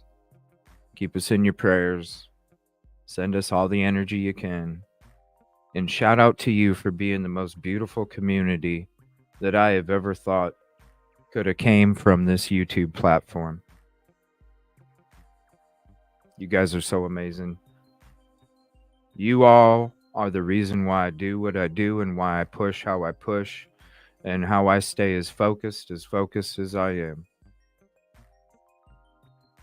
Because when I'm around the community that wants truth and justice and wants the right thing to happen, it's just like what I say about Seth maybe falling down on one knee and there's the community to pick him up. And you guys do that to me. When there's days that I question if I'm doing the right thing, if there's days that I question if I want to get more rest or relax or whatever, I'm telling you, those are the days where I'm like, no, we just need to keep pushing. I have those days too where I fall down. And it means so much to me that you guys are there to help pick me up and help me get back on that sidewalk without getting through those cracks too. We'll see you guys here in a little bit. I'm going to be putting out a notification for our Big K giveaway. Shout out community. We're going to be giving away a bunch of merch items. So if you'd like to come hang out tonight, We're going to start the show about 8 Central, and then about 8:30 we'll go ahead and start doing the giveaways throughout the whole show. We got a lot of prizes for you. It's just my way of giving back to the whole community for all the support that you give me. And like I said, the support that comes my way is always, no matter what kind of support it is, even energy, the support is always going back out to the community that I'm out here doing these things for. Shout out to you. Thank you so much. Please share the beginning of this episode, any content creators that you know, or just sharing it out, period, about the message, about the shady shit and the bullshit that's going on, how they're making it dangerous for us, how we need to refer to it as a battle of information so there's no more spinning, and how we're going to keep doing what we do, because ain't no bully going to stop us from what the hell we got going. Thank you all so much. I appreciate you. We'll see you later tonight if you just want to hang out. And we will be live on location tomorrow. So I will be doing on the road stream. And then we'll be doing an on location live for you. We're going to be doing more searches. There's some more spots we're going to be checking out. And I'm just going to say right now, as we're having our show tomorrow, there's going to be some more information we're going to be discussing, y'all. Because like I said, battle of information. Battle of information. I'll see you guys later. If not, have a good night, peaceful, positive evening, and hopefully we'll see you tomorrow. Thank you, everybody. Appreciate you. Thank you, Golf. Thank you, Najee. Thank you, everybody else on panel. We'll see you here in a little bit. Big fish. Najee. Oh,